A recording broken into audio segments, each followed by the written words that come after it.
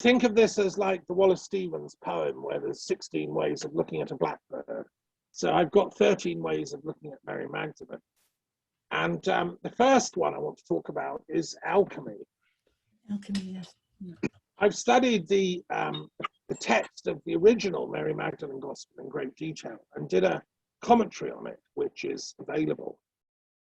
And I was very struck, Annine mentioned this, the Berlin Codex. Now, this codex was found in a place in Egypt called Aix-en-Provence, which is very close to Nag Hammadi.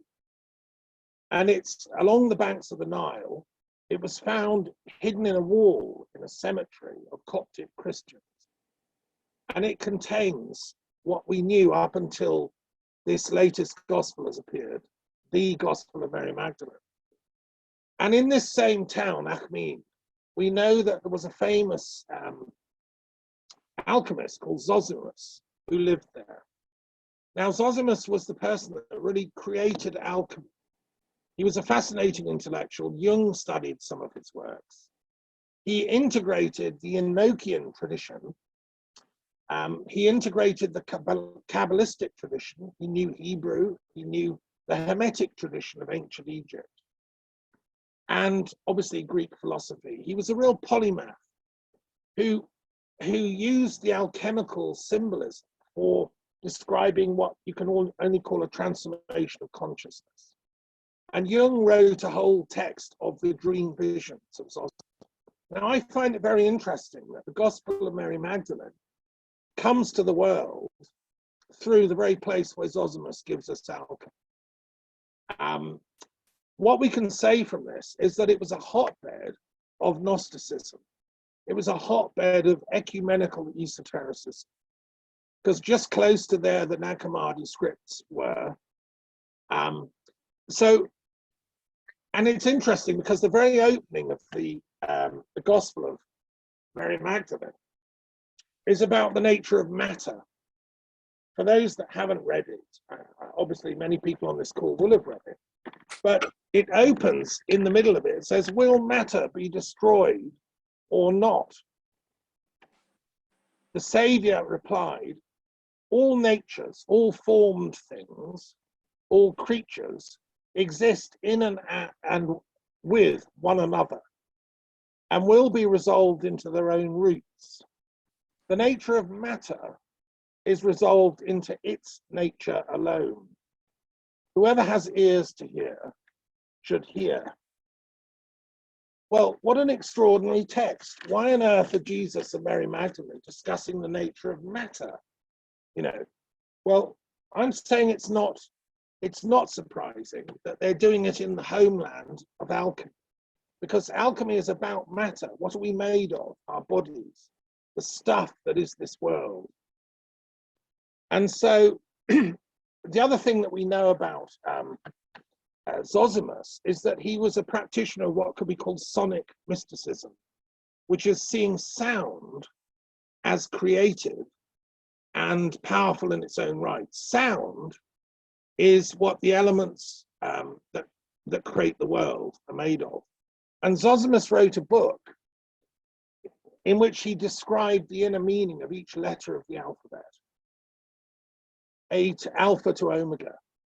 And unfortunately, we only have omega. The rest of the book has been lost. And he explains what omega means in detail. And this survived in Arabic translation. So my question here, was Mary ever in Egypt? You know, the very many sources point to Jesus as having learned some of his magic, some of his esoteric wisdom in Egypt. We know that his father, Joseph, had links to Egypt. That's where he takes the baby Jesus for safety to escape from Herod. And in the Gospel of Matthew, it's therefore implicit that Joseph and Mary had relatives in Egypt. Annina showed us a map of Egypt, showing us there were lots of Jews living in Elephantine and Alexandria.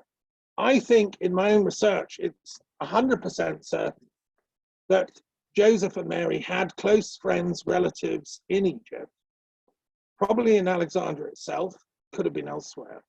And in the Coptic church, they still show you where they came to visit. And there are books, there are studies made of you know, the definite visits by Jesus to Egypt. This book by Desmond Stewart, many people don't know this book, explains all the textual sources for Jesus's presence in Egypt. Now, my question, and this is the first thing I want to flag up about Mary Magdalene, is, well, you know, was she on the same route? Did she ever get to Egypt? Is there any evidence of that? One of the novelists who's written about this claims that Mary Magdalene and Jesus actually met in Egypt. Both of them were studied there. Okay, it's a novel, but it's interesting, isn't it? And I would argue there is an alchemical link behind the Jesus and Mary Magdalene mysteries. Okay, the second glimpse that we have of Mary Magdalene, I want to focus on the Gnostic Mary. We've heard a lot from Annine about Gnosticism. Well, what is Gnosticism? What does it mean? Okay, there's a whole universe of different Gnosticisms out there. If you've done any scholarship on this, if you read your texts, ever since you know, the 19th century, people have been researching this in detail. You know, interesting. And there's people like Hans Jonas and Kurt Rudolph and obviously Giles Quispel and you know, many others have written a lot of scholarship on Gnosticism. So we know there are different varieties. There was the Valentinus corpus. There were different schools of Gnosticism. The word itself simply means knowledge. It's a common Greek word for a certain type of deep intellectual knowledge. So to call yourself a Gnostic simply meant you love knowledge. You were a practitioner. And if you read the Gospels, obviously Jesus was a teacher, a rabbi. He was teaching an intellectual discipline. It says in the Greek text of the Gospels that his disciples are called mathesis, which means mathematicians, which means learned students. Our modern word mathematics in European languages comes from Greek simply for studies. All of us on this Zoom call, we're all mathematicians, we're all studying. The Mary Magdalene Studies Association is a mathematical association. And when Jesus was teaching, he was teaching his mathesis, his mathematical students. I think it's very probable that he was also teaching a kind of divine mathematics as part of his actual, you know, his teaching. So, but other religions all are Gnostical. If you think about it, Jainism, which I have a lot of experience with, I've met many Jain saints. Jainism is a form of gnosis. Buddhism, the very word buddhi means intellect. Buddha is simply someone who's raised their intellect to a higher level of vibration, to use you know, the term that we were using just now. And so these are Gnostic traditions. The Vedantic tradition in Hinduism is a Gnostic tradition. So this whole thing of whether Christianity is Gnostic, you know, it's a bit like saying, are seas full of water or not? Of course they're full of water. You know, the question is, what is the quality of the water? What kind of Gnosticism? Because the trouble is that in medieval thought, in scholarly theology, the idea of gnosis got associated with dualism, with this idea that matter and the world are somehow evil and fallen. And the assault made against gnosis was that therefore, you know, they're a heresy. Well, this to me is a false reading of that whole dialogue. And as Annine has said, actually, true gnosis is about non-duality. It's about unity consciousness. But there's got to be a lot of work to clear the ground away from the scholarship on Gnosticism, because it still has that sort of tinge of, oh, life denying, world denying, they must be heretics about it. And that goes back to the question of matter. Do we look on matter as a terrible, sinful state? Is, you know, sexuality a sinful, terrible thing? Is embodiment something to be ashamed of, or is it something to celebrate? Should we embrace embodiment? Well, actually, if you look at the word Gnosticism in the Orthodox Christian Church as well, it's there in the Gospels, and it's there in the early work of Christian thinkers like Clement of Alexandria. They have a definite understanding. You can't actually be a Christian without being a Gnostic. It's the whole point of Christianity, is to reach some kind of enlightenment, to use a modern word. So what I've done in my studies is compare Gnosticism with different forms of enlightenment. And I've written a book called Enlightenments, plural. It's the only book called Enlightenments. I've advocated for a pluralistic approach to the notion of enlightenments. Each religion promotes some kind of enlightenment as the end process. Well, let's look at them holistically. Let's invent an epistemology that's comparative rather than polemical. And let's include Christian Gnosticism as part of that.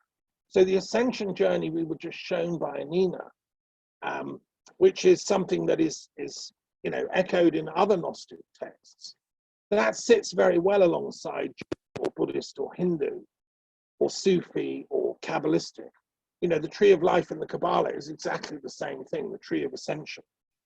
And what interests me is what's the root of them all? What's the common root?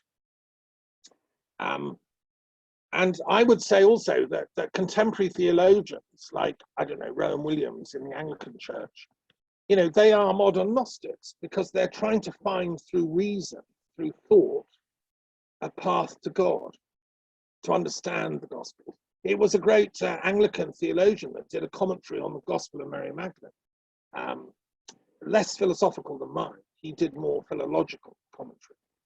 But to me, I would say that all academics are sorts of Gnostics, authentic ones, and all philosophers, in the Western tradition, going back to the Orphic mystery schools, Plato, that's a form of Gnosticism. Plato's texts were loved by the Gnostics. They're found in fragments all over these ancient Coptic remains, and some of the Gnostics like Corinthius and others, they saw Plato as in the lineage of authentic Gnostic teachers, just as Jesus was, or others. So I think philosophy itself, the love of wisdom, or the wisdom of love, as some people say, is actually another kind of Western Gnosticism. So let's not have this agony over whether Mary Magdalene was a Gnostic or not. Of course she was. The question is what kind and how successful. Right. I want to move on and talk about the Enochian texts, which were hinted at by Annine in her discussion of the fallen angels and the sort of backstory of Genesis. Many people don't know this, but there are these three fascinating books called the Books of Enoch, which, interestingly enough, were known in Achaemenid in the time of Zosimus. And we know that Jesus knew these texts, certainly the first one. It had been written a long time before Jesus came on the scene. I can imagine Jesus and Mary Magdalene reading by candlelight, the one Enoch. And I have a copy of it here, the whole text. It's absolutely mind-blowingly interesting. And it tells the story, the backstory of the book of Genesis, how mankind came into being, and the backstory of the fallen angels led by Shem Jazza, who is their leader, who is in rebellion against God, against God the Father. This text is extremely important compilation of all the pseudepigraphal and apocryphal writings. It's one of 2 volumes edited by James Charlesworth, and it has all the 3 books of Enoch plus loads of other stuff. Absolutely central. So what's interesting is that the first book of Enoch was written down, it's an oral, but it was written down about the same time as the book of Genesis, which is extraordinary if you think about it. I mean, the book of Genesis was written down quite late, according to modern scholarship. And the book of Enoch was being written down around the same time, sort of 6th century BC.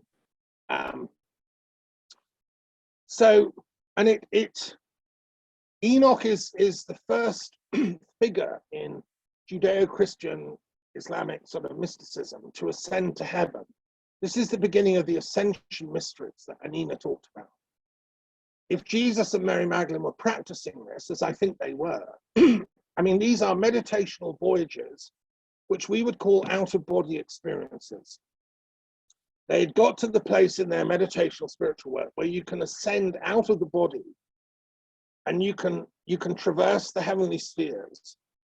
Now, Enoch does this on the chariot. He's received by an angel driving the chariot, and he gets door-to-door service. He's taken up to the heavenly kingdom. And he there encounters different angelic beings, and he's shown into the throne room of God. It's absolutely mind-blowing. What I love about Enoch is at one point, he's in the throne room of God, and God is sort of hidden behind a screen, can't see God. But he can see this flickering screen, which carries on it all the karmic deeds of right and wrong of every human in incarnation who've ever lived. It's like the karmic record of all our deeds. So this Zoom call will be on that flickering screen, you know, and everything we've ever done, which is an amazing image. Now, who was Enoch? Where did he come from? Well, it seems he was a pagan sage. This is where it gets interesting. And our pagan scholar who was with us earlier would be interested that he seems to have been a sort of priest of the sun god in ancient Sumeria. There's evidence that Enoch is an oral tradition. Did he exist? Very probably. He was probably a sort of archetype of the Sumerian sages who used to ascend to the heavenly spheres. And then this tradition came down through, you know, Semitic mysticism, the Babylonian tradition. The Jews learned about it when they came to exile, possibly before. And that's how the books of Enoch got written. And we know that Christ studied them because many, many times he refers himself to as the Son of Man. He doesn't use the word Son of God very often. That's very, very seldom. But he talks about the Son of Man. And that phrase is used of Enoch himself. Enoch is the Son of Man. And if you read carefully, you'll see there are many other correspondences. So anyway, how much of Mary Magdalene's legacy is there in the Enochian scriptures? That's my third question, my third glimpse. Jesus was teaching this ability to ascend to the kingdom of God. Look, you can do it now, he was saying. You don't have to go to the priests in Jerusalem. You don't have to go through the scribes. I will teach you a secret. You can do this now. And that, I think, is anchored in his knowledge of the Enochian scriptures. I should also point out, anyone interested in African Christianity would love to know that the Enochian book is in the Ethiopian Bible. It's in their main Bible. If you go into an Ethiopian church and you say, show me the Bible, they look at it, it's in the Old Testament, it's there, right near Genesis. And it didn't come to the consciousness of European scholars until a Scottish Freemason found a copy in Ethiopia, 3 copies, and he physically brought them back from Ethiopia too. He gave one to the Bodleian Library, which was later translated, and he gave one to the King's Library in Paris, and he kept one copy, took it back to his castle in Scotland.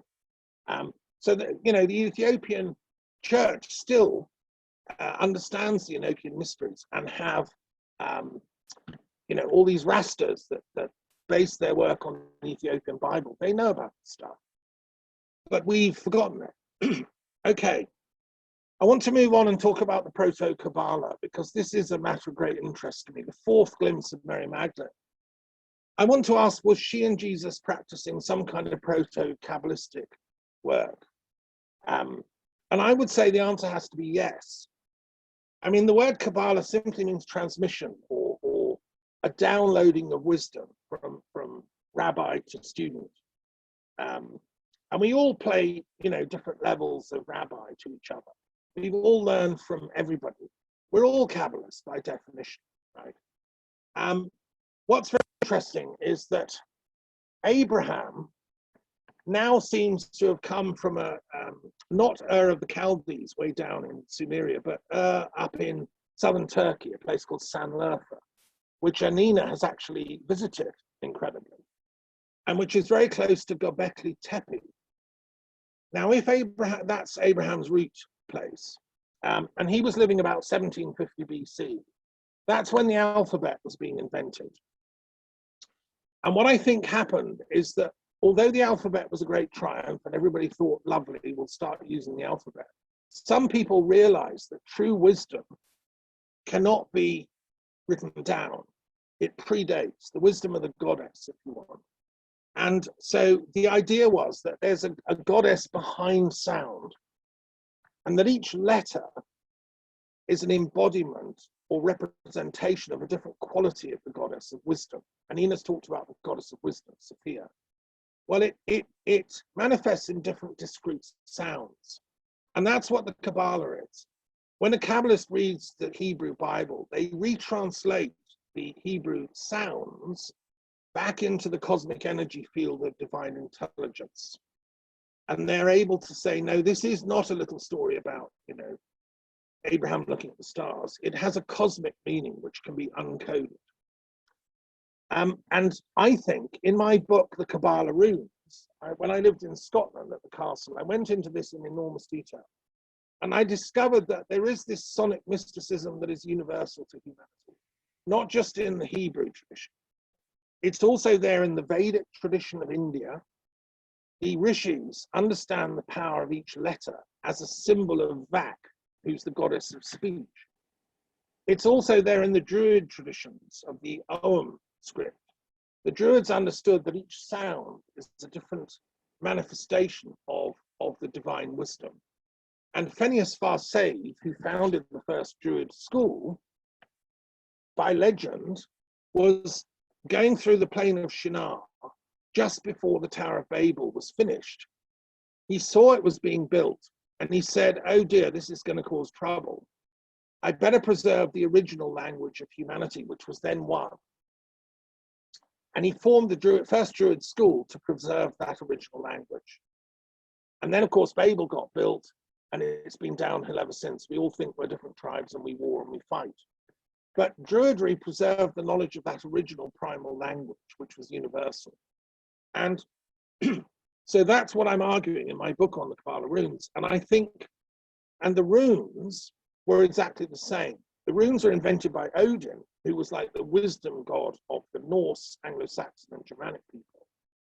And if you study the runes, like Freya Aswin has done, you see that they also, each letter stands for a different quality of consciousness, a different representation of the divine intelligence. And you also have this in Arabic. I'm going to come on to that next. So if Jesus was studying this and was absorbing that, and if he was sharing that with Mary Magdalene, it makes sense of his extraordinary claim when the rabbis come to him and complain that he's teaching beyond his authority. He says, before Abraham was, I am. Now that to me is one of the most important sayings in the whole New Testament. It tells us that he's coming from a place of wisdom. He's speaking direct from the goddess of wisdom, Sophia, who was around before the alphabet, before speech was split up into separate differentiations. And that, of course, is how these white magicians work. So magic spells are forms of applied sonic mysticism. And we find them in archaeological sites all over the Middle East. You invoke an angel or a daimon to do a certain job, and you have to get the spelling and the name right. You have to say it right. What you're actually invoking is the sonic wisdom behind the sound, which then does the work. And when they say that Jesus was the Logos, what they're saying is he was someone who'd gone to the source of all that sonic mysticism. He'd imbibed the essence of that, the goddess of wisdom. And therefore what he said came to be. And this is the essence also of ancient Egyptian Hermetic mysteries, because in Egypt, God creates the world through the power of speech, which is how it gets in the Bible through Moses, who studied at the feet of the Egyptian mystery teachers. Okay, so that's that fourth part, the Proto-Kabbalah. But you know, there are immense detailed research to be done on all this. The next thing I want to raise is the question of comparative diabology, because Annina hinted at this. You know, what is it? Why is there a devil in the story? Why is there a serpent in Eden? What is Satan's role in history? It seems to be, as a concept, it was associated with the Zoroastrians, and the Manichaeans picked up on it, and then the Cathars. And it was their way of trying to explain evil and suffering. There has to be some sort of evil principle in opposition to the good. Otherwise, we'd all be happy bunnies laughing around, skipping and having a beautiful world. No, we're in lockdown with a pandemic, on the verge of nuclear omnicide, with 4/5 of the world living in abject poverty and kids committing suicide.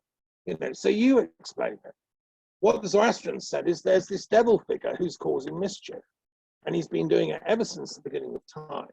And we're locked in this eternal struggle, the forces of good, wisdom, love, against these forces of darkness. And we should remember and honor the fact that today, 22nd of July, the crusade went down to get the Cathars. They slaughtered the inhabitants of the town of Béziers. Thousands and thousands of people were killed, including in the church of Mary Magdalene inside Béziers today. You know, and for the Cathars, this was just evidence that there is a devil running history, and he's sending this army to get them.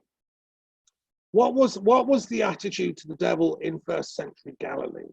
When Mary Magdalene and Jesus were alone in their room after a hard day's work, what were they talking about the devil? They were certainly talking about something. And previously, at one of the previous conferences of this Mary Magdalene Studies Society, I gave a whole talk about what I've coined comparative diabology. I'm arguing as a scholar that we need to get serious about the devil. You know, we've got to move from a place of polemics, like you're with the devil and I'm not kind of thinking, which we've been doing far too long. And we have to step back from the whole debate and look at it scientifically. We have to study these devil figures in all religions, look at their history, because they do have histories, look at their texts, and look at their narratives. And, you know, a lot is revealed. I did publish, based on all that work, this book, which is called Towards a Comparative Diabology. And I gave a couple of lectures at Oxford and London, which kick-started the project. And I go into the devil image in all these different religions, including the different forms of Gnosticism and so on. Pagan religions on the whole don't have a devil. The Celts, the Druids didn't really believe in a devil. Even the Norse, Viking and Anglo-Saxon runic people didn't have a devil. They had Loki, who's a bit of a trickster, but he's not absolutely evil. You can reason with him. You can out-trick him. And Surt, who is a sort of a devil figure, he's only a devil because Odin tricked his daughter into giving him the knowledge of the runes and sneakily, you know, having his way with her. So, you know, Surt had a point. What kind of devil figure how are we going to make sense of history? If you read Hegel, who was probably one of the greatest philosophers to try and make sense of history, he says that we need to read the book of Genesis and allow the devil his role. Actually, we've got to grow up with this accusatory thing. You know, without embodiment, without coming into nature, into matter, you know, there would be no existence. We'd just be free-floating spirits in the void. There'd never have been a human existence. And Goethe also argued in Faust that the devil actually is great for some storylines. So, you know, is there a possibility of a reconciliation between God and the devil? Can this dualistic plot line of history between the good guys who worship God and the bad guys that worship the devil, can that ever be resolved? I think if you ask Plato that, he would say, yes, my dear, and it's got to be done soon. Because when the Greeks stood up against the Persian invading army, who were Zoroastrians, They were saying, look, grow up, Persians. This dualism is ridiculous. You know, we're all human beings here, and we all need to live and find a way to live in harmony. And we should stop othering each other as being a devil. So we have to somehow become more mature. Now, Freud argued you can explain the devil psychoanalytically. And the devil's rebellion against God is a kind of, it's what every generation does. Anyone who's had kids knows that at a certain point they reject you and rebel. And that's healthy. Well, that's all Iblis or the devil did. He rebelled against God, and, you know, good, he's growing up. But where do we take the plot next? And what can Jesus, Mary Magdalene story tell us about that? I'll just leave that question. That's my fifth lens. The next one I want to move on to is a very important one, actually, given the state of the world. And that is, I've been working on a 10-year project, a commentary on the Quran. And I've been researching the proto-Gnostic roots of Islam, more than I think many other scholars who've ever attempted a commentary. And what I can assert here, I asked the question, is Mary Magdalene known in Islam? I've tried to get Muslim scholars to come on this forum and talk. It's the wrong question to be asking, and I'll tell you why. It's now apparent to anyone that's researched it in detail that Muhammad was steeped in Gnostic Christianity, totally Enochian and Nestorian, and there was a particular group called the Ebionite Christians who were in the desert. They even had a presence in Mecca. And we know that Muhammad was taught by Bugarach, who was the cousin of his wife, Khadija. Khadija was a Gnostic Christian, for God's sake, his wife, and her cousin, Bugarach, likewise. Muhammad's Quran, as I've discovered by doing a word-by-word commentary on it, is full of Gnostic cosmology, apocalyptic visions, ascension journeys. Muhammad has his own ascension journey through the layers up to the heaven worlds. And he always says, look, I'm only one of a long line of prophets. I'm only bringing the message from God, just as they've all done before. I'm just in the line that included Jesus and Abraham and Moses and all the others. So he situates himself in that Gnostic canon. And there's even definite evidence that he had read to him, because he wasn't literate, Gnostic texts. There's a passage in one of the Gnostic Thomas Gospel writings that Jesus used to make clay birds. When he was a boy, he would make birds out of clay, and then he would blow on them and they would fly away. It was his party trick. Jesus could turn clay birds into flying birds. And that text is also in the Quran. Muhammad repeats that story, or the Quranic. By the way, I explained that what happened with the Quran's downloading is that Muhammad tunes into the divine intelligence through his prophetic genius. He's able to pluck out of the highest vibration the thoughts and downloads from the divine intelligence, the mind of God. But then he translates it down into Arabic and into the language and culture and means of 7th century Arabia. I've also discovered doing my commentary, he traveled far more than people realize. He definitely traveled to Damascus, we know that. I think it's almost certain he was down in Yemen. It figures a lot in the Quran. And he was also certainly in Hira, which was the capital of the Lakhmid kingdom, where the Arabic alphabet was invented. And we know that in Hira, which is very close to what became called Kufa, there were Manichaeans, there were Jews, there were Nestorian Christians.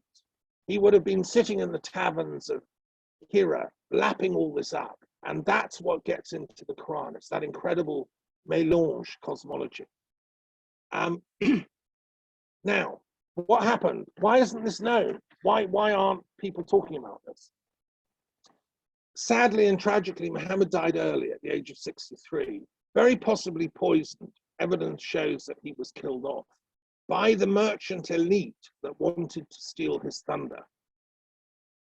And when he died, the merchant elite immediately had themselves elected to take over the running of this thing, which they turned into a military industrial mercantile enterprise, Islam Inc. And they launched their warriorship project. The real inheritor of Muhammad's true knowledge was his son-in-law, Ali, who was his closest friend, devotee, and wisdom partner. And Muhammad had said, "This man will inherit me when I'm dead." They ignored it. And Muhammad was married to his daughter, Fatima. What happened to Fatima is tragic. The merchant elite of Mecca came to steal something from her house. She said, "You can't come in."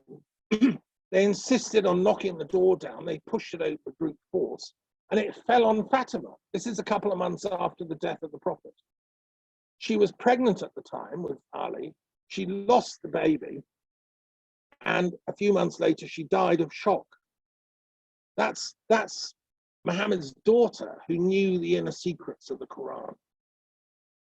Ali locked himself in his room and tried to write down his knowledge of the Quran, which he did in chronological sequence.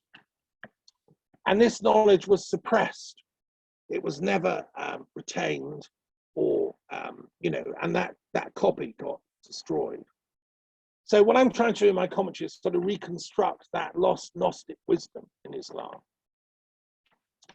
Moving on, in the 13th century, European esotericism began to flourish. And, but unfortunately, in 1099, the Crusaders attacked Jerusalem and destroyed the city, slaughtered every single Muslim and every single Jew in the city. It was running with rivers of blood. Was this a good thing? No. As a scholar, I lament war and destruction.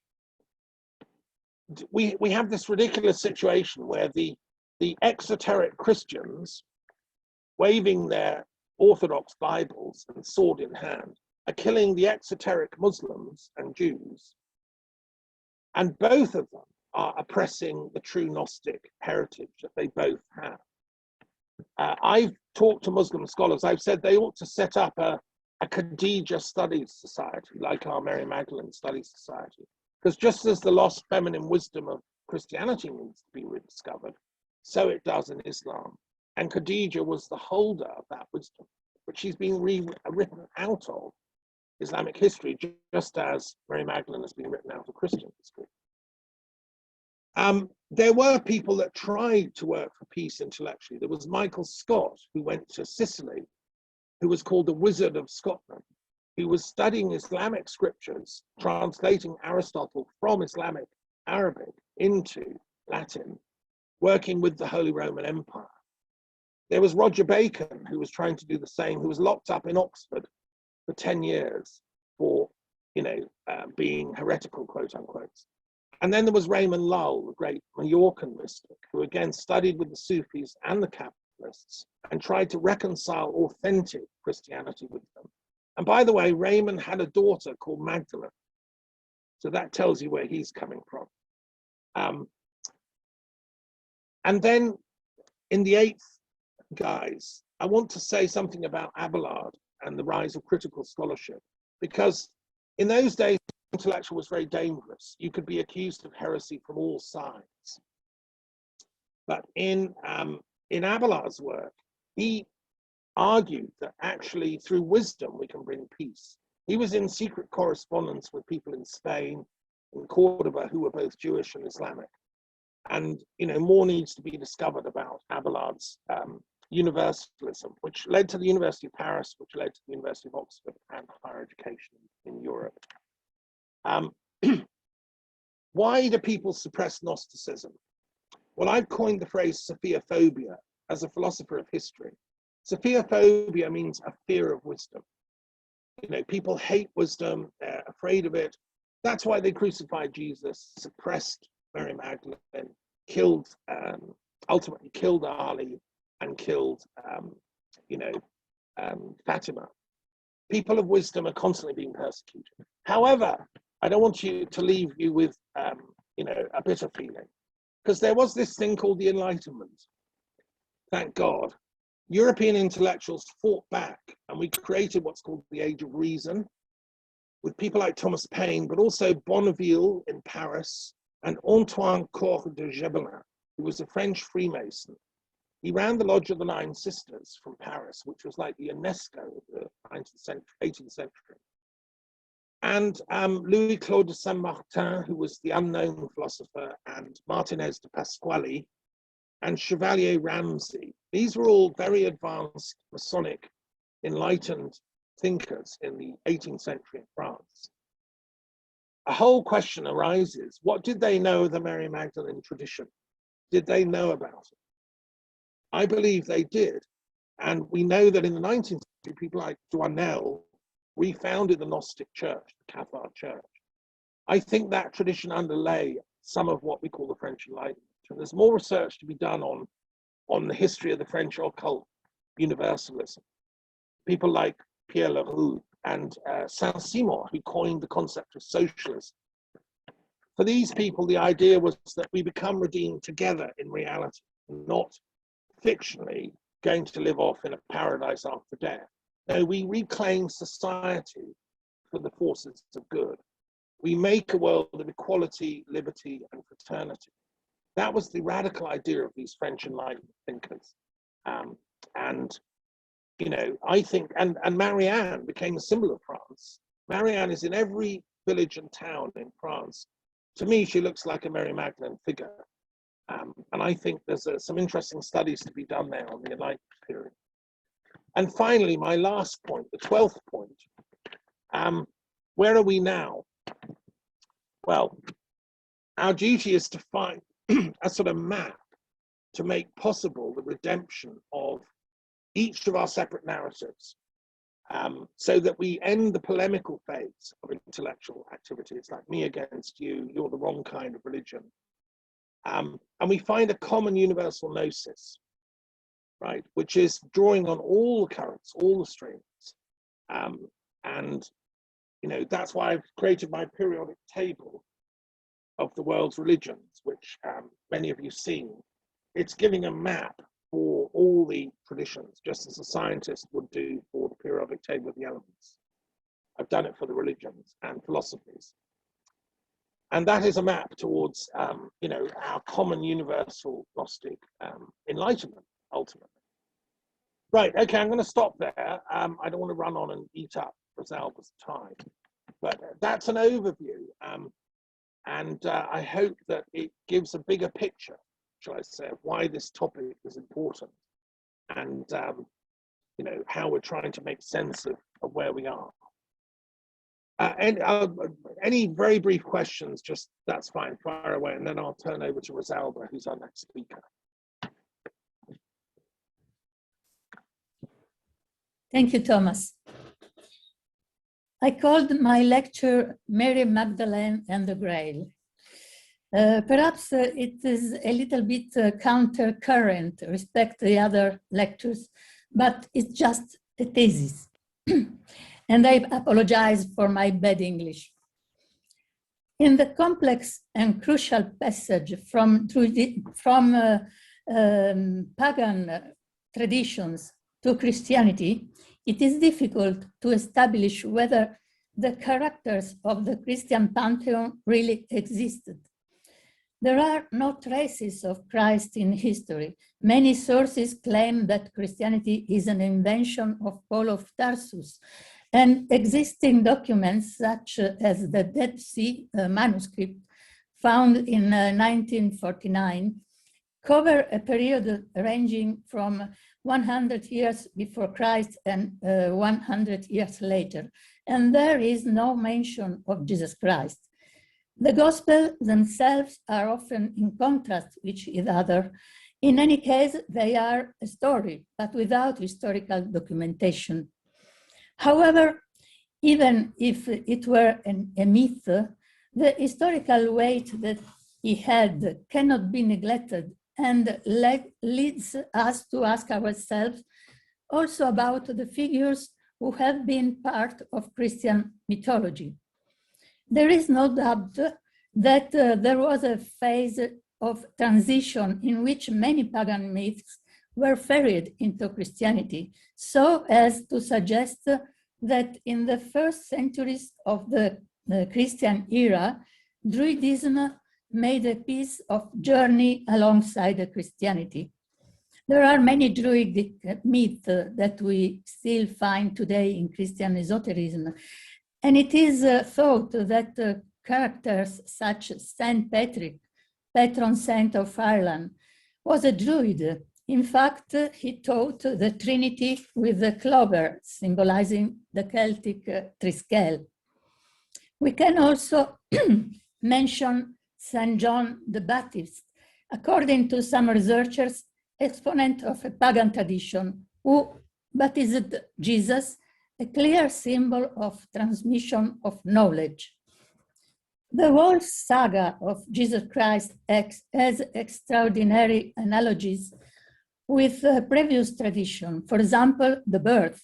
For Christians around the world, December 25 is the day Jesus was born. But the date has the same importance for many other ancient religions around the world. Even Mary Magdalene, we don't know if she really existed, but her controversial figure deserves an in-depth analysis. The evangelists cite her as a part of the group of women who followed the master, but the role that were attributed to her by the later tradition would actually be attributable to 2 or 3 different women in an era and in geographical context in which many women bore the name of Mary. It can be suggested that Mary Magdalene is in turn a myth that reveals the pagan origins transfused into early Christianity. Before the 20th centuries, there is no traces of any places worship dedicated to Mary Magdalene. The idea of Magdalene as the bride of Jesus, which is spoken in various novels, the most famous being that of Dan Brown, was born in the Parisian counterculture of the late 19th century, formed by artists who wanted to shake conventions. Even the concept of feminine, sacred feminine, has no parallels in ancient tradition. Our reference tradition, Druidic shamanism, sees the individual made up of 3 instances: body, mind, and spirit. Spirituality is placed on a transcendent plane in which sex no longer has any reason to be identified, and the same individual, but be it male or female, or even between different species, it seems as an entity in which an alchemical transformation can take place. The symbol of Mary Magdalene has been associated with the Cathars and the Merovingian dynasty.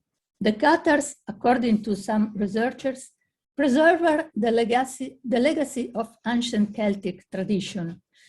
Belonging to the Merovingian dynasty would suggest a pagan origin.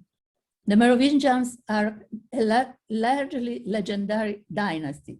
In fact, not much is known about the original characters, but the original attributed to the Merovingians, that is the Black Sea, suggests pre-Christian Celtic origins. In fact, around the Black Sea, many Celtic tribes anciently were settled, united in a federation, as evidenced by the discovery of cauldron of Gundestrup. Tribes who, with the flooding of the Black Sea, suffered an exodus and moved to various parts of Europe. The first king of Franks was from Merovingian dynasty, and it is in northern France that, according to some researchers, the handing over of the Celtic tradition to the Christian one took place. Even the myth of the Grail, which many researchers associated with the figure of Mary Magdalene, is infinitely older than Christianity. The thesis according to which Magdalene was the St Grail, as she carried the royal blood in her womb, is not acceptable as the Grail, as the Grail is a symbol that recurs in many pagan traditions, from the Celts to the Viking, and also extend the native people. Its meaning is spiritual, not physical in nature. It was seen, Graal was seen as a stone, as a cup, or a book, but its meaning has an essential mystical value. It represents an initiatory path. In fact, the term Graal is an acronym of the medieval alchemists, Gnosi recepta ab antiqua luce. Mary Magdalene was also associated with the Black Virgins, emblematic symbol present throughout the planet. The Black Madonnas represent a pagan cult not explained by the Christianity.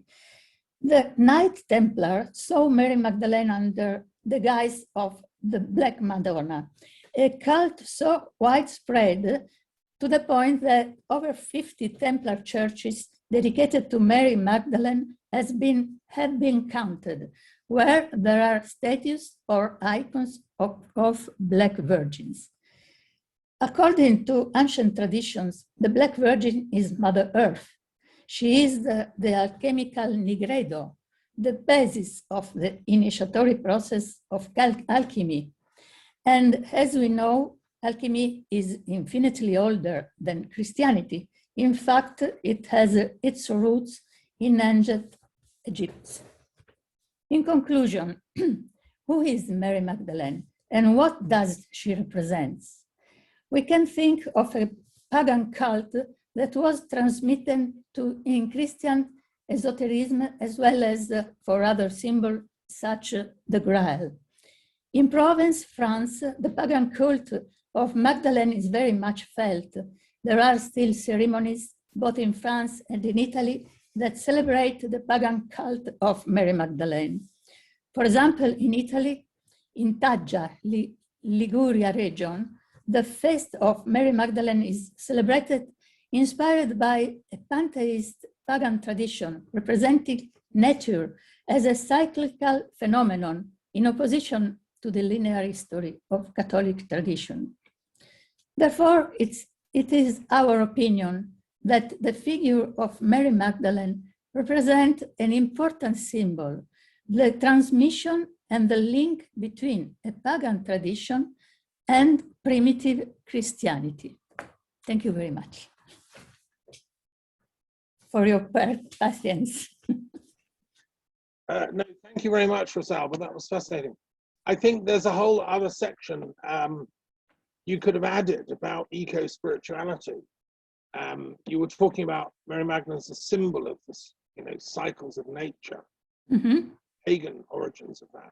Tell us a bit more about eco-spirituality and Mary Magdalene. How would that be?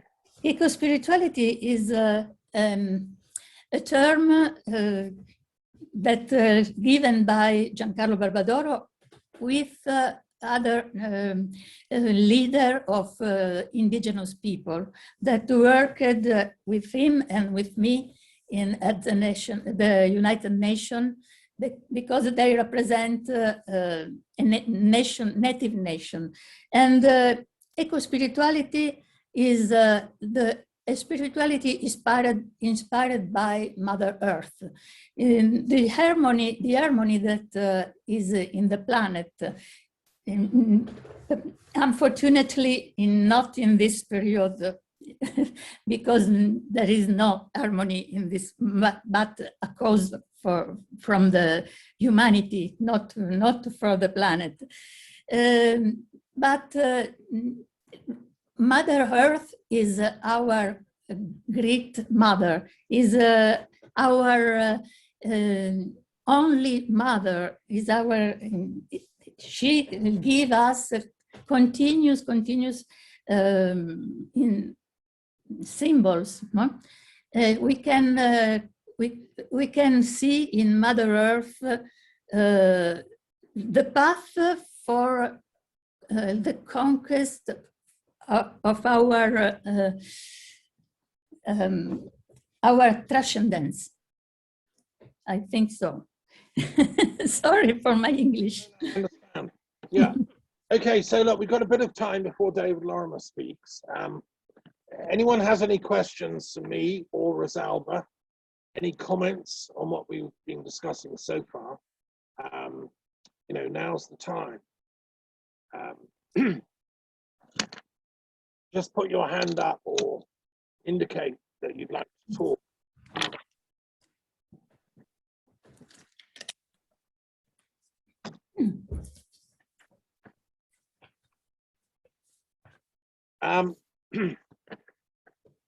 Annina, did you have any questions you'd like to ask?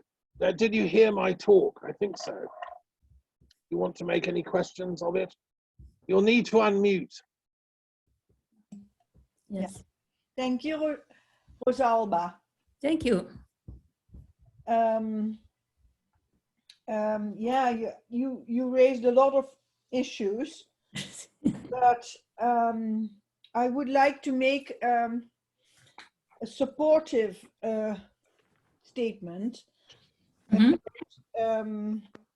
Speech and no, sorry, I would like to speak to Thomas. Sorry, Thomas. Oh, no problem. Yeah. Sure. A supportive remark to you.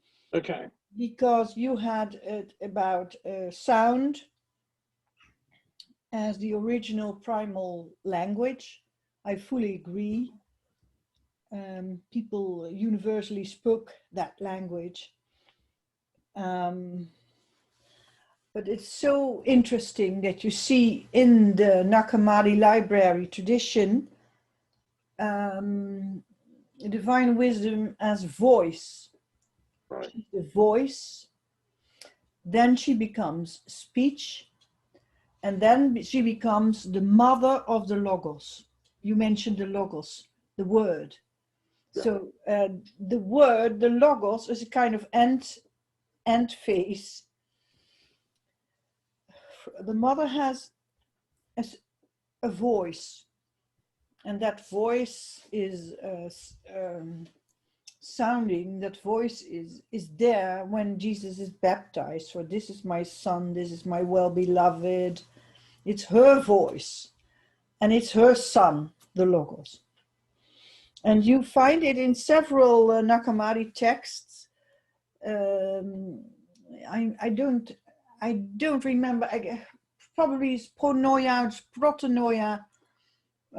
I would have to look it up, the exact text. But she's also saying, I am the voice. I am a thundering voice. The thunder. I am perfect consciousness, the thunder. And she also has a voice of sounding, many sounding waters. You see, so it's all kinds of symbolism around the voice, the speech, universal speech, the sound, and the breathing into the sound, or into the vocals. And you have that in the Nag Hammadi text many times, that they have a kind of a mantra, and in the ascending and in the descending again of the ecstasy. Right. See? In several texts you have these vocals. The common A, O, A, E, I, O. So very interesting.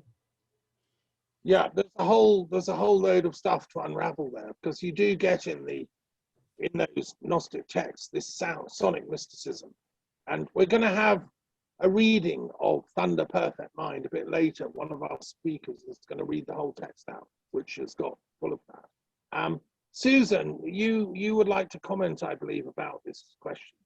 Go for it. Yeah, it was something Rosalba said that I really caught just at the end about, I think the Black Madonna or the goddess, her journey being equivalent to that of the earth and the connection to the earth. And you use some words that I tried to catch but didn't quite manage.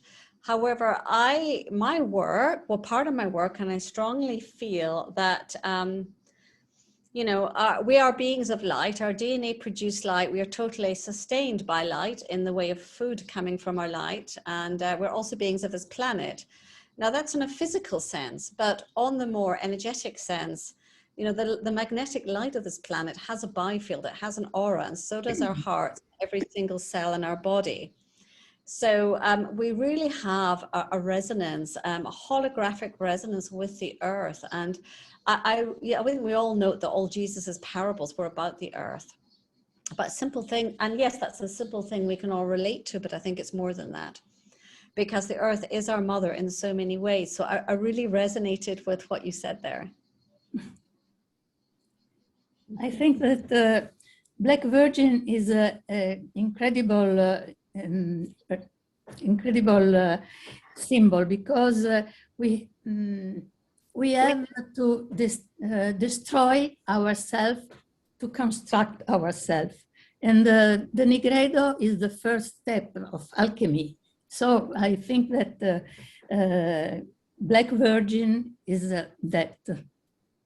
This is well, I guess destroying the ego, that's for sure. You know, but the earth, you know, as more. And when you said that, I didn't realize that people thought that the Black Madonna was the earth, because that really resonates with me too. Yes, sure. Well, thank you. That was lovely. Thank you to you. We've got 4 minutes before David's talk. I just would like to comment about the losing of ego. In my commentary on the Quran, it's coming from this same Gnostic tradition as the Mary Magdalene lineage. And the whole of the Quran is about going beyond your ego. That's what the word Islam means, to surrender your ego to the absolute. Mm-hmm. They have the stone in Mecca, which is a meteoritic stone, which probably symbolized the goddess to them deep down. You know, you have to surrender to the goddess, your ego. And the other thing I didn't manage to have time to say is that Ali, who was the inheritor of the authentic meaning of the Quran, had been there with Muhammad all the time. He wrote a chronological, you know, Quran. Mm-hmm. Just hope that it can be found, like the Nag Hammadi letters. If we find the chronological Quran of Ali somewhere in a cave in Iraq or Persia, that would be the most extraordinary discovery. Like them, you know, I think you have to understand that Gnosticism is a universal tradition that embraces Christian, Islamic, and Jewish, but its roots are in the pagan, the ancient, shamanic, the druidical, the wisdom, much older. But you know, this is why I'm so against the sort of demonization of any religion. We're all in the same Gnostic lineage, and it's up to us as scholars to try and trace those roots. So when I said I thought asking if there was Mary Magdalene in Islam, it's the lost feminine in Islam.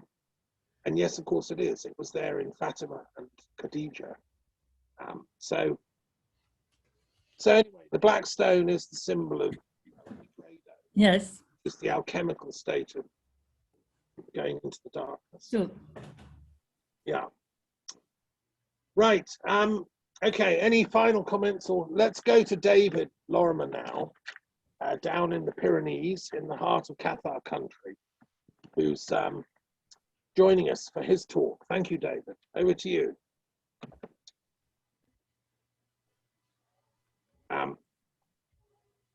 As I've said, I should just introduce David is the chairperson of the Scientific and Medical Network, and also has founded this very important thing called the Galileo Commission, which is a new body of scientists and explorers of the nature of consciousness, challenging the traditional limited view of science as a sort of reductionist worldview.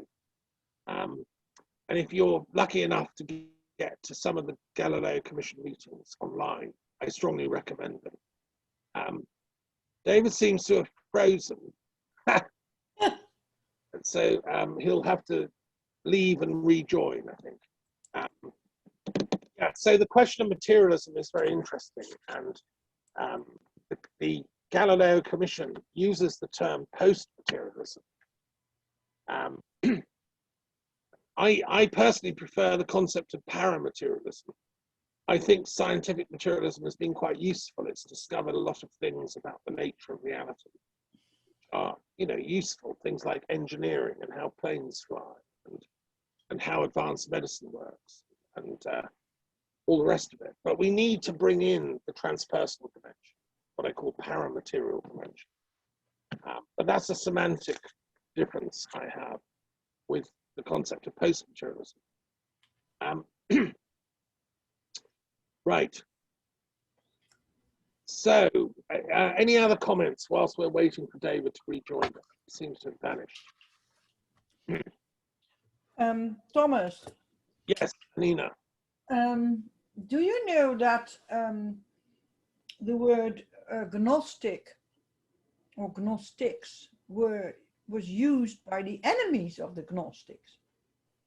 They never called themselves Gnostics. Well, I can believe it. Would you like to expound that a little more? I mean, the word was used by Jesus and his community to simply mean people of wisdom. Yeah, well, it was wisdom. Yeah. Yeah. It's universal wisdom. In all, like you, I loved your, you know, you're going through these 12 questions and enlightening these currents. Like you call them Gnosticisms. So there is the water of the ocean, and then you have the quality of the water, and that is a certain current or tradition. Yeah. I for some reason I crashed out. Yeah, we're waiting for you. Yeah, I know, I'm back. So I'm ready to go. I don't know what you said about me, but I'll just share my screen, and we'll get cracking. Okay, go. Yeah. Let me just make sure you can share the screen. I think you can. Yeah. I think so. Yeah. Here we go. That's okay, isn't it? Yeah, we can see you. Right. So start play from start.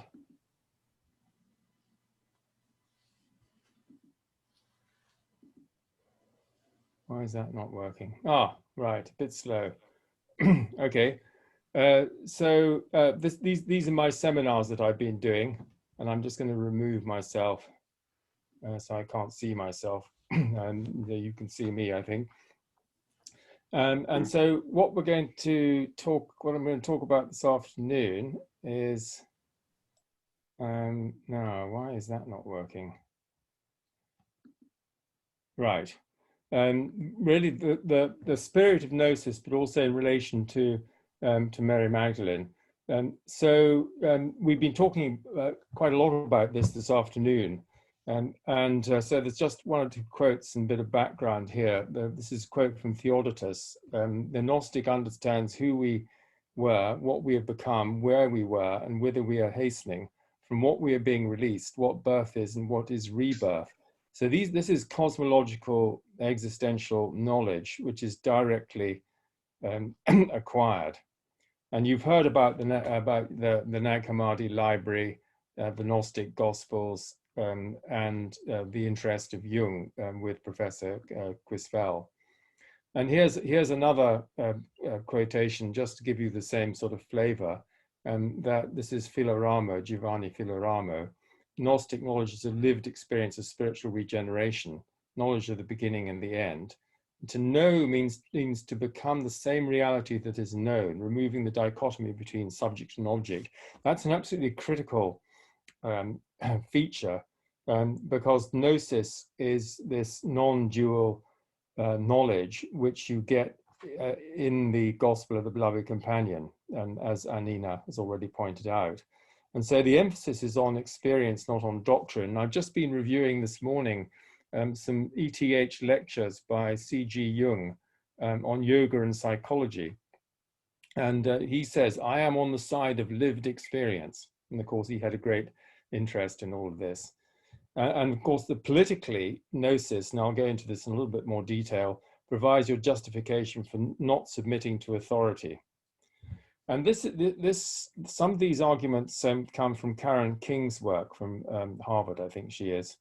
And this is an interesting point because the terms used are in fact retrospective, as Christianity was forming itself and formulating creeds and canons, and then this, what she calls this master story involving sin and atonement.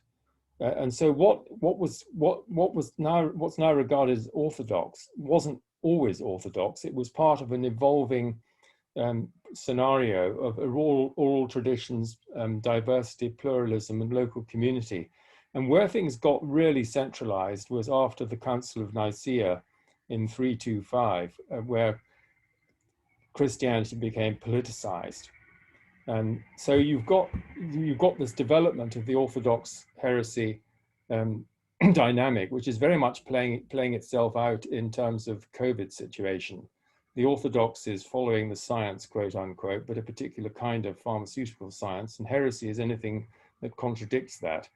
And people who don't believe this are deviants.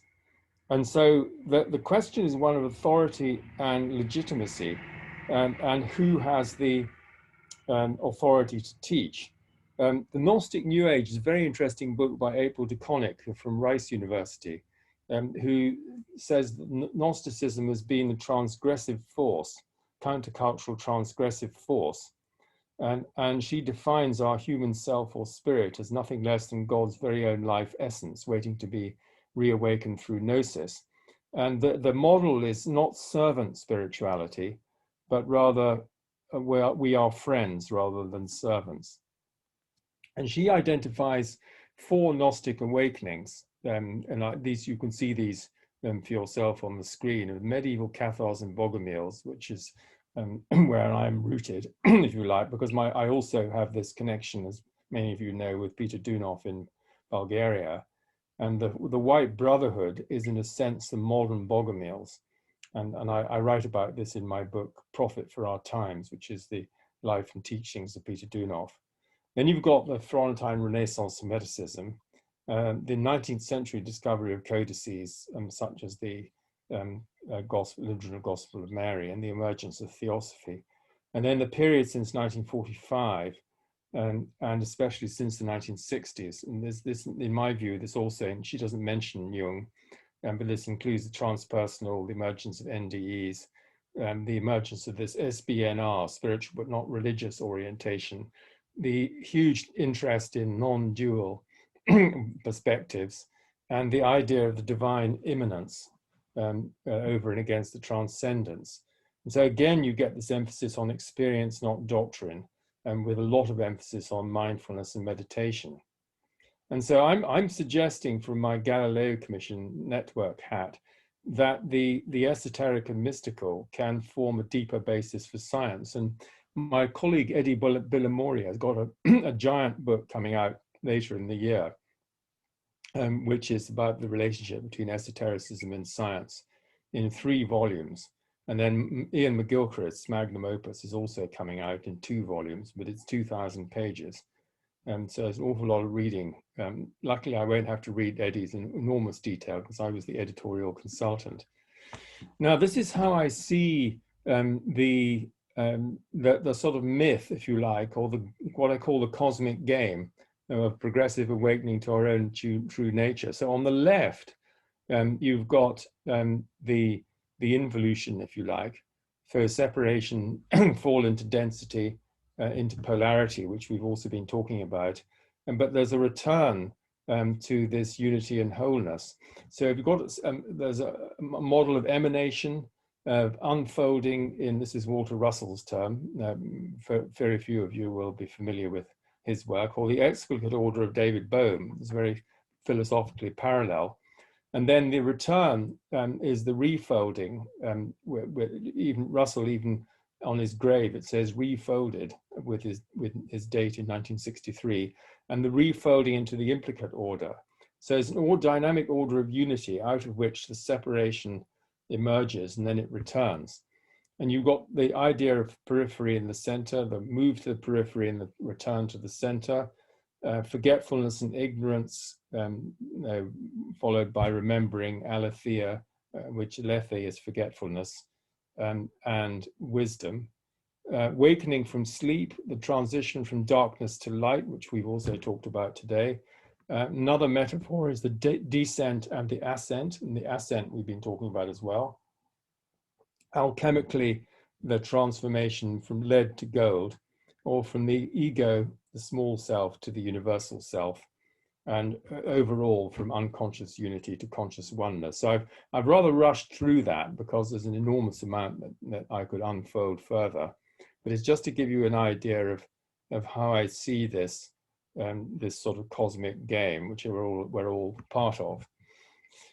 This is from April DeConnick, again, about silence. And I found this really interesting. And the silence comes at the end, the teaching of the ascent to the tree in the Gospel of Beloved Companion. The teaching was given in silence, and she falls silent at the end of her vision, because it was in the silence that she was taught. And so this is thought to be the primal state, and a bodily practice of withdrawal, which represents return to the source of life. It's a very nice idea for meditation. So the primal God is a silent God, and so you withdraw back into its original silence, rest, and stillness. And silence, this is a direct quote here, is considered a state of utter transcendence, the very essence of ultimate reality in its original condition. And you get this wonderful phrase, living silence is a state of silent light, and the light is associated with meditation practice and of course with the divine. Elaine Pagels and of course Gilles Crispel, I should say, Crispel, they are teaching the same structure here of self-knowledge as knowledge of the self, gnosis as universal experience as self, know oneself at the deepest level, simultaneous to know God. And this is a quote from David Hawkins, who Annina mentioned earlier on, which I really like. The self is its own message, and truth can only be realized, not explained. So theologians are all about explaining things rather than realizing them. And you get the difference between the scholar and the sage, which Ravi Ravindra also talks about. We've talked a certain amount about the Gospel of Mary. There were two versions of this from 1895 and 1917. And I put in the chat the sort of textual comparison, if you like, between the relevant passages of the Gospel of Mary and the Gospel of Beloved Companion. Really interesting. Just have a look at that later. As Annina has explained, you know, these Gospels circulated for maybe more than 300 years, but they just got completely lost for 1,500 years. It's just an extraordinary thought.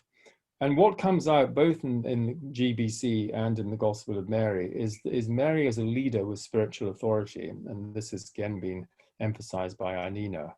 And the question is who is authorized to teach, as I referred to before, and this question of succession.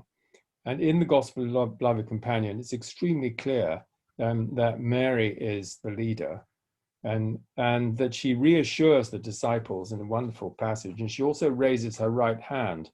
And this raising of the right hand is a gesture of spiritual authority, which Jesus himself uses when he's raising Lazarus, and also when he's turning the water into wine. And lastly, another case when he's in the boat, and the boat is being tossed around by the waves. So this is an element of spiritual authority, which is also taught by Peter Dunhoff. She's known in the Pistis Sophia as the woman who knew the all, and that vision in the Gospel of Beloved Companion is the fullest expression of that.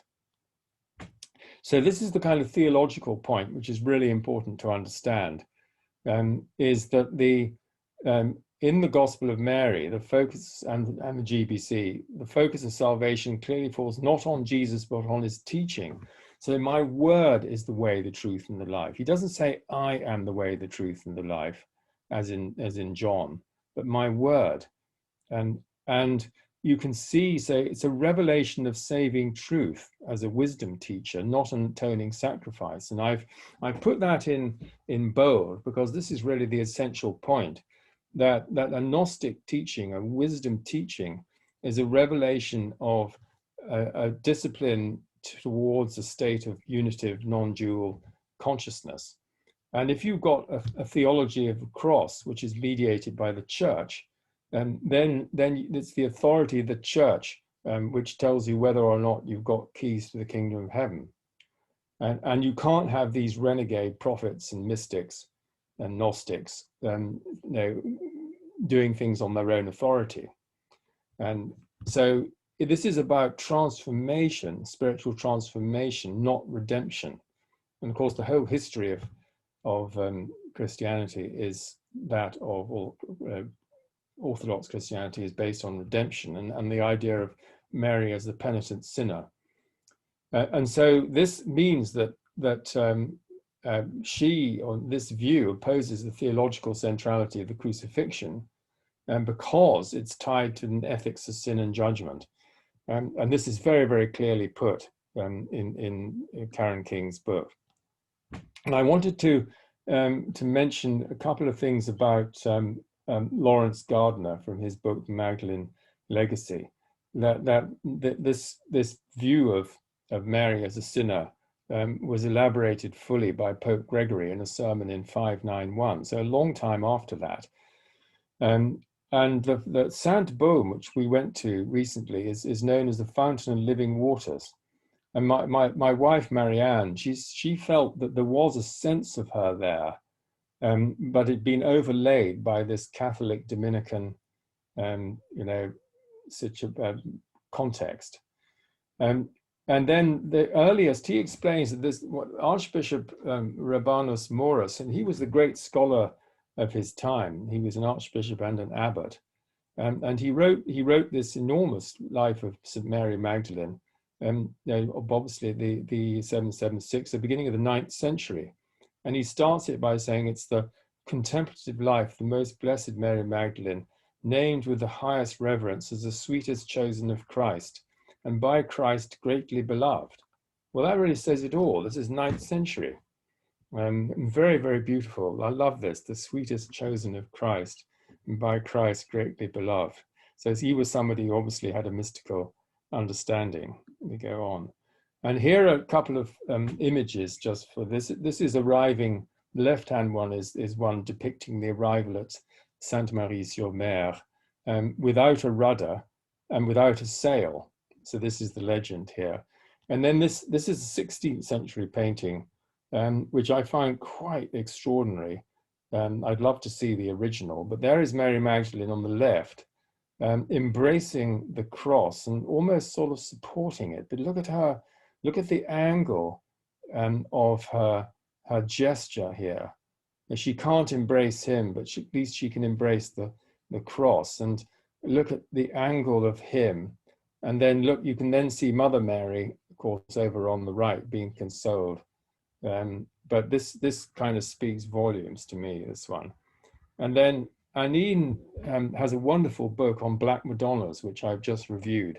And here are a couple of examples. The left-hand one is from Chartres, and the Notre Dame de Lumière. And it's a moot point as to whether cathedrals other than Vézelay, really the Notre Dame was in fact Mary Magdalene rather than the Virgin Mary. And I just wanted to mention another text which I've been studying, which is the Gospel of Philip. This is another of the Nag Hammadi texts about the bridal chamber and the marriage of the Logos and the Sophia.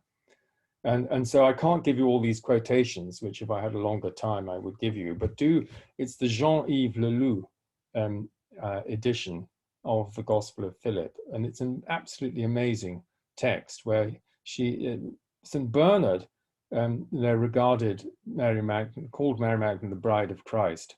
And he was the great one who launched all the Crusades and who criticized, obviously, the Cathars, but said they were very good people. and she's described as the koinonos, which is the companion. And then the bridal chamber is the Holy of Holies. And then the sacred embrace is described with the presence of the Shekinah. And then the breath of spirit. And so the kissing, according to this Hebrew word, Hebrew tradition, which is very interesting, is an exchange of breath, an exchange of the spirit. And so there's a symbolic aspect to the sacred embrace as well. And I loved this idea that love is a seeking of one wholeness for another wholeness, and a participation in the pleroma, and the marriage of the soul and the spirit. And then you have this communion with light love, which is this fundamental feature of the mystical and near-death experience. And here's some images. And I just saw this one. I'm going to go to Foix and see this sculpture frieze that Annina was talking about. So the left-hand one is in Limoux, in the main Catholic church in Limoux. So you can see this not very far away. And the right-hand one is very, very beautiful. Look at the hands there. That's in Kintor on the Isle of Mull. I've never seen it, but I'd love to see that one as well. And then these, just a mention, because this has been covered by Annina, that the Gospel of Beloved Companion. I think all of this information has already been given, but what I wanted to say is that the Cathars regarded themselves as the true Christians. And so the difference between the Albigensian Crusade and all the others is this was the only one that was against Christians themselves.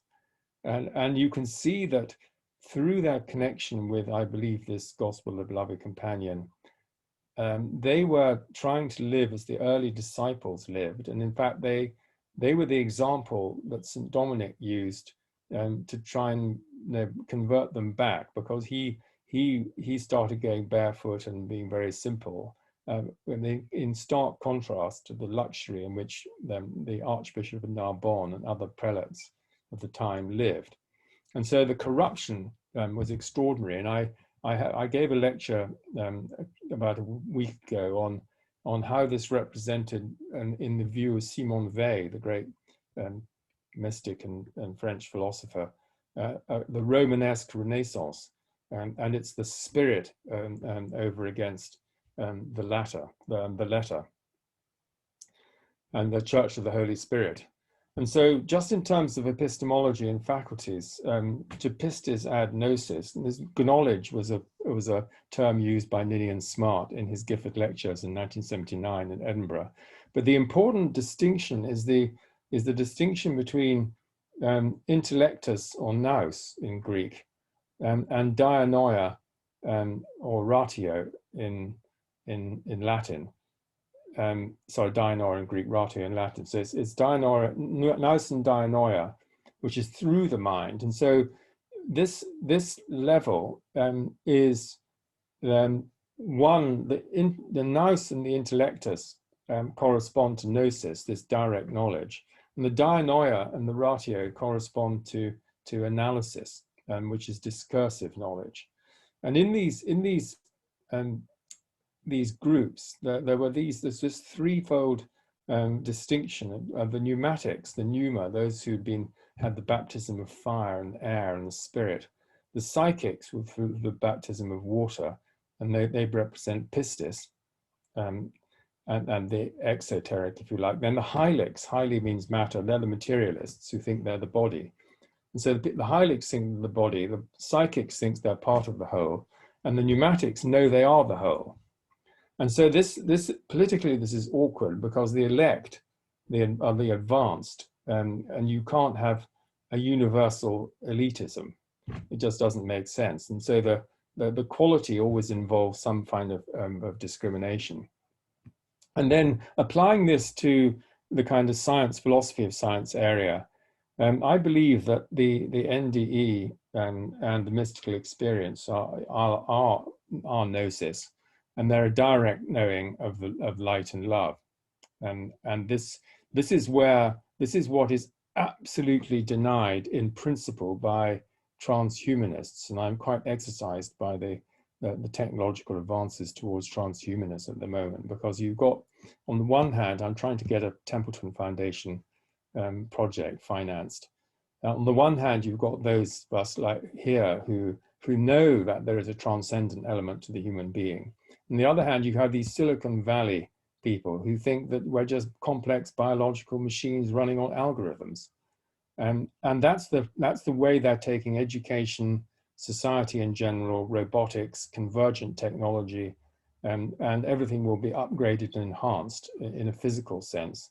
And even will probably be implanted with a chip that makes us happier.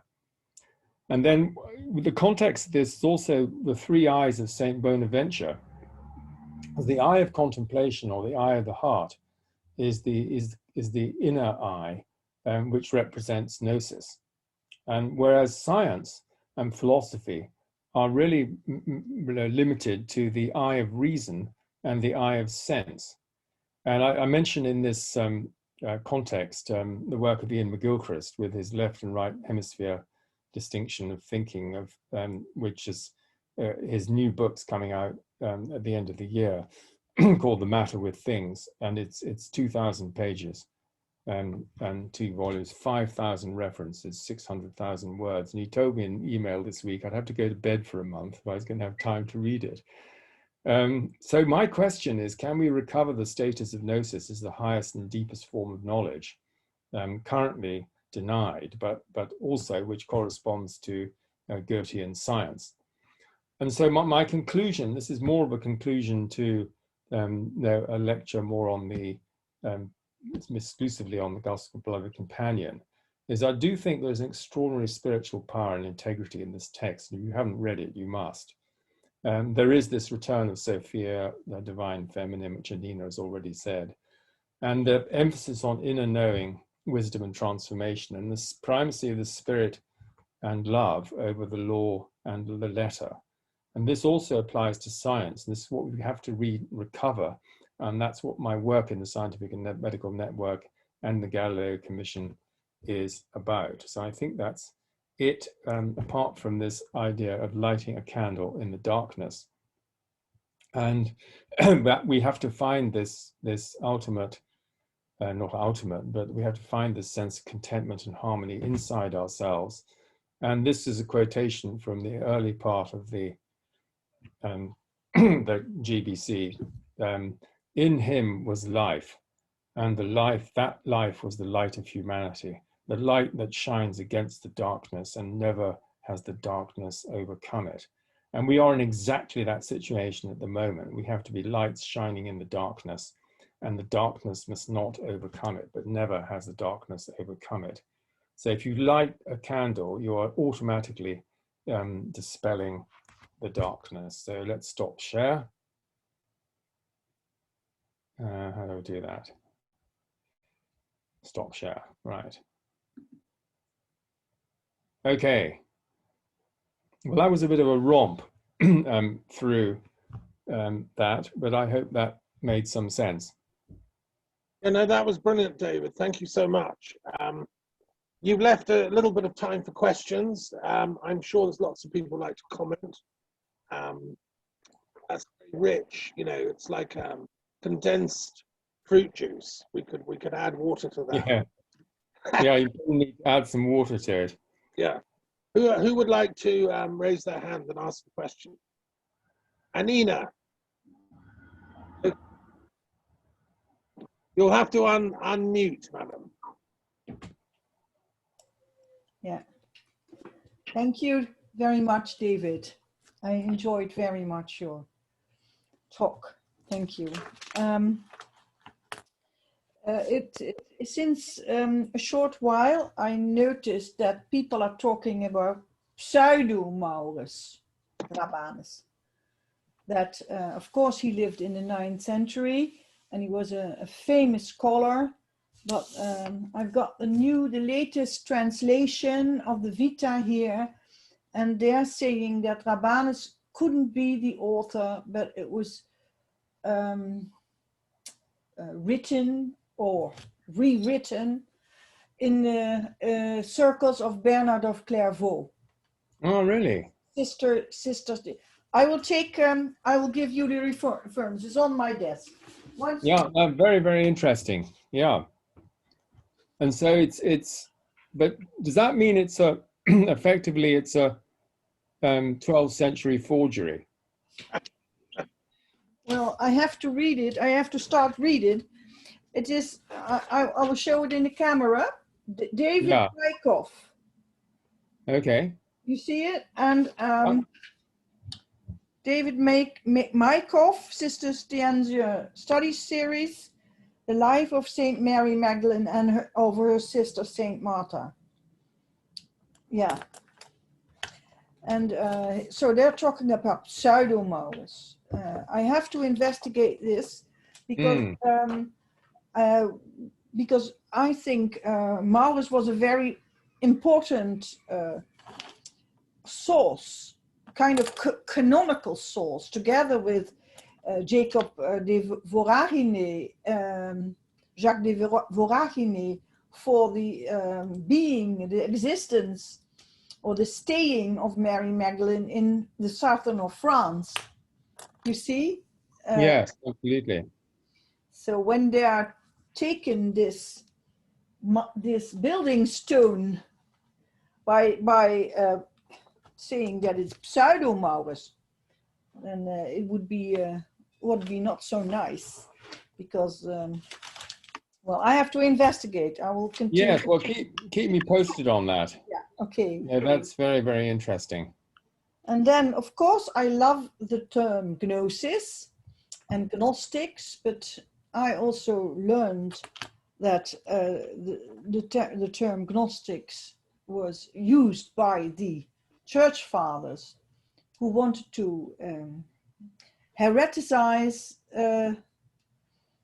the Gnostic circles.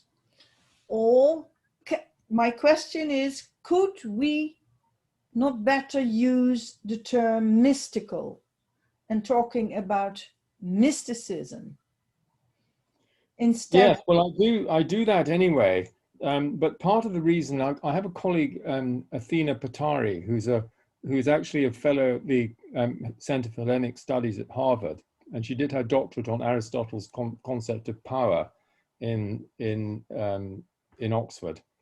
And what she's written an article which I can send you called "The Light of Hellenism," and so this is showing that there was this practical experiential aspect to Greek philosophy, which has rather been written out as philosophy has become desiccated into philosophy departments, where you talk about ideas and concepts, but you don't actually live anything from your center. And so I'll send you that. And then the other person who's very, very strong on this, and I don't know whether any of you have read this book, it's absolutely extraordinary. In fact, all his work's extraordinary, is Peter Kingsley. Yes, of course, I knew it. I translated one of his books. Oh, well, Catafalque is his Jung and the End of Humanity. And I can also send you my review of that, which I call The Marginalization of Gnosis. So I think the from a kind of epistemological philosophical point of view, the word Gnostic is, you're right, is more problematic than the word Gnosis. And so I'm quite keen to keep that, because it's already inherently part of the Western philosophical tradition. So if you look, for instance, at Plotinus, Plotinus would be a very good example of someone who experienced Gnosis and who was rooted in Neoplatonism, of course. But it's all about mystical ascent. So even a friend talking about Aristotle and probably Pythagoras and Plato, and afterwards Plotinus, the Orphic tradition. It's what do we call theurgy? It's the practical, practical implementation of theoretical ideas. It's like spiritual alchemy. It's putting the lead into gold inside yourself by this mystical ascent. Yes, I think that's very, very interesting. And that's also corresponds to theosis, doesn't it? Yes. And so but this is, I think this is our potential, which we are all called to realize. Yeah, David, can I just thank you for your talk? Before we move on, our next speaker is Lee Strasburger. I just would like to comment very briefly and say where I'm going to have to go in 1 minute as well, because I've got my next meeting. But thank you for all you're doing with the Galileo Commission. And, you know, you've given us lots of food to think about in your talk here. So thank you again. And, you know, I think the language we use it's a matter of personal taste. And you may know, some of you, that I've written the only international philosophical dictionary in different languages. Like, I would like to know the word for gnosis in Sanskrit and, you know, Pali in Chinese. So I think we need more comparative global philosophical study of philology. But thank you again, David, for all your... Yes, okay, well, greetings to you all. Thanks very much, and I hope you have a good rest of your evening. Yeah, you'll be able to watch later. Okay, thanks. You. Lovely. Bye. Right, so now we're to Lee. Lee Strasburger has joined us from New England, from Massachusetts, and is going to be sharing some thoughts on, you know, the subject. So Lee, over to you, please. Okay, so I guess I share the screen. Is that what I do? If you need to share, go for it. Yeah. Well, I don't know. Am I? You don't need to, because you're just reading out a text, aren't you? You don't need to share. I'm reading out a text. Oh, I see. Right. Okay, yeah. So I am approaching today from a very personal place, not one of academia. I'm not a professor of history or anything like that. I'm an artist, but I wrote a piece, a short essay that I will read in a minute, and then I thought I would read out loud Thunder Perfect Mind, which in my mind is just the most beautiful text ever written. So thank you everyone for being here. So I have this ongoing conversation, and I call it In a Far Off Land, Encounters with Mary Magdalene. And I'd like to start by just saying that my concept of God is that God is the grand force behind love, and that love is the grand force that cradles everything.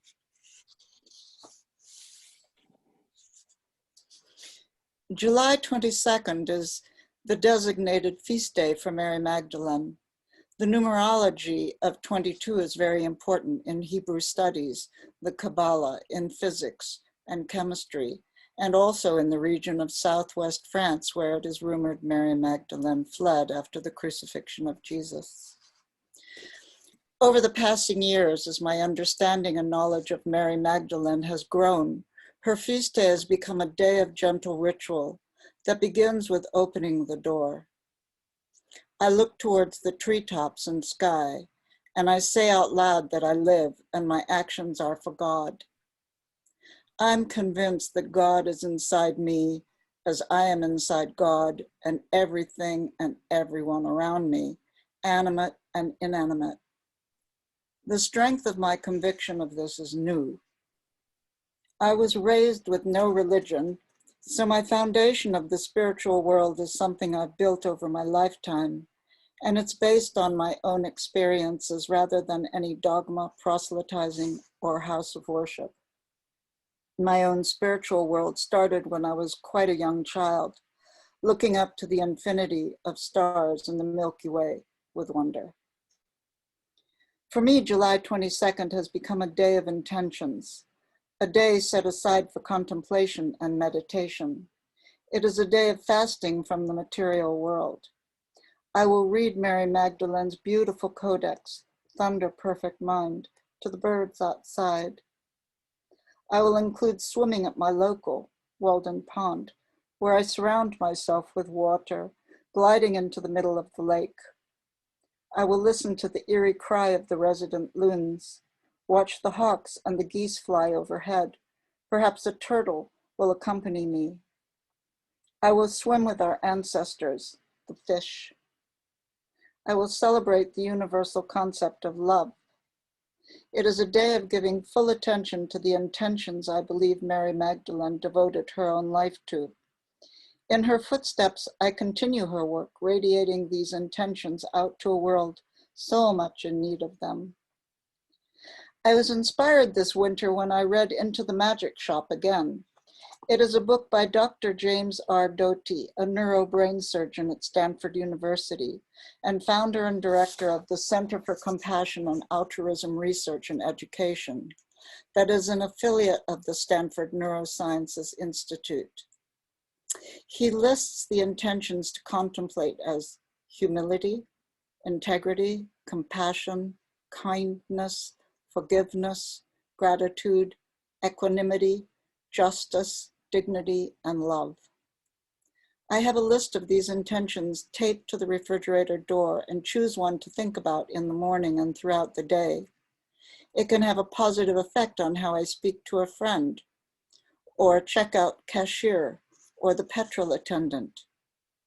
Then I take a few moments at night to acknowledge where I succeeded in kindness and forgive myself where I might have failed. The solitude of the past year and a half has been an extended retreat dedicated to quiet reflection, to the giving of joy to others and to help others where I'm able in meaningful ways. I have rejoiced in friendships and embraced this bountiful journey called life, where suffering and joy have coexisted side by side since the beginning of life. I came to learn that God resides in every inch of all of us, so we never really are alone at all. Mary Magdalene was not alone in believing this, her belief very much alive. I took comfort in the falling snow of winter and the birdsong of spring and summer. The orchids and violets smile at me every day, rain or shine. Mary Magdalene, the flowers, the birds, the earth, the sky, sun, stars, and moon, and all of everything, we are all one. Those dear to me became that much more so, and that is the nature of real love, the heart that grows and never diminishes. I therefore offer on this special day her sublime codex, Thunder, Perfect Mind. You ready for this poem? So this is translated by George W. McCrae, and I think the PBS has a documentary about Mary Magdalene. I haven't found it yet, but anyway.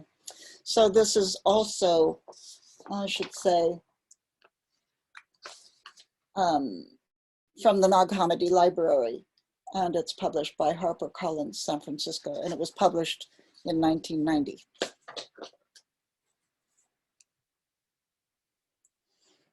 I was sent forth from the power, and I have come to those who reflect upon me, and I have been found among those who seek after me.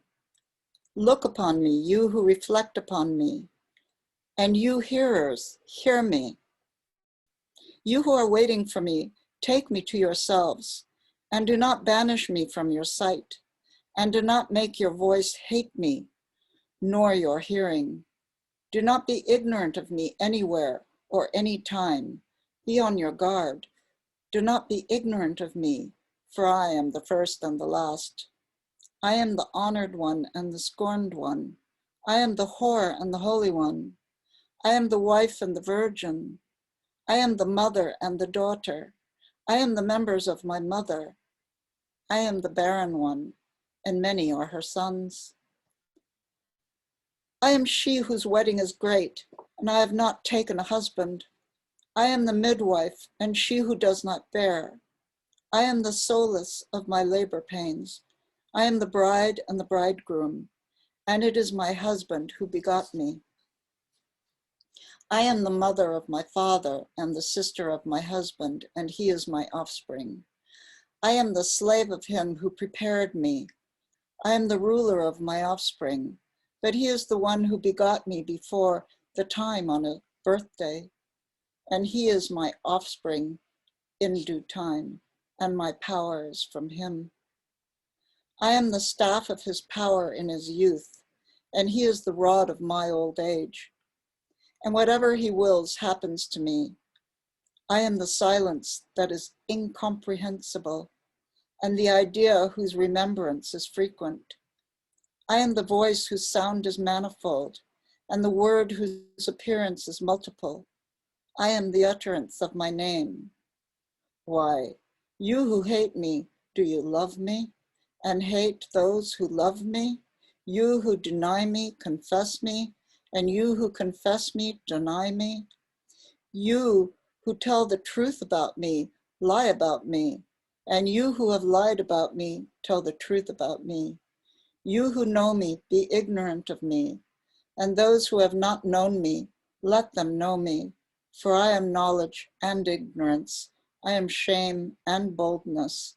I am shameless. I am ashamed. I am strength, and I am fear. I am war and peace. Give heed to me. I am the one who is disgraced and the great one. Give heed to my poverty and my wealth. Do not be arrogant to me when I am cast out upon the earth, and you will find me in those that are to come. And do not look upon me on the dung heap, nor go and leave me cast out, and you will find me in the kingdoms. And do not look upon me when I am cast out amongst those who are disgraced and in the least places, nor laugh at me. And do not cast me out among those who are slain in violence. But I am compassionate and I am cruel. Be on your guard. Do not hate my obedience and do not love my self-control. In my weakness, do not forsake me, and do not be afraid of my power. For why do you despise my fear and curse my pride? But I am she who exists in all fears and strength in trembling. I am she who is weak, and I am well in a pleasant place. I am senseless, and I am wise. Why have you hated me in your counsels? For I shall be silent among those who are silent, and I shall appear and speak. Why then have you hated me, you Greeks? Because I am a barbarian among the barbarians? For I am the wisdom of the Greeks and the knowledge of the barbarians. I am the judgment of the Greeks and of the barbarians. I am the one whose image is great in Egypt, and the one who has no image among the barbarians. I am the one who has been hated everywhere and who has been loved everywhere. I am the one whom they call life, and you have called death. I am the one whom they call law, and you have called lawlessness. I am the one whom you have pursued, and I am the one whom you have seized. I am the one you have scattered, and you have gathered me together.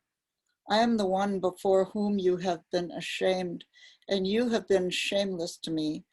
I am she who does not keep festival, and I am she whose festivals are many. I am godless, and I am the one whose God is great. I am the one whom you have reflected upon, and you have scorned me. I am unlearned, and they learn from me. I am the one that you have despised, and you reflect upon me. I am the one whom you have hidden from, and you appear to me. But whenever you hide yourselves, I myself will appear. For whenever you appear, I myself will hide from you. Those who have, it's cut off, the text is broken, senselessly, take me, understanding, from grief. And take me to yourselves from understanding and grief. And take me to yourselves from places that are ugly and in ruin, and rob from those which are good, even though in ugliness. Out of shame, take me to yourselves shamelessly. And out of shamelessness and shame, upbraid my members in yourselves. And come forward to me, you who know me, and you who know my members, and establish the great ones among the small first creatures. Come forward to childhood, and do not despise it, because it is small and it is little. And do not turn away gentleness in some parts from the smallness.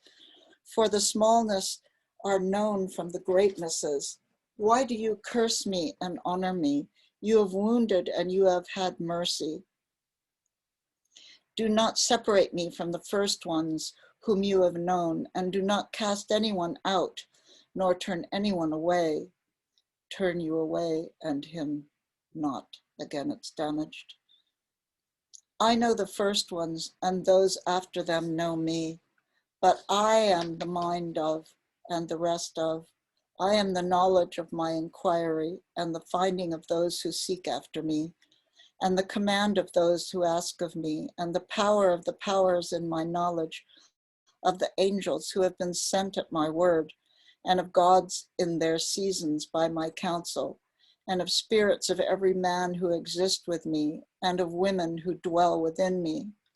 I am the one who is honored, and who is praised, and who is despised scornfully. I am peace, and war has come because of me. I am an alien and a citizen. I am the substance and the one who has no substance. Those who are without association with me are ignorant of me, and those who are in my substance are the ones who know me. Those who are close to me have been ignorant of me, and those who are far away from me are the ones who have known me. On the day when I am close to you, you are far away from me, and on the day when I am far away from you, I am close to you. I am control and the uncontrollable. I am the union and the dissolution. I am the abiding and I am the dissolution. I am the one below. And they come up to me. I am the judgment and the acquittal. I am sinless, and the root of sin derives from me. I am lust in outward appearance, and interior self-control exists within me. I am the hearing which is attainable to everyone, and the speech which cannot be grasped. I am a mute who does not speak, and great is my multitude of words. Hear me in gentleness, and learn of me in roughness. I am she who cries out, and I am cast forth upon the face of the earth. I prepare the bread and my mind within. I am the knowledge of my name. I am the one who cries out, and I listen. I am the one who is called truth and iniquity. You honor me, and you whisper against me. You who are vanquished, judge them who vanquish you, before they give judgment against you, because the judge and partiality exist in you. If you are condemned by this one, who will acquit you? Or if you are acquitted by him, who will be able to detain you? For what is inside of you is what is outside of you. And the one who fashions you on the outside is the one who shaped you, the inside of you. And what you see outside of you, you see inside of you, and it is visible, and it is your garment. Hear me, you hearers, and learn of my words, you who know me. I am the hearing that is attainable to everything. I am the speech that cannot be grasped. I am the name of the sound and the sound of the name. I am the sign of the letter and the designation of the division. And I will speak his name. Look then at his words and all the writings which have been completed. Give heed then, your hearers, and you also, the angels and those who have been sent, and you spirits who have arisen from the dead.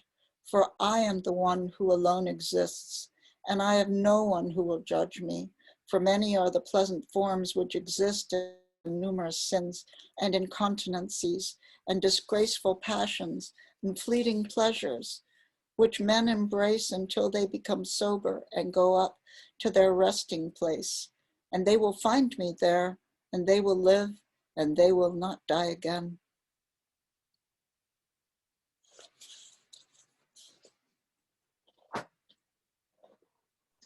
Well, thank you so much, Lee. That was an epic performance. And I'm sure people would like to comment on that. If you do, please put your hand up or jump in. Lee is speaking from Lexington. I just want to say a bit of background. And she's been swimming in Walden Pond, for those of you that don't know this part of Massachusetts, which is where Thoreau used to write and live. He lived in a little cabin at Walden Pond. Thoreau was a great Orientalist. I know Lee knows this, but not many people do. He had a library in New England of ancient Indian texts he imported. He had the greatest library of Oriental studies, Thoreau, and he was one of the founders of the Transcendentalist movement in New England and the nonviolence tradition. He influenced Gandhi, Martin Luther King, and all the rest. So when you were reading your little essay out about nature around Walden Pond, it felt like we'd been visited by the spirit of Thoreau. So thank you for bringing him. Annina, would you like to comment on the poem? What do you think of Thunder Perfect Mind? It fits in with the sonic mysticism, doesn't it, we were talking about earlier?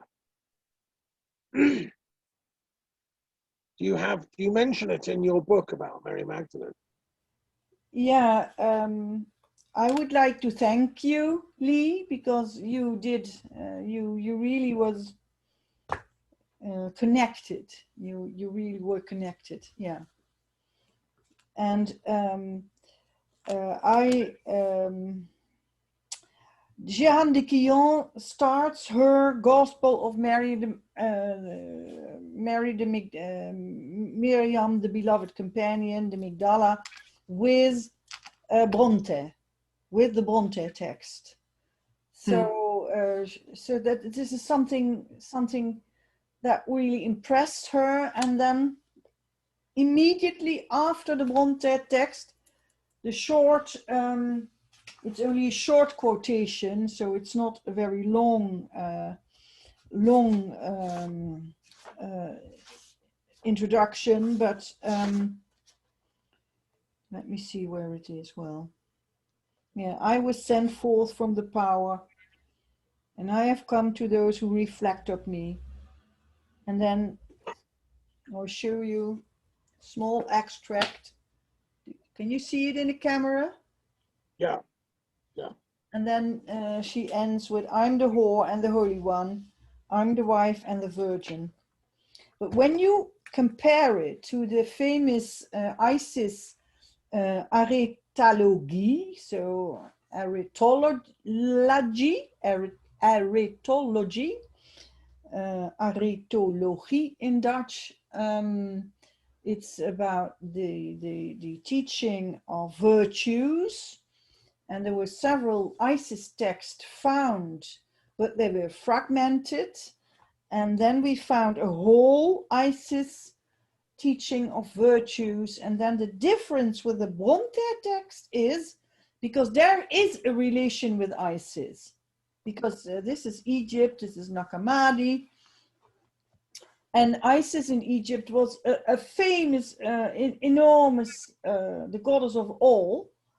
So there must be a relation between Isis and Bronte. But Bronte is Barbelo.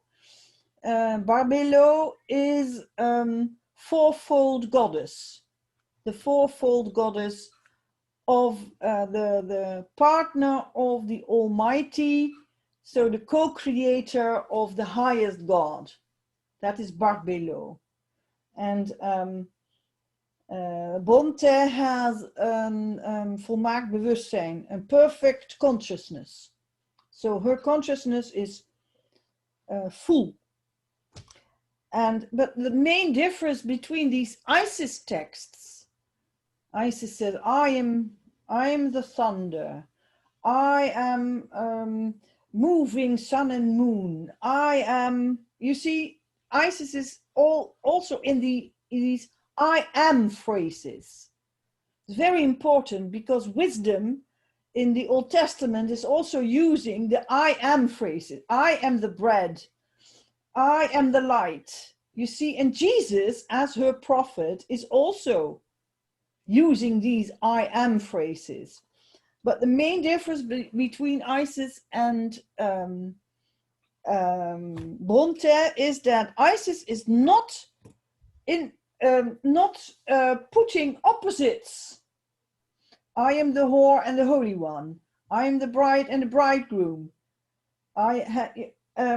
Isis is only putting positive things. And Bronte is confronting the opposites in order to transcend in order to find unity. So that is an enormous difference. Mm. So there is a clear relation. Thank you. That's a very good point. Can I just add a footnote, Lee and everyone else? This, as you rightly point out, Annina, the I am element of this text is striking. And I would just like to say that this is a matter I've studied because the oldest Druid poems that have come down in Welsh, ascribed to Taliesin, who was called the Bard of Britain. Yes. And Taliesin's poetry follows the I am symbology exactly. It's a long story, but Taliesin is born and reborn of the goddess Ceridwen. He has to run away from her, then he's reborn, and it's a wonderful story. And when he comes out, he repeats this poem.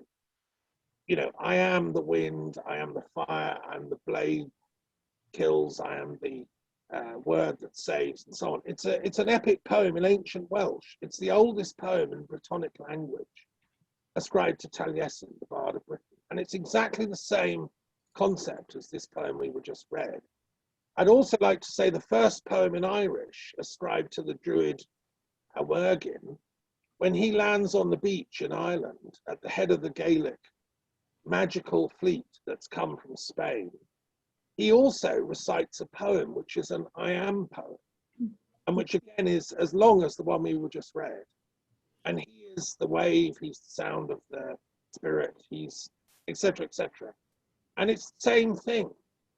And then if you go to the Upanishads and you study ancient Indian texts, the Vedic texts are the same. The Upanishads have this I am that repeats constantly. And it's the same thing. So I think what we've got here is a sort of a cosmic sort of language code, if you want, which sages all over the planet have discovered again and again. Now, I don't know that Amergin had read, Thunder Perfect Mind. It's possible, it's unlikely.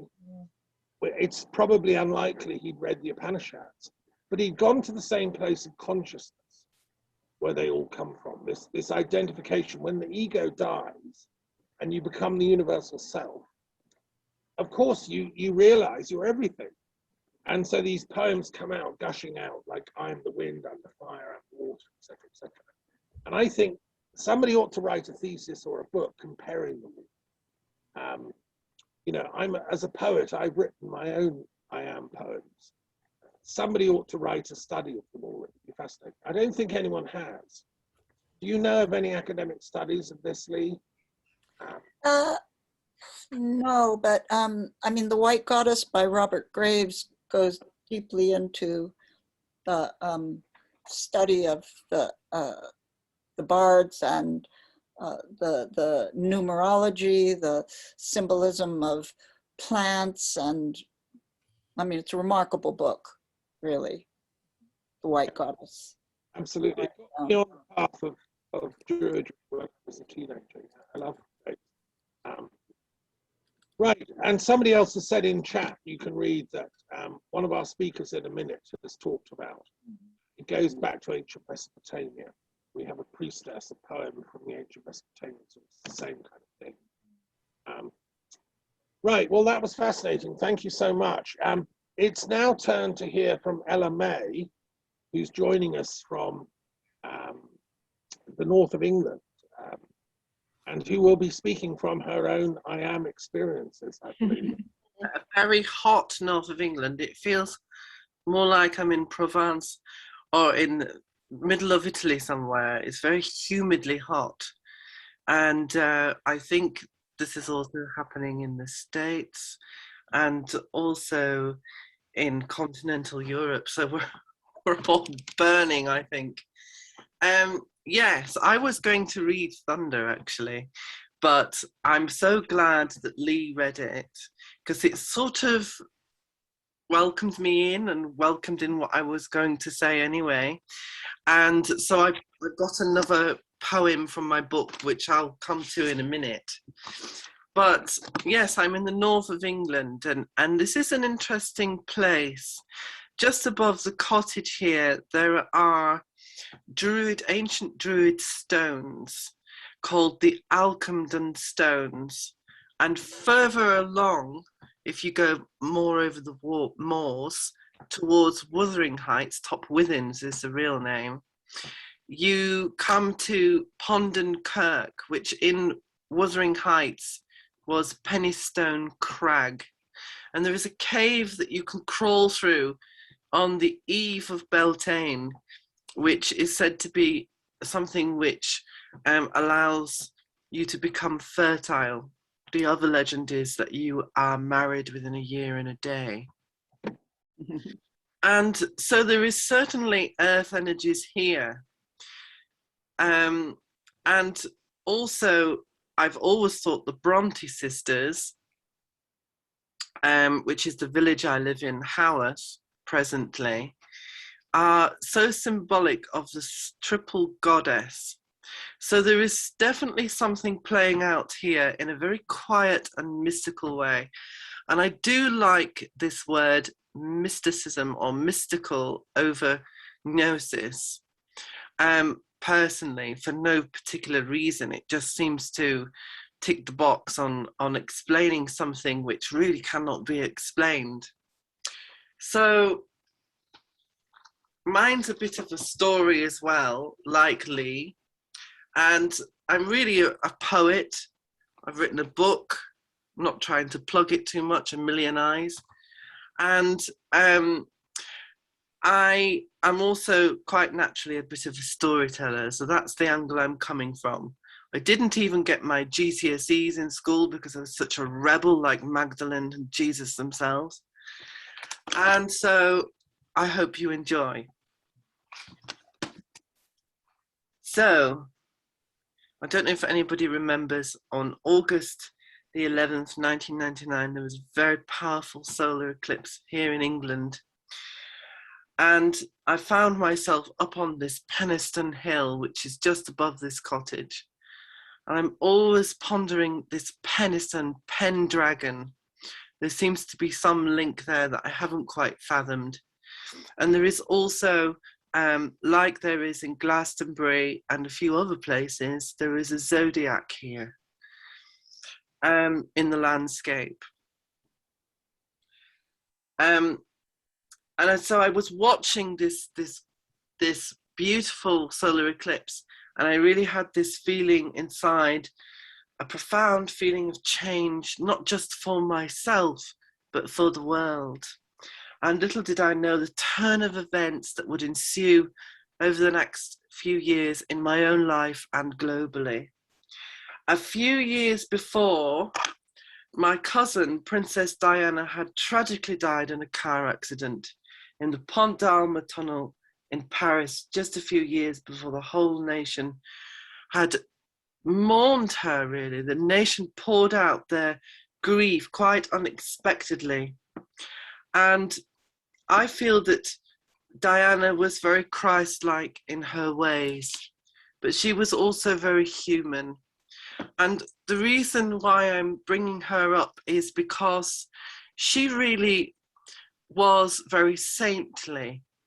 The vision of her walking through landmines and seemed so very fearless. And she also campaigned to end landmines. And also, she was the first royal to not just touch, but embrace modern day lepers, people with HIV/AIDS. But her whole life was also very tumultuous, and there was obvious suffering with eating disorders, the breakdown of her marriage, and she was vilified by the national press, who really drove her to her own death. There are also some theories that she was bumped off, but I like to look at what's seeming obvious. And actually, I feel that throughout all the conspiracy theories and the tabloid press then playing on the whole story of Diana's death, it's sort of been overlooked that she was really driven to her own death by the paparazzi, who are so similar to, in their ways, to the ancient Roman Church. So she, like Mary Magdalene, has risen in our hearts to a saint-like way of being, and became the Queen of Hearts in the minds and hearts of the British people. So even though she was vilified and hounded and disgraced, and her royal title removed from her, from Princess to Lady Diana, she rose to being the Queen of Hearts. Quite interesting. So was Diana a modern day Magdalene giving birth to a new king? Is a question some people ask.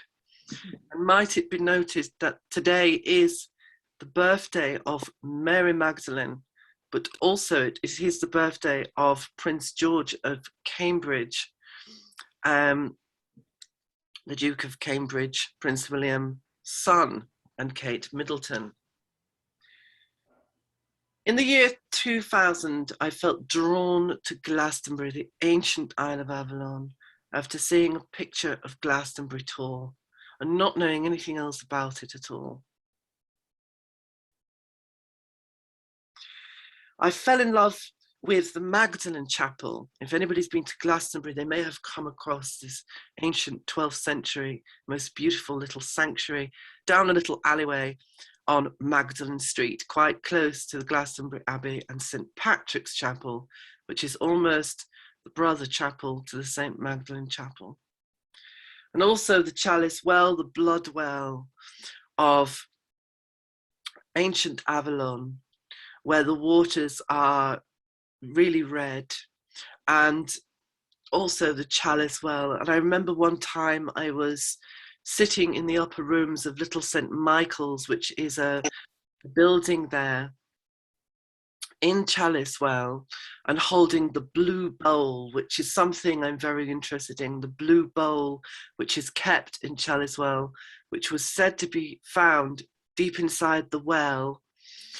And there is some mystical power with the blue bowl. Some say it is the chalice.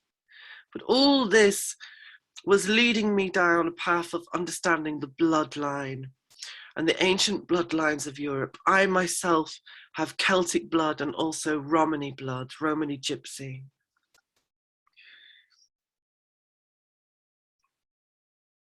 So after a week of being in Glastonbury, I returned to Yorkshire with no money left, no way to get back to Avalon, really feeling as though I'd fallen in love with this enchanted place, and no reason why I really wanted to be there, apart from that really felt something in my heart was drawing me there. And I fell asleep next to the door in my living room, and I was awakened very early in the morning, and there was a mystery check of money came through the door, which allowed me to immediately return to Avalon, which I did. And so I left with nothing but a rucksack on my back, and I slept in a garden shed. And I felt cradled by a mother.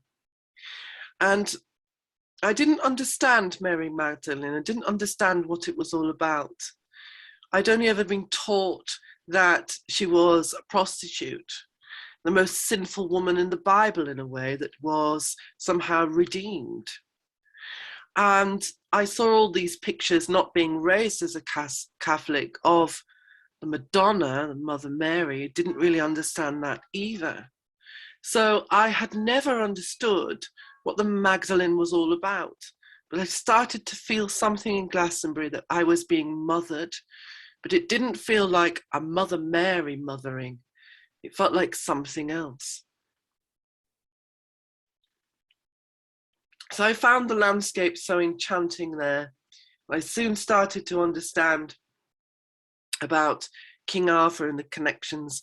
And one day I was singing in the Magdalen Chapel while the BBC were filming something to do with the Glastonbury Festival, which is a big pop festival that happens there every year. And I stepped out of the chapel and there was a Scotswoman speaking. And next to her was a very fine looking young gentleman who looked quite kingly or had a slight Scottish accent, and I thought maybe he was a son of a laird or something. Little did I know he was going to be my future long-term partner. And so I learned from this Scotswoman many different secrets and the bloodline of Jesus Christ and Mary Magdalene. And so the journey began. I spent 13 years living in the Isle of Avalon.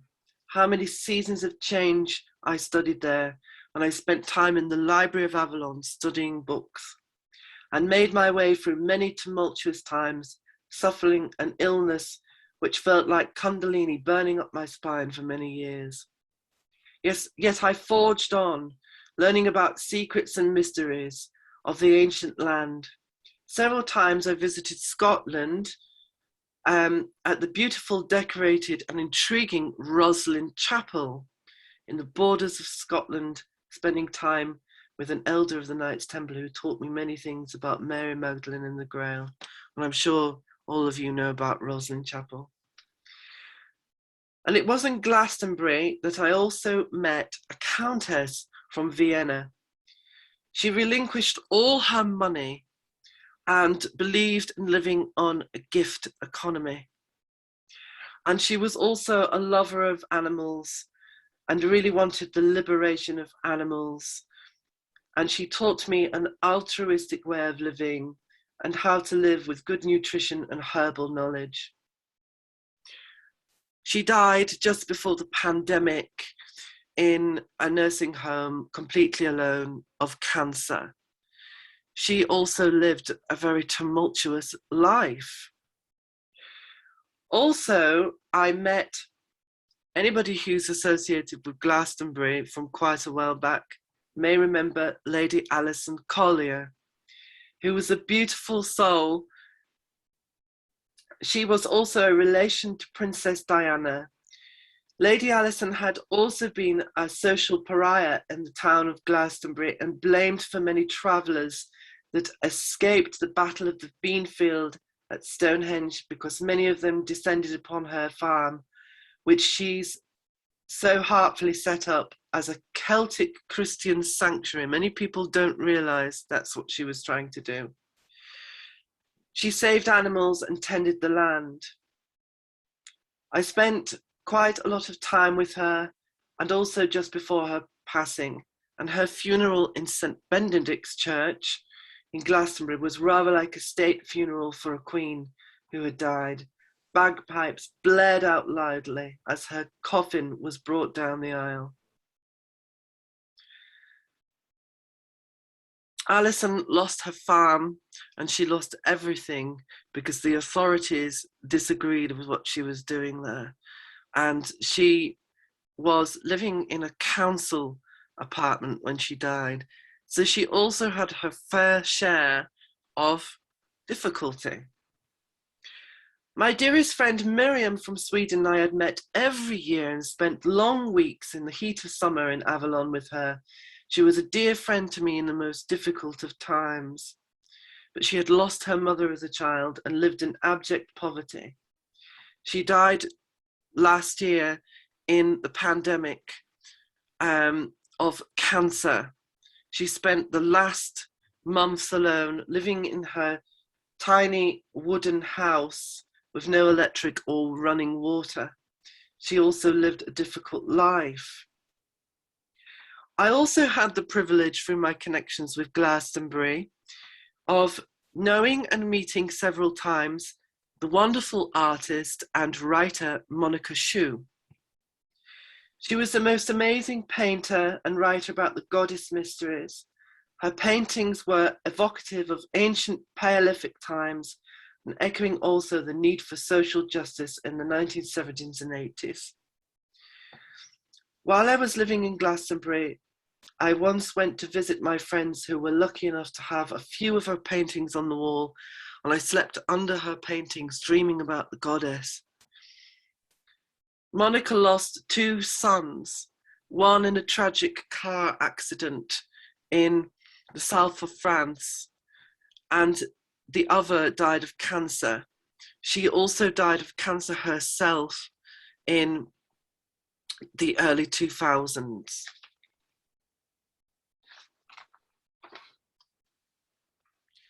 So I've known some really amazing people and many more amazing people, but the reason I'm telling you about these wonderful people is because they were really seen as special people in my life, not just by myself, but many others in the community. And these people lived beautiful lives, yet were full of tragedy and suffering, and not always ending in a most beautiful way. My own life has been filled with blessings and curses, as many others have. Mary Magdalene also had a troubled life, and she witnessed her most beloved Jesus crucified before her eyes and tortured, scourged, and whipped. She, like Diana, was vilified in her life, and after her death for centuries to come. Her flight into the south of France would not have been an easy journey. Think of the refugees trying to escape war now. And the book of Revelation has said to clearly detail this journey and arrival into France and the birth of her son, Jesus the Just. Yes, she was labelled as a whore, a prostitute by the Roman Church. Her scarlet cardinal status robes were stripped off her and replaced with Madonna blue, as to erase her identity and blend her in with a more virginal Mother Mary image. Yet she has lived on through paintings, holding the alabaster jar and the sacred egg, symbolizing perhaps her womb and the bloodline of the Grail. The Holy bloodline of Mary Magdalene and Jesus the Christ passed on to Merovingian kings, it is said, and then into the early Celtic Christian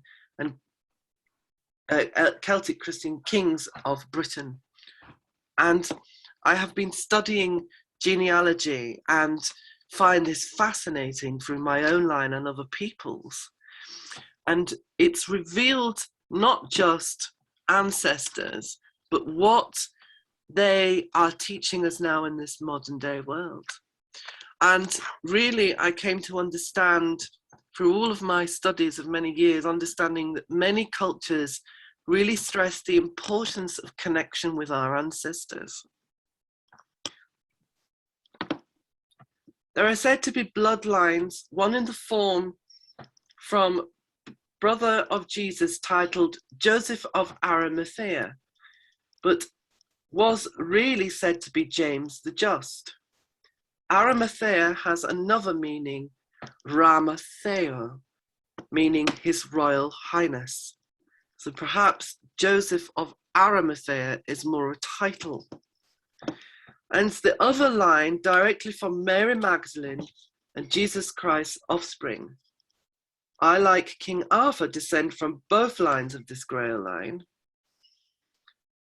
My own flight into Glastonbury, perhaps that could be named the New Jerusalem, at the age of 19 years old, carrying the Grail with me in my own blood through my ancestors, only to meet but interesting people along the way. I certainly matured and grew in the Isle of Avalon. But it is only now that I look back upon the story that I truly see the significance of everything. In these troubling times we live in, the Grail is needed more than ever. But what is the Grail, and what does it have to do with Mary Magdalene? Everyone has their own opinions about Mary Magdalene and the Grail. Some say it is simply spreading a message. Others say it is the bloodline and the offspring of Jesus and Mary Magdalene's children. Others venerate Saint Mary Magdalene as a goddess. Others say it is teachings of the womb and the blood mysteries and the sensual rites of orgiastic tantra and sacred sex. Personally, I feel the Grail has two meanings.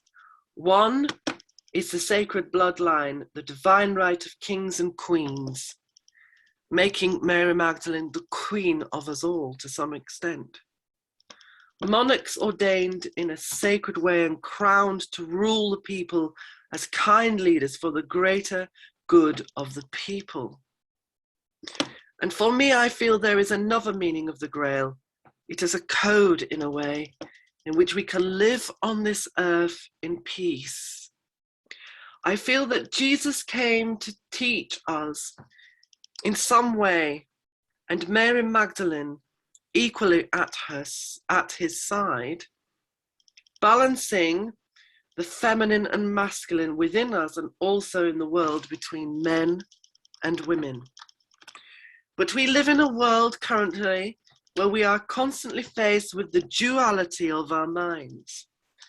And we spend our lives running from the darkness towards the light, never realizing the fertile, nurturing, life-giving energy of the dark earth and the bloodline womb in which we all spent our first heartbeats growing in. Mother Mary has changed to a virgin who was immaculate and pure. Mary Magdalene deemed a prostitute, a harlot full of sin. In this world of celebrity and the worship of the unwise, foolish youth, a world in which we are facing environmental and economic disaster, social justice, we need now more than ever a role model and leader who can teach us the ways of Christ-like love and of compassion and service to those in need. Perhaps there is hope with the next crown in England, who knows? In 2017, I had just survived a series of deadly earthquakes in the center of Italy, which in one night killed over 400 people. In the searing heat of the night, a few nights before, I was awakened by a flock of wild boar that came down the mountain. It seems a few days later, I ended up in the sanctuary of San Damiano in Assisi, Umbria. As I walked there through the olive groves, glancing back at the mountains, I became acutely aware this is where St. Francis, San Francesco himself was walking. My heart felt swollen with love. I had a powerful awakening, a mystical awakening, which some could call non-duality, but I prefer mystical awakening. My heart felt swollen and full of love, and this blissful place was so peaceful. When I was 12 years old, my whole journey began by having an apparition of Jesus the Christ. And this changed my life forever. My parents were not religious, and I went to the church and I couldn't find Jesus there, and I couldn't find him in any of the different denominations. And I realized that this Jesus I had seen was not the same one that was talked about in the churches. Now I know why.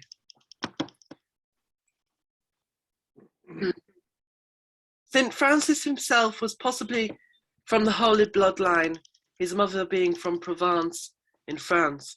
All these places I have been, Rosslyn Chapel, traveling through France on the way through Reims Cathedral. And I also discovered on my mother's side, a Philip de Meuse was one of the last Templars to be arrested and tortured. He was from Meuse in France, where the magnificent cathedral is built. All these places and these people have a connection, both saintly and very human.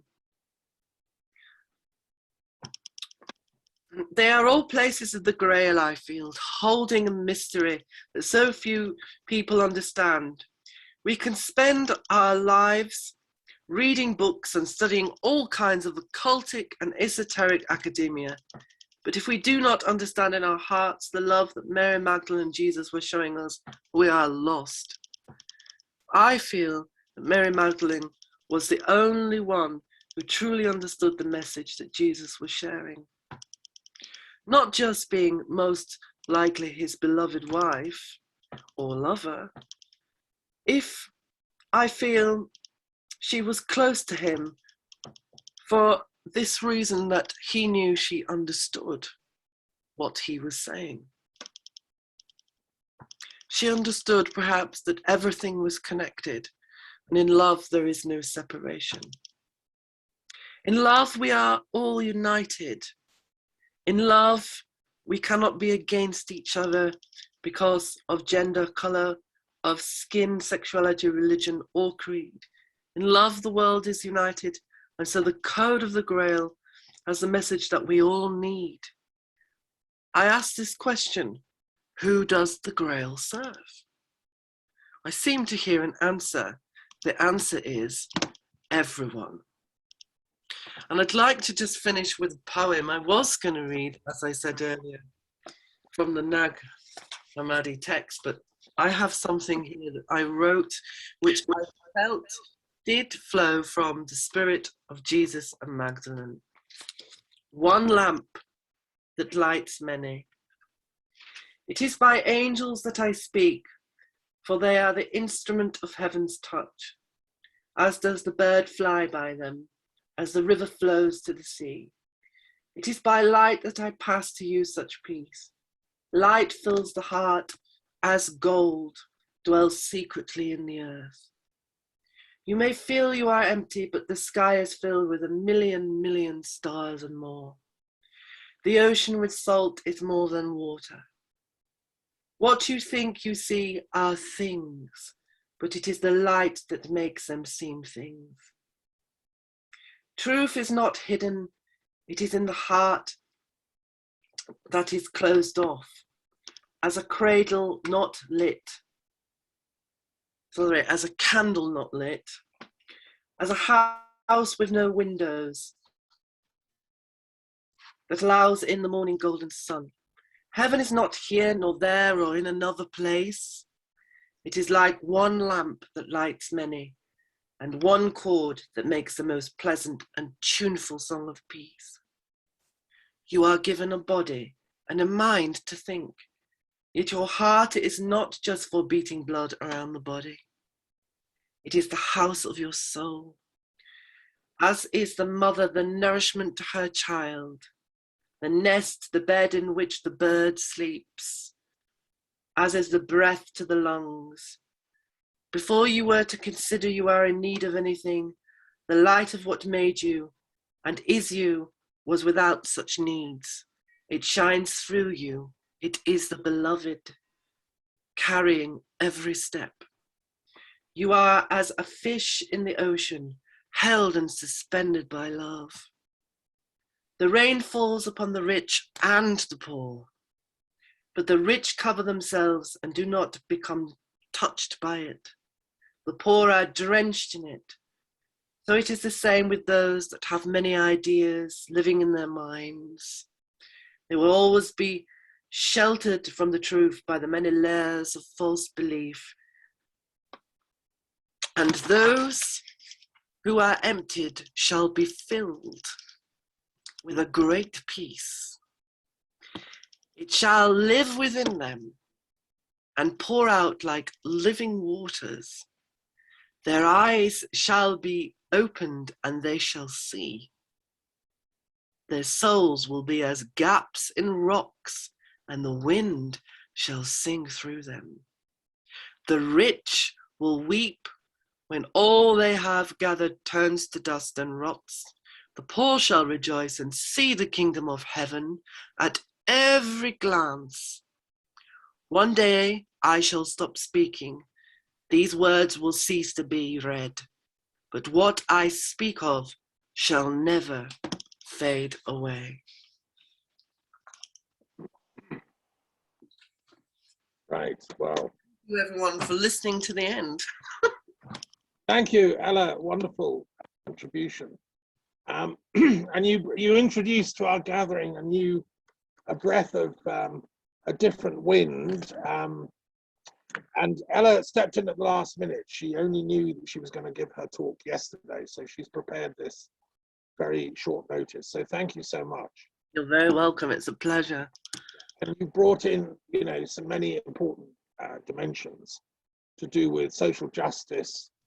Princess Diana was somebody I greatly respected as well. I didn't know you were her cousin. That's quite something. Not a very near cousin, but near enough to say she's a cousin.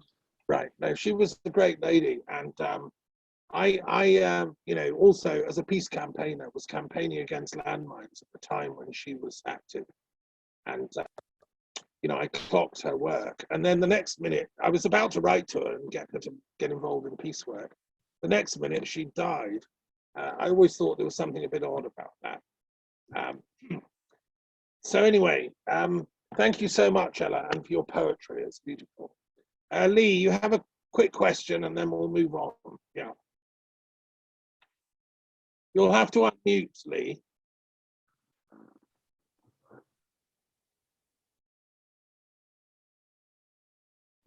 There. Can you hear me now? Yeah, we can. Yeah.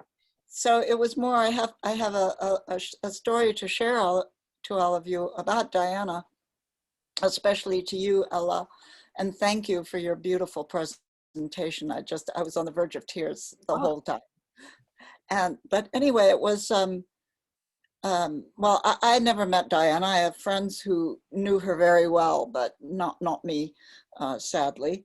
But when it was the time for her funeral, and I was living here in this country when she died, we had to wake up very, very early, and I woke my daughter up, who was just a child, and I said, "You have to come to Diana's funeral. There's no way you are sleeping through this. You get up." It was 5 in the morning or something really ghastly.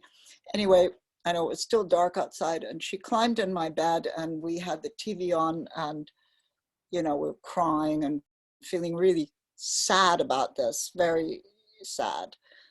And suddenly there were all these orbs, I mean, thousands of orbs, thousands of little orbs that were spinning around the room. But I mean, for like 10 minutes, they didn't stop. This was when they were bringing her out of the church with the beautiful requiem music that was being played.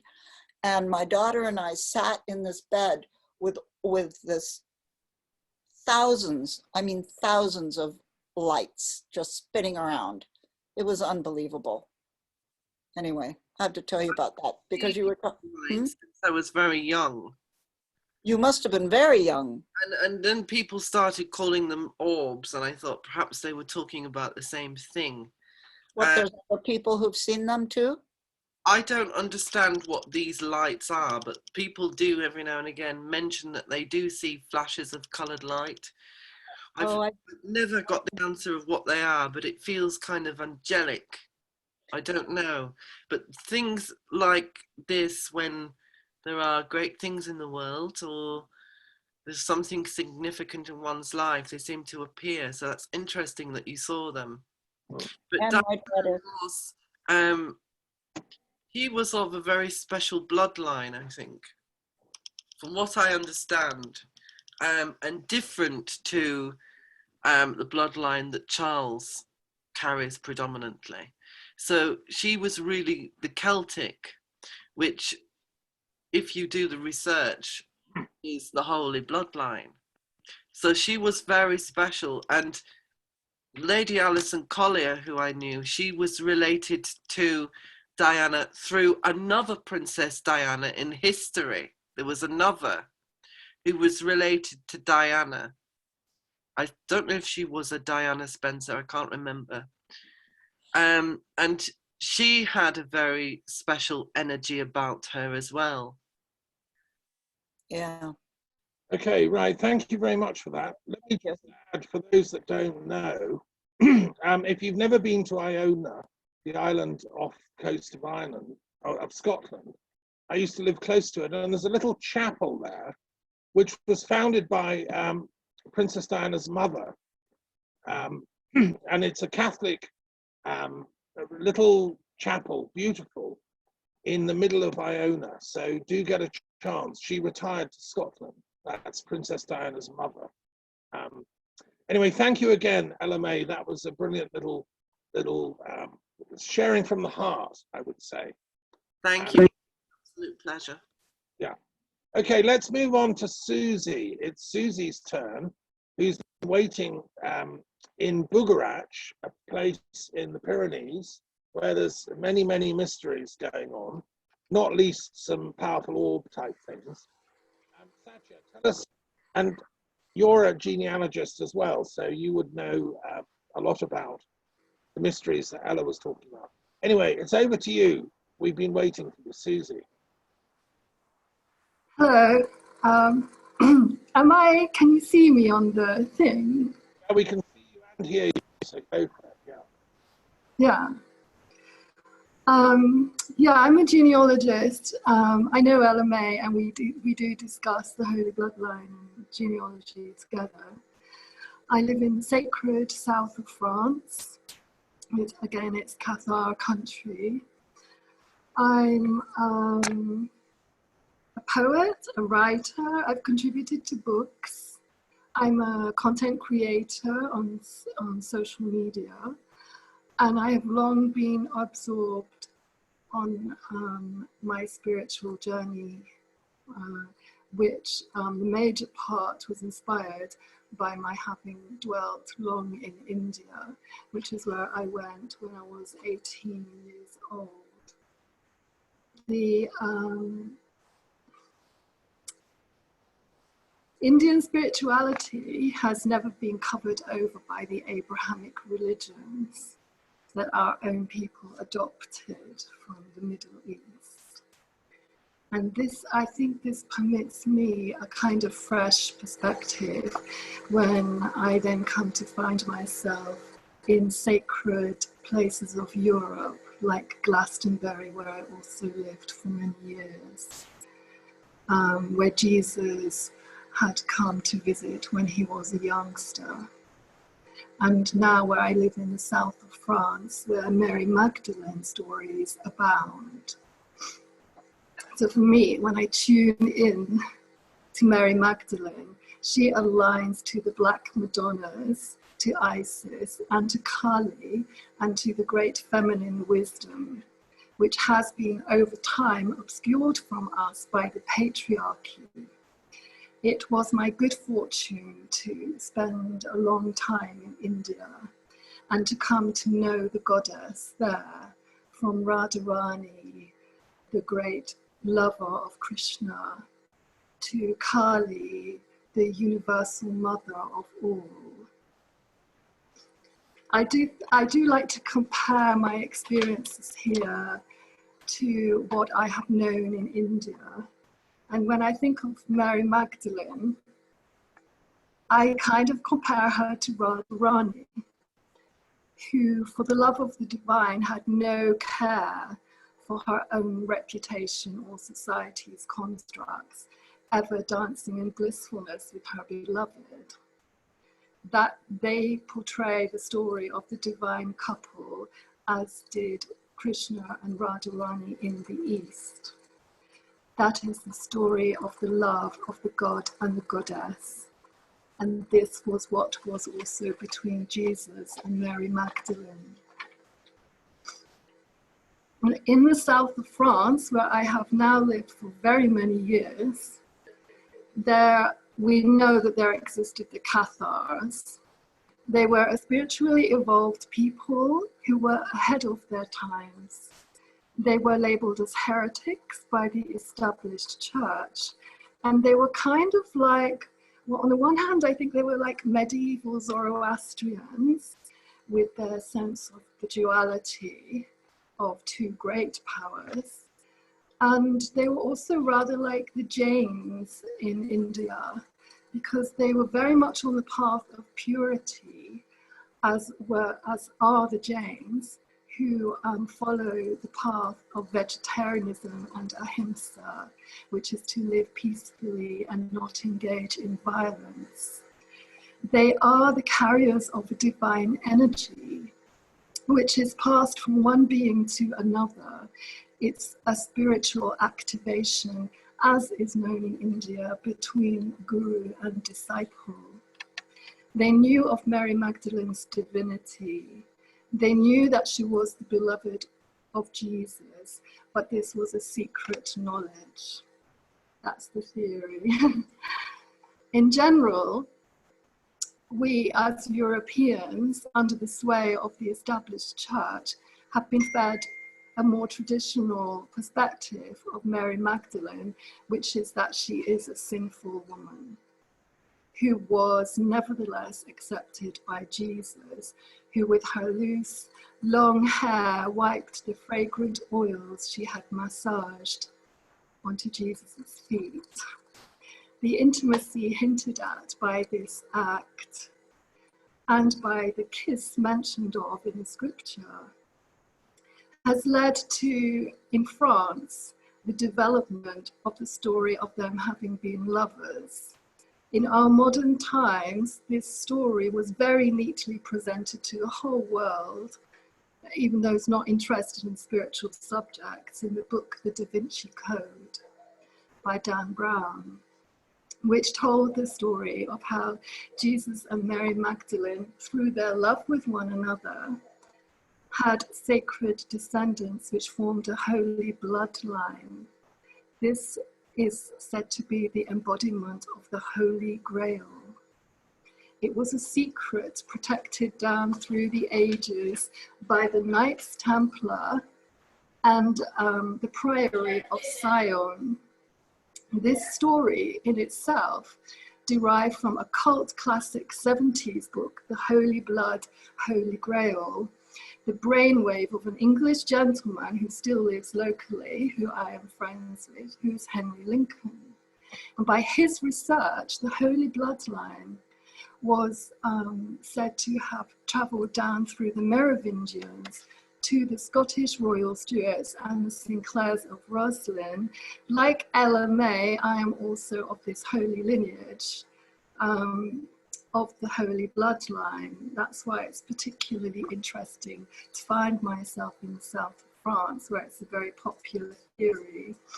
It is through my mother's ancestors.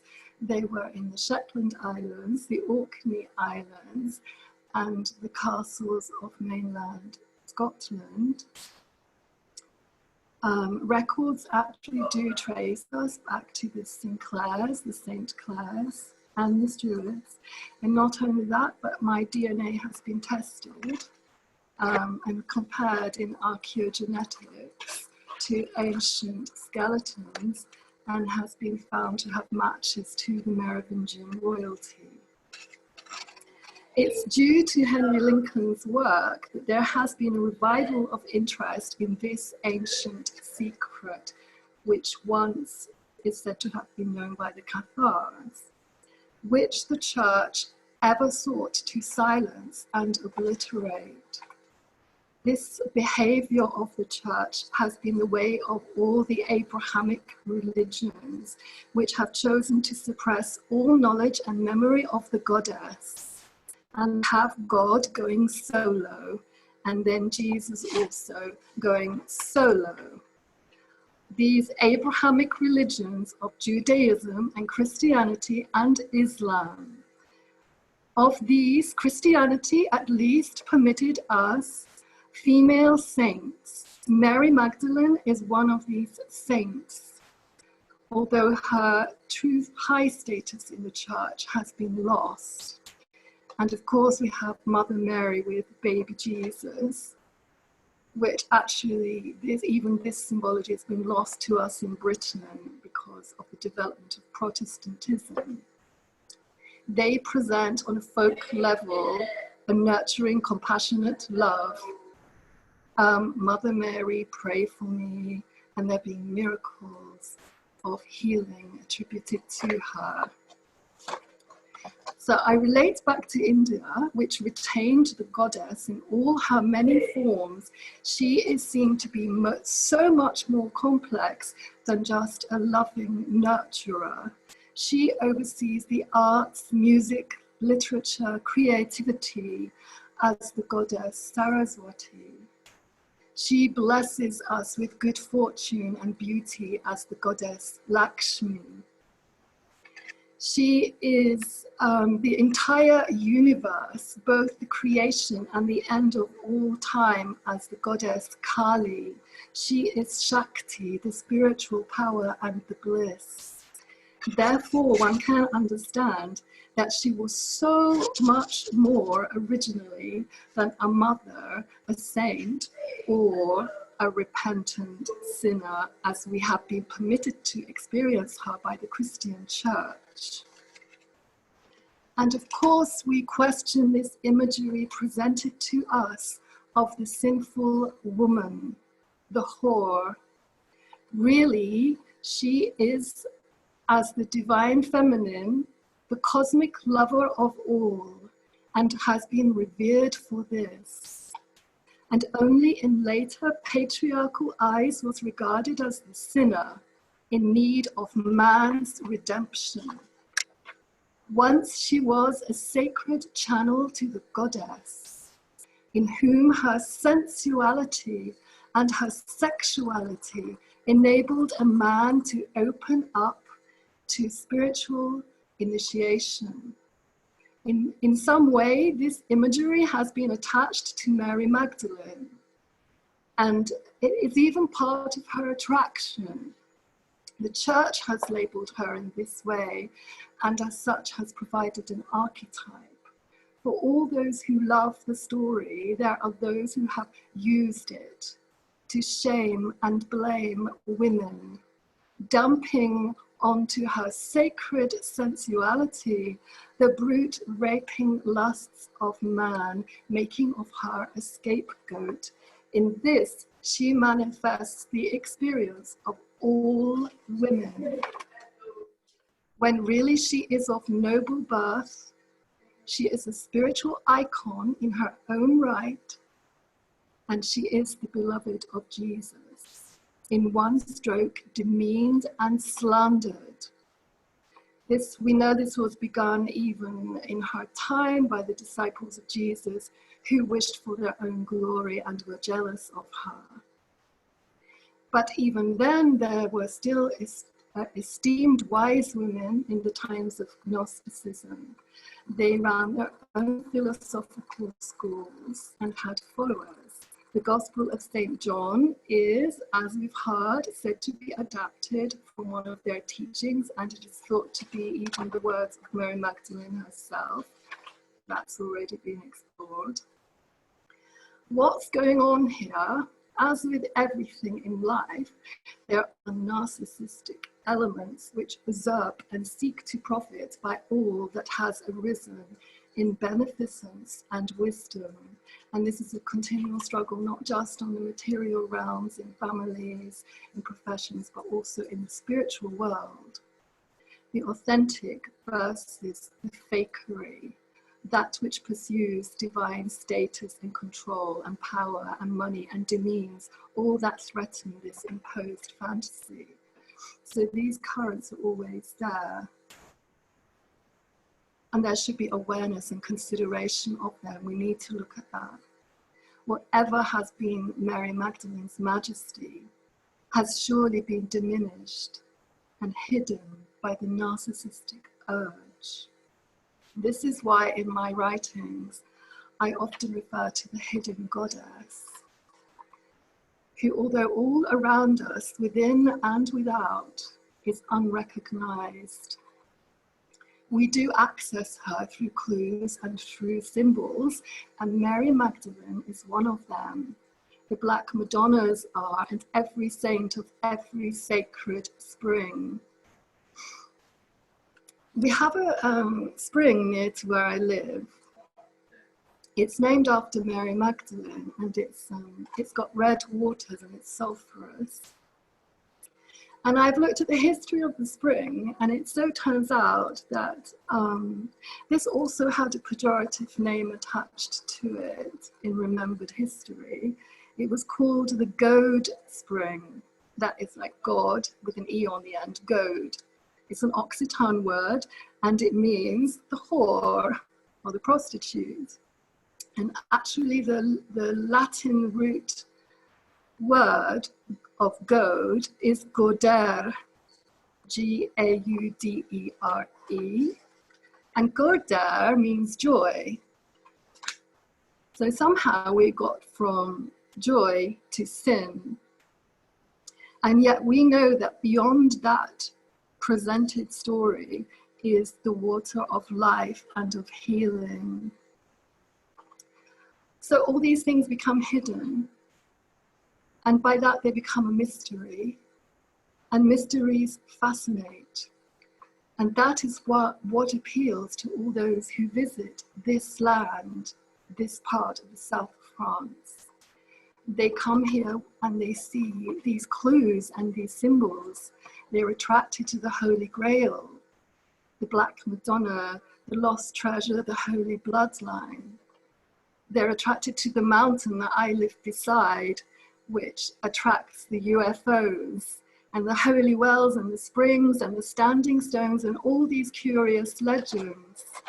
And whatever we can define of any of these, according to available information, it is sure the origins are so much richer and more magical and deeply meaningful.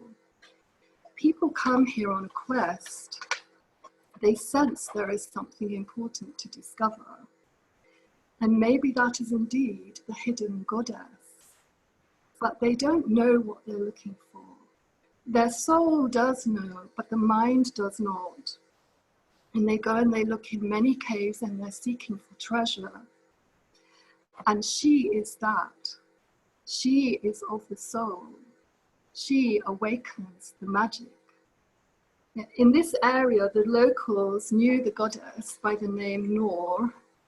I've mentioned this in former talks. And Nor was a goddess of light. The name Nor in the Eastern languages means light. And her altar is the very mountain of Bugarach, which I live beneath, upon which nature has itself etched a shape of her as a grand goddess with wings outstretched, just like Isis. Naturally, this is another site of which so much glory has been forgotten, which is waiting to be rediscovered. That's what we do. All these stories lead us to tuning into the soul and to understanding that all life is sacred. And by this, one can journey through all life's trials and into and through death itself, trusting that we are all eternal and divine. To arrive at this space, one reawakens the goddess, and Mary Magdalene is one of the pathways to this. Yes, we are children of the goddess. We are also the goddess herself, in multiple unique manifestations, exploring all that is potential in this universe. And that's my talk. Thank you so much, Susie. Thank you. Any questions to Susie? Satyen, welcome. You're joining us from Canada. Do you have any comments you'd like to make? Susie, go for it. Well, thank you so much for inviting me. Satyen. Oh, we have the same names. Feminine and masculine version. Yeah. I'm just, I came in and I listened to Ella and now you, Satya. And so as a man, I'm just humbled and I'm actually quite touched by what, not only the stories you're sharing, but the transmission of the feminine goddess wisdom that's coming through. Both your transmissions and ultimately from the same place. And so I just want to acknowledge that and value that this is the time where even us men and strong men in the world who have deep missions and purpose will be, it's also time for us to embrace and to honor the feminine in ways that we've never done before. Yeah. And to soften ourselves, not to reduce our masculine, but to allow ourselves to be informed by the grace and the depth of the great feminine, as well as the inner feminine.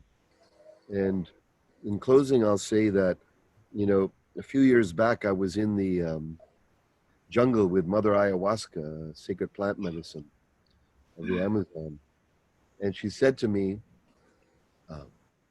and you know, my experience of Mother Ayahuasca is not of a, not just an earth-based goddess. Like, she opens the door to the great goddess.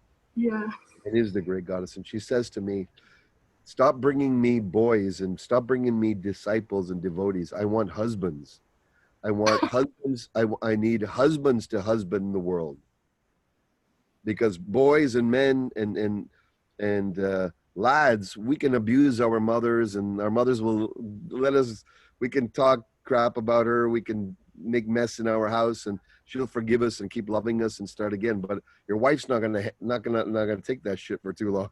in other words, bring me husbands and help men become husbands of the earth, not just devotees or Mother Earth, because it'll then raise us into the responsibility of our role in this time. So that's what I wanted to share. Yes, yeah. So thank you. Yeah, thank you, yes. Before we move on to Annalisa, who's joining us from close to where you are actually, Satyen. Satyen's in British Columbia. I just want to say Satyen and I are working with a project of wisdom keepers. Some of my friends know about this. Satyen, just tell them briefly, what is this Wisdom Keepers project?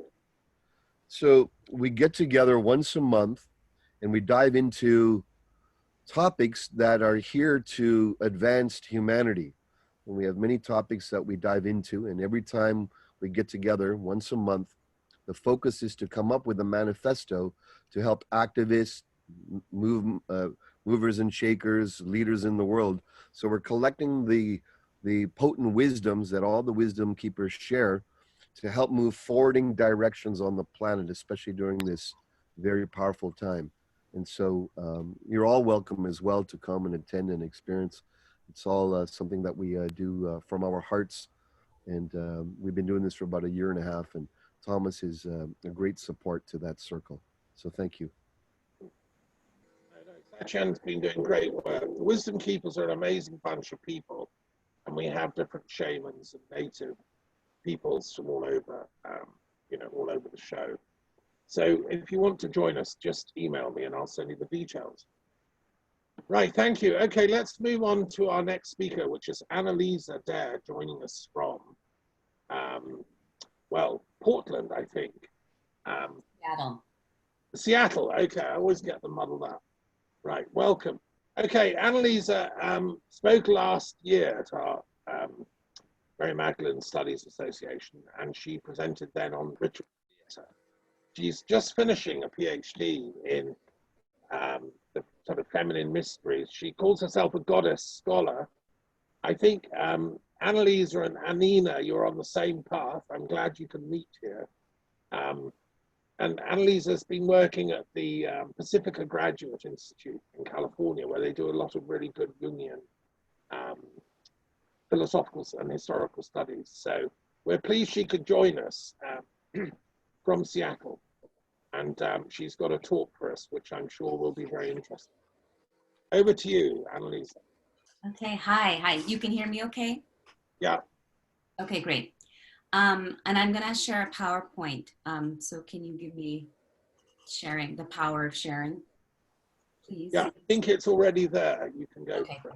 Yeah. So thanks for having me. Hi, everybody. Good morning, good afternoon, and good evening to those of you in the PM hours.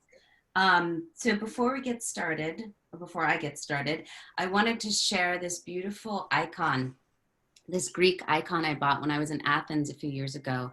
And I think that this Magdalene will set the tone for what I have to present today. Okay, let me share. Right. All right, you can see it? Yes, we can see it, yeah.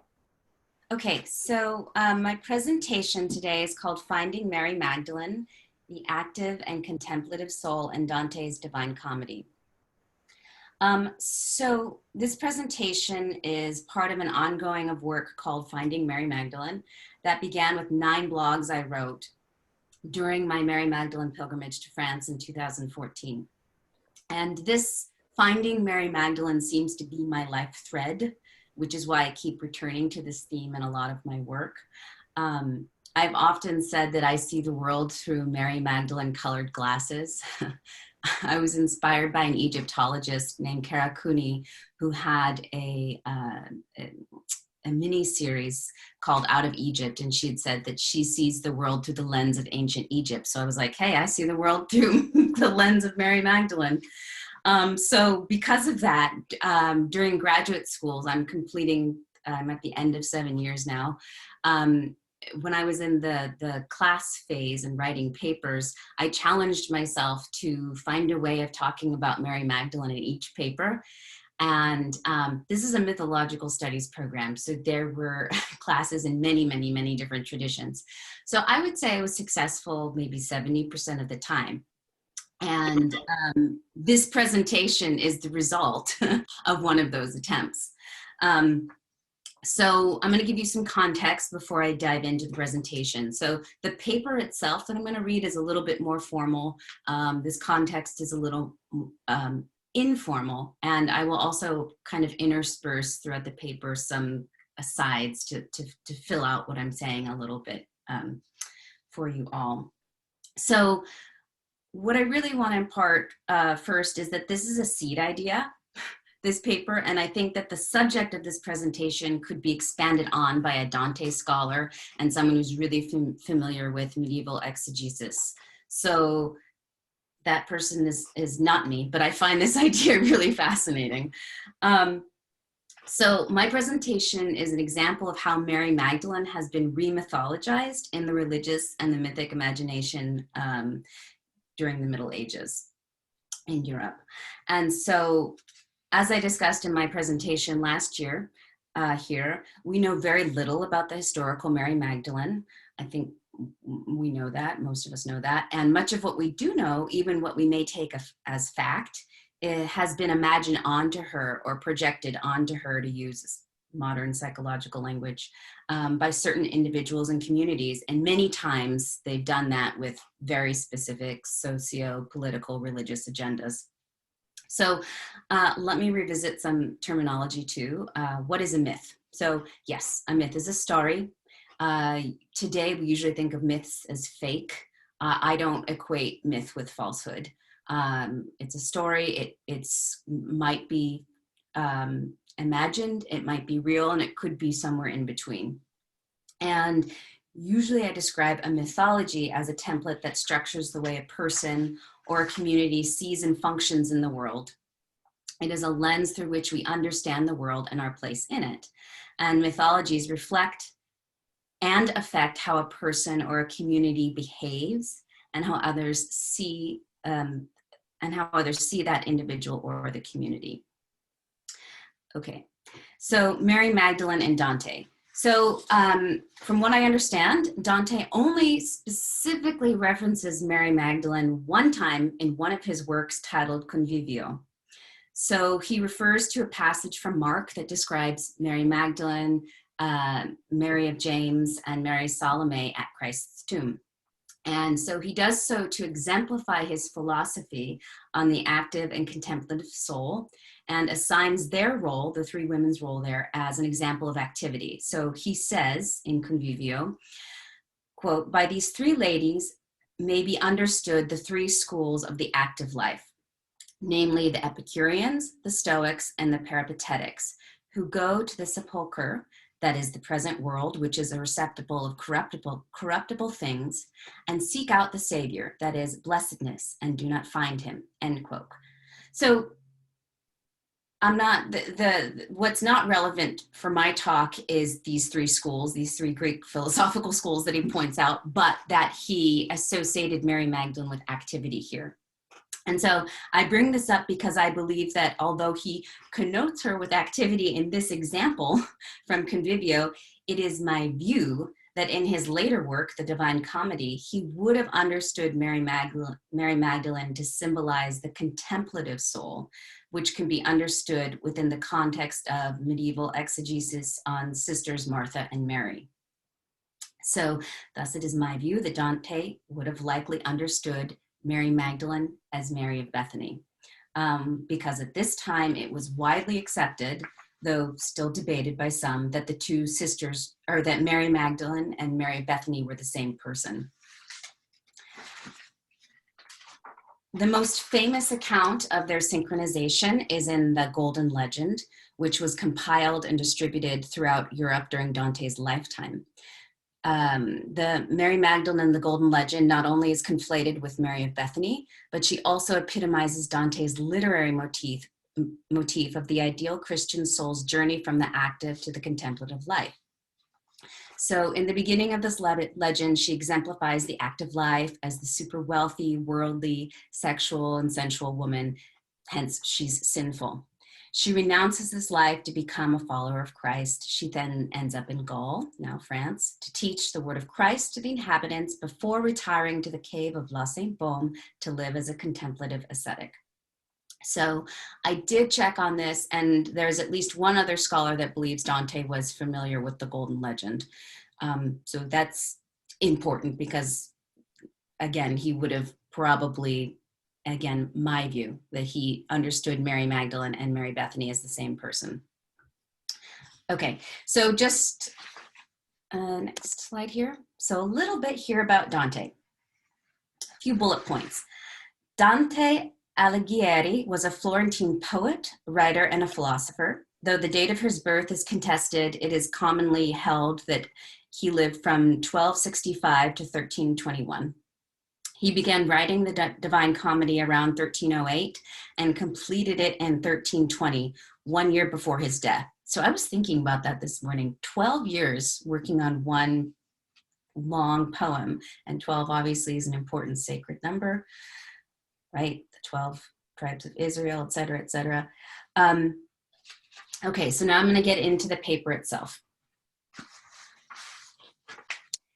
Dante's dream of the Old Testament figures Rachel and Leah in Purgatorio, the second book of his Divine Comedy, alludes to Martha and Mary of the New Testament, and these two sets of sisters serve as a metaphor for the spiritual transformation of Dante the character in his Commedia, as well as Dante the poet.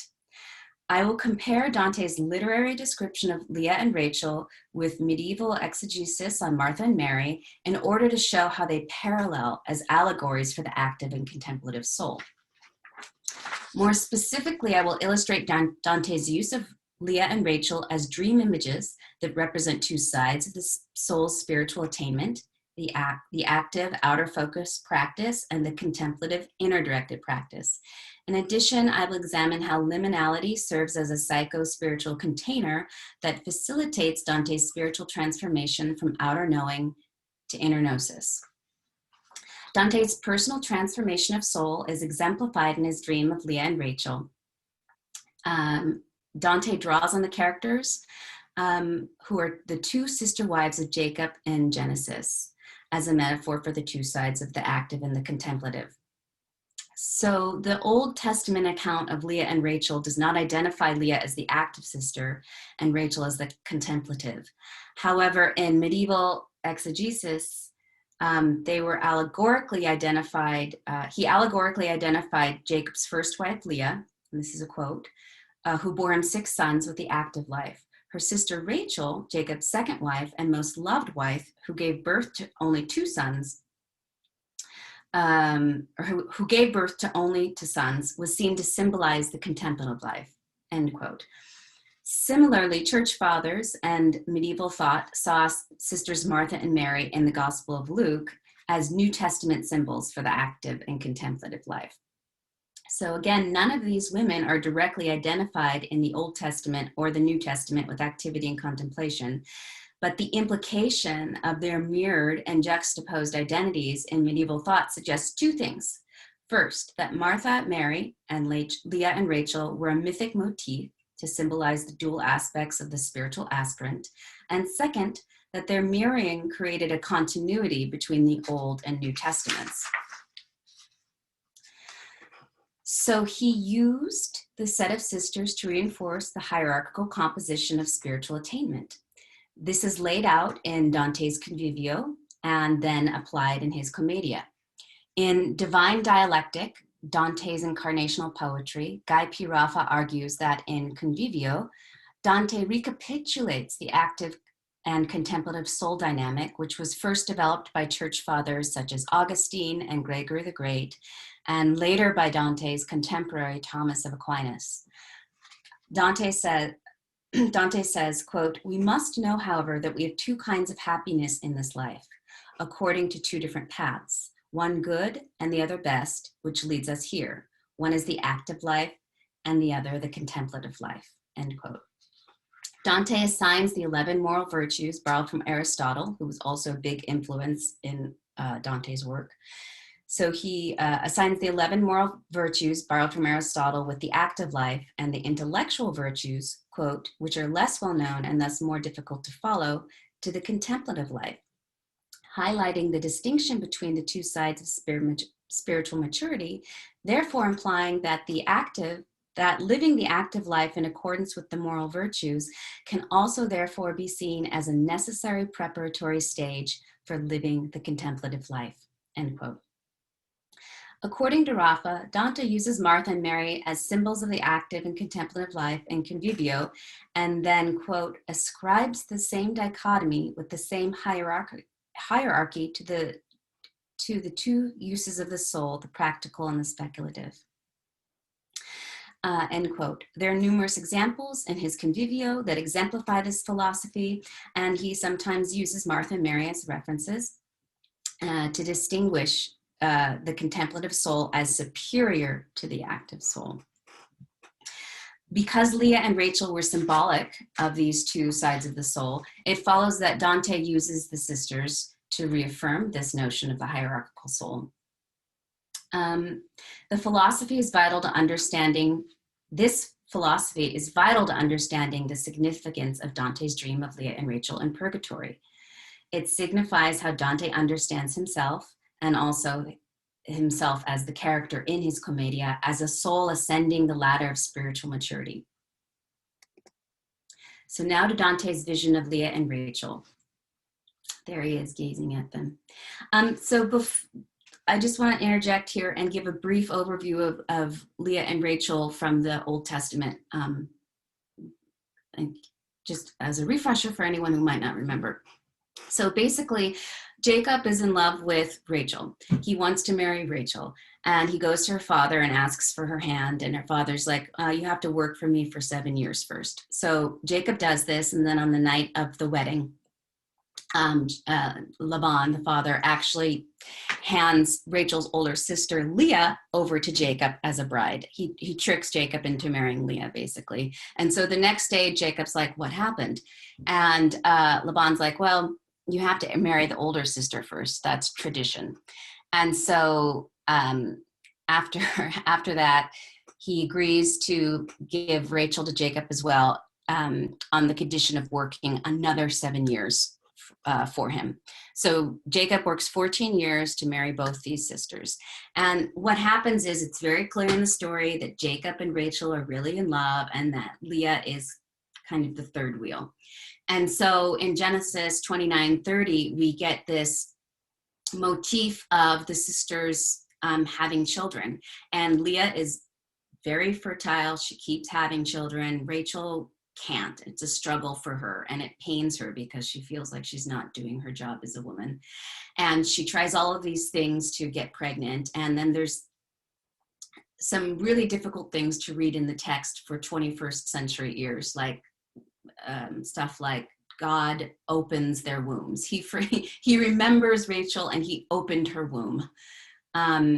Okay, so that is the context that we have in the back of our minds when we're thinking about who Leah and Rachel are. So the active life of the soul is implicated in this dream. As stated earlier, medieval exegesis associated Leah as the active soul because she was the fertile sister, whereas her sister Rachel, by no choice of her own, was unable to conceive and that was therefore labeled the contemplative sister. Leah's actions depict a woman craving to be loved by her husband. Her fertility is, in her estimate, a confirmation that God hears and sees her struggle and pain. Leah says, or the text says, and Leah conceived and bore a son, and she called his name Reuben, for she said, because the Lord hath looked upon my affliction, for now my husband will love me. In Genesis, Leah's praise of God and his remembrance of her suggests that her activity, her fertile womb, is a direct result of her interaction with the divine. Leah's activity is then a dialectical exchange between the spiritual aspirant, Leah, and the divine Yahweh. Her fertility, literally given to her by Yahweh, God, that's God's name, Yahweh, then is an outer symbol of the divine human act that is outward focused. Dante reinterprets Leah as a symbol of fertility and the active life. Unlike the Leah of Genesis, Leah's active fertility in Dante's Commedia is not associated with her womb. It's associated with the activity of her hands, which she uses to pluck and adorn herself with flowers, as you can see in this image. In following with medieval exegesis, Dante's depiction of Leah's activity, plucking and adorning, is amplified with the flower images, which are symbols of fertility and growth. For Dante's Leah, outer activity is the means toward ultimate knowing. She prides herself on her labor. She says, quote, all day I long to see my hands adorning. She, Rachel, is content seeing, I with labor. For Leah, this labor-intensive activity, collecting the flowers, suggests two things. First, that outer action is the ultimate way to know herself. And second, that the quest for outer beautification is fleeting and temporary. The body ages, flowers wilt and die, and all that is fertile, including Leah, will eventually dry up and cease creating. So now we move on to the images of Martha and Mary. So in comparison, Martha of Bethany symbolizes the Christian active or service-oriented aspect of the Christian soul. Activity for Martha, while charitable and service-oriented, is outwardly focused. Martha embodies outer virtues and activities associated with societal customs such as hospitality. Her association with the preparation of food is suggestive of the life-giving and life-affirming behaviors of the active religious life. Food satisfies bodily needs associated with the active element of the material life and religious life. Food consumption in the Christian tradition can also be indicative of the ultimate devotion toward Christ. One only need to consider how the Christian tradition of Holy Communion, the drinking of wine and eating of bread, symbolizes the ingestion of the body and blood of Christ. This ritual reaffirms the bond between religious devotee and Christ. Martha's preparation of the meal for Jesus and his followers takes on a heightened significance because her activities are intended to honor him, implying that her outer activity is a religious supplication. So then we see at the bottom here, Mary. So contrasting with Leah and Martha are Dante's Rachel and Luke's Mary, who are symbols of the contemplative life. So in the New Testament, Mary is depicted sitting at the feet of Jesus, as suggested by Jesus's often repeated metaphor, those with ears hear. Mary sees and hears Christ not only with her physical eyes and ears, but with the eyes and ears of her heart and her soul. She takes in his words and embodies the spiritual aspirant as the inner contemplative. Jesus reinforces this notion when he tells Martha that Mary chooses the best part. Unlike Martha, Mary is not concerned with the rules and decorum of outer activity. Rather, she understands that right action comes with a focus on cultivating inner gnosis. So another depiction of Rachel and Leah. So similarly, Rachel, the Baron's sister, who we can see here staring into the well, and therefore the contemplative sister, is concerned with inner knowing. However, in my view, the Rachel in Genesis is anything but inner focused. Her strive to activate her fertility runs contrary to claims that she is a symbol of the contemplative soul. However, if Rachel's barrenness is the operative image that the church fathers and medieval thinkers were working with, then it follows that her barrenness is indicative of an emptiness and an inactivity of the creative capacity associated with the womb and female body. And an aside, female barrenness as a conceptual category deserves to be unpacked as a sexist category, but that is beyond the scope of my talk today. But it should be noted. Dante's Rachel is described by Leah as remaining still and singularly focused on using a mirror to gaze in her eyes. Leah says, whereas my sister Rachel never deserts her mirror, there she sits all day, she longs to see her fair eyes gazing. As I, to see my hands adorning long, she is content seeing. So again, this passage reiterates the dichotomy between the activity and contemplation, and is probably most illustrative of Rachel's role because of what remains unsaid versus what is said, and who remains quiet versus who speaks. So in Dante's passage, Rachel remains still, quiet, and she is spoken for by Leah.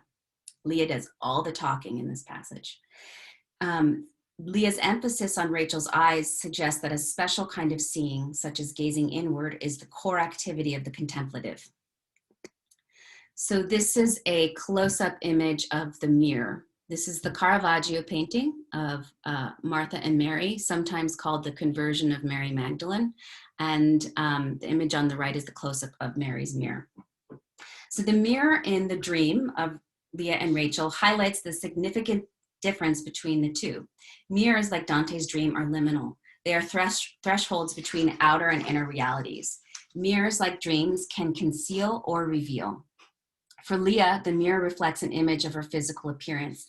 It reflects to her the external world she inhabits while concealing from her her interior world. Conversely, Rachel is able to penetrate beyond appearances, and in doing so, the mirror reveals the doorway to her inner world. So I would say that that motif is also present in this painting as well. And what I love about it is that, you know, that this is Mary Magdalene's mirror, and in this whole image is that concept where the mirror represents for Mary the active life, but on the other side of that, the contemplative life. So the purgatorial fires. So after Dante walks through the fires of purgatory and his dreams and has the dream of Leah and Rachel, Virgil, who is his spiritual guide in the Commedia, tells Dante that he has seen the temporary fire and the eternal fire. So Alan Maidenbaum writes that this is a reference to the eternal fires of the Inferno and the temporary fires of purgatory. So I agree that the fires of the Inferno and purgatory take on different aspects of the soul's experience. The Inferno fires are eternal, a place of pain, torture, and there's an absence of a higher love of or for God. They are eternal states of being and eternal experiences of punishment that one could argue are self-imposed. In contrast, Dante's version of purgatory, while a physical place, I think is primarily a liminal and transitory phase for the soul. In purgatory, souls complete a series, in Dante's purgatory, souls complete a series of outer rituals such as fire purification, which we see here, laborious activities such as climbing the mountain, which you can see here as well, and active prayer such as chanting and praising of God. Purgatory is not a fixed experience for the soul, nor is it for Dante. So I believe a deeper insight implies that Dante's sight of these fires, the temporary and the eternal, is suggestive of Dante's understanding of the active and contemplative soul. So in the composition of purgatory, Virgil's temporary and eternal flame statement follows the dream of Leah and Rachel, which, so this is the timeline. So we have the fire purification, then we have the dream of Leah and Rachel, and then Virgil's comment. So this order is important because the whole experience, beginning with the fire purification, transforms Dante from Dante the active soul to Dante the contemplative soul. Helen M. Luke, who's a Jungian, explains that fire is an image of lust, but it can also be an image of purity. So his cleansing by fire in purgatory is indicative of his spiritual transformation because it burns off the materiality of the outer world and his active engagement with it, and it rebirths him anew to the potential eternalness of a higher love through his new role as the contemplative. It's just a little bit more here. After his purification, Dante's dream of Leah and Rachel suggests that pain and suffering is not actually necessary for the soul to be purged of his or her sins. And I'm putting sins here in quotes. The sin cleansing activities that the souls in purgatory engage in are in a sense self-perpetuating. Again, taking a Jungian approach, Luke explains that the will attests to its own purgation, and however great our desire for it, the will does not really want freedom until we have borne the tension and the conflict long enough to purge us of all demand for this or that. So Dante's transition to the contemplative life reveals a paradox, that purgatorial pain and suffering are only necessary inasmuch as each soul is attached to his or her sins or attached to the material world and suffering, as the Buddhists would say. We suffer because of attachment. And therefore, those things are associated with the active life. So my view is that the trajectory of Dante's own life is an embodiment of the hierarchical journey of the soul from the active to the contemplative life. Dante's life is an example of that, which he philosophized about. While Dante sees the contemplative life as superior, his early pre-exilic life made of him the exemplar of the active life. Meekins writes, as a poet, thinker, and writer, Dante took an active part in the intellectual debates of the time. Then he was exiled, and in his exile from Florence, what would later, soon after Dante's death, relatively soon, what would become the center of cultural, artistic, and intellectual vitality of Renaissance Italy, suggests that his active life that was once steeped in embodying these Aristotelian moral virtues gave way to the next phase in his life's journey, the enactment of the contemplative life and the writing of his Commedia. It's almost like the Commedia itself was a contemplative practice. So like Rachel's mirror gazing, the Commedia text is like a mirror that Dante uses to gaze into his soul and gain a deeper understanding of his knowledge of God, his knowledge of his self, his God self. This suggests that Dante's use of Rachel and Leah as Rachel and Leah, and I would say in the back of our minds, Martha and Mary, is a metaphor for spiritual transformation of Dante. Okay, and let me bring Mary Magdalene back in here. So I would like to suggest that as a spiritual aspirant and the contemplative initiate, whether he realized it or not, Dante symbolically lived out the medieval myth of Mary Magdalene / Mary of Bethany.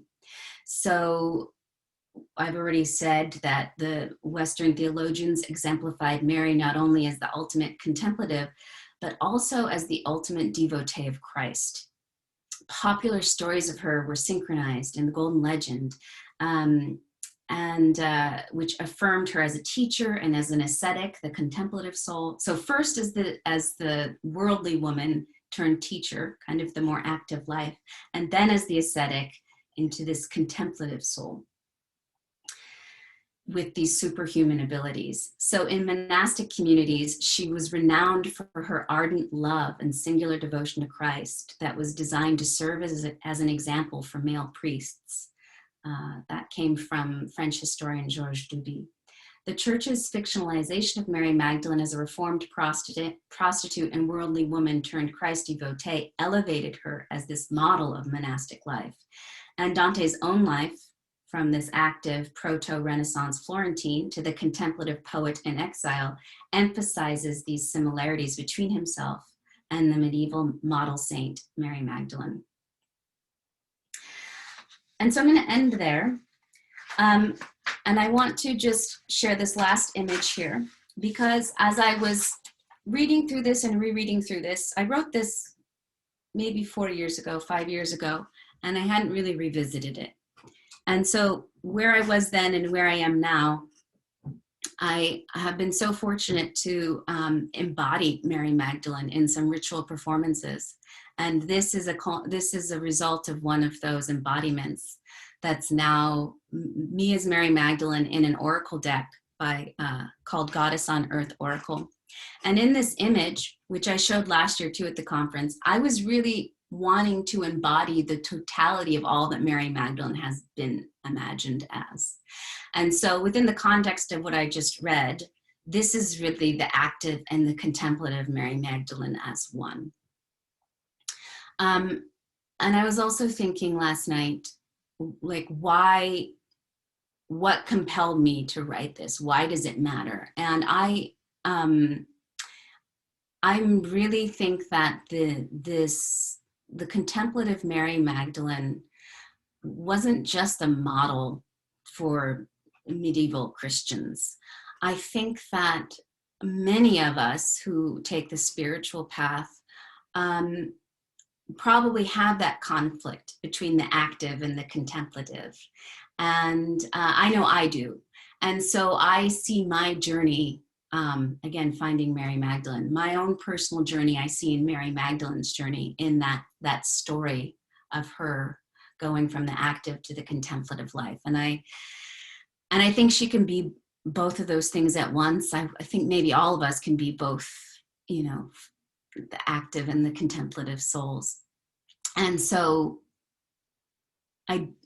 that's where I am. That's where I am with Mary Magdalene and the active and contemplative soul. And I really do think that even if Dante wasn't conscious of it, she was in part his inspiration, because he was living her myth in real life. So I want to thank everybody. I was going to give a dedication, which I'd like to do really quickly, and that is there were a few credible women that died in the last few weeks, and one of them was a founding mother of the goddess movement, Carol P. Christ. She died on July 14th, and she was a feminist theologian. I don't know if she ever wrote about Mary Magdalene, but now I'm curious, and I'm going to go back and check through all her works. So I want to thank her, because she's been such an inspiration for me along my path.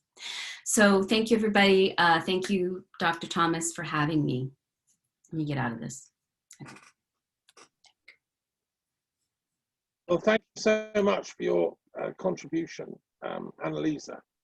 And you also suffered some personal losses, didn't you? Yeah, I did. I decided I didn't really feel like talking about that, but yeah. Yeah. Yeah. Death and life are all interconnected. And but so thank you very much. That was a very interesting paper, and I think it is, you know, an important point you make about the split we all feel between contemplative, the mystical path, and then the activist path. I had this argument with my mother most of our lives together. She died at the age of 98 about 10 years ago. And she always used to grumble that I wanted to be a philosopher. She said, no, you've got to act. Acting is the highest form of virtue. She was an old socialist, and, you know, for her, bringing on a better world through activism was the path to go. Let's see. Lyna, you've just made it in time for your talk. Really? Yes. Let's hope it stays. I destroyed the modem. No, Lyna's been up at the cave of St Baume today. She's just got back, and we're looking forward to your talk. So go for it whilst you've still got the internet connection. You're our pilgrim. Yes. Today. Yes. It keeps cutting out. Can you hear me okay? We can hear you. Go for it. Yeah. Okay, so I might have to turn off my video at some point and just do audio. So how's the conference going? I wish I could have got some of it, but I just got back so late from all the festivities, but I will have to watch them in due time. Let me close the internet window here. So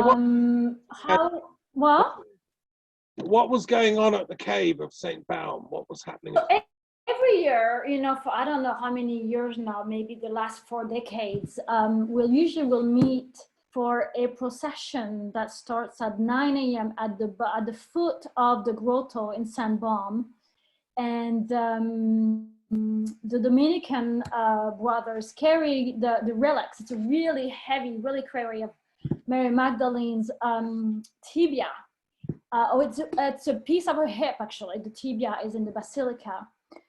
So we all gather at 9 a.m. and we start walking and carry the relics, singing and praying all the way up to the grotto, which we couldn't do last year because the grotto was closed, was shut down, because there was a risk of rock falling. So, but normally we go, the entire procession goes up to the grotto, and then there's a mass up there, and it's beautiful and truly powerful. And that's but that's just the beginning. So that is for the St Baume, you know, portion of the celebrations. There's a concert tomorrow night in San Maximin at the Basilica, and Sunday the festivities will continue. There will be another procession of the relics of Mary Magdalene. This time it's going to be her skull that's going to get carried throughout the village of Saint Maximin la Saint Baume. So it begins around again 9 a.m. and ends at late at night. So lots of celebrations here, and it feels just so special to be with people that are coming from all over the world, and well, in Europe this time around because of the COVID restrictions. But yeah, it's really magical, and I really invite, you know, all of you who are called to it to come and experience it, even if it's just to see the grotto, because her presence is so potent and powerful. Wonderful experience. Okay, so whilst we've got the internet, what would you like to share? Lyna, you've been busy on... All right, so yes, so you know what I'm gonna do actually? I'm going to stop the, is that okay if I stop the video? Because I'm just worried it's going to drop again. Oh no, we love to see your face. No, keep the video. Okay, all right, if it drops, just know it's my internet connection in France. It's not, you know, having to do my work has been quite challenging. Okay. So I would like to talk about several things. There are 2 texts, you know, that I would like to share. One is the Gospel of Mary, and another one, which I don't have as much information on, but since it's a new text, it's a new ancient text, and it's called the Acts, the Ancient Acts of Saint Maximin. So for those who don't know, Saint Maximin was one of the 70 disciples who was traveling with Jesus, and he was actually a doctor, which I just recently found. I'm reading an 800-page book that was published in the mid-19th century by Lacordaire, who compiled, I don't know how many, maybe 50 different texts on Mary Magdalene, and Saint Maximin, who accompanied Mary Magdalene from Jerusalem when the early saints were kicked out of Israel because of persecution. So what he talks about, what is really interesting, is that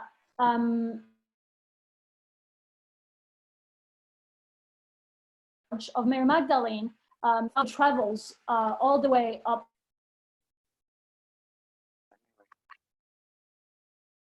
to around 43.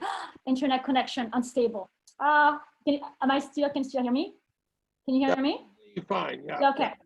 Okay, I just got like a message, internet connection unstable. So when the early saints arrived, namely so Saint Maximin, Lazarus, and Martha, and Saint Mary Magdalene, Saint Sidoine, when they arrived in Gaul, it was around 43, 44, 80, and Saint Maximin was in charge of Mary Magdalene to make sure that she was going to be safe, and the other saints as well, which I didn't know before. I knew they traveled together, but I didn't know he was a doctor. In that text by Lacordaire, I will send a link. I will include a link at the end here.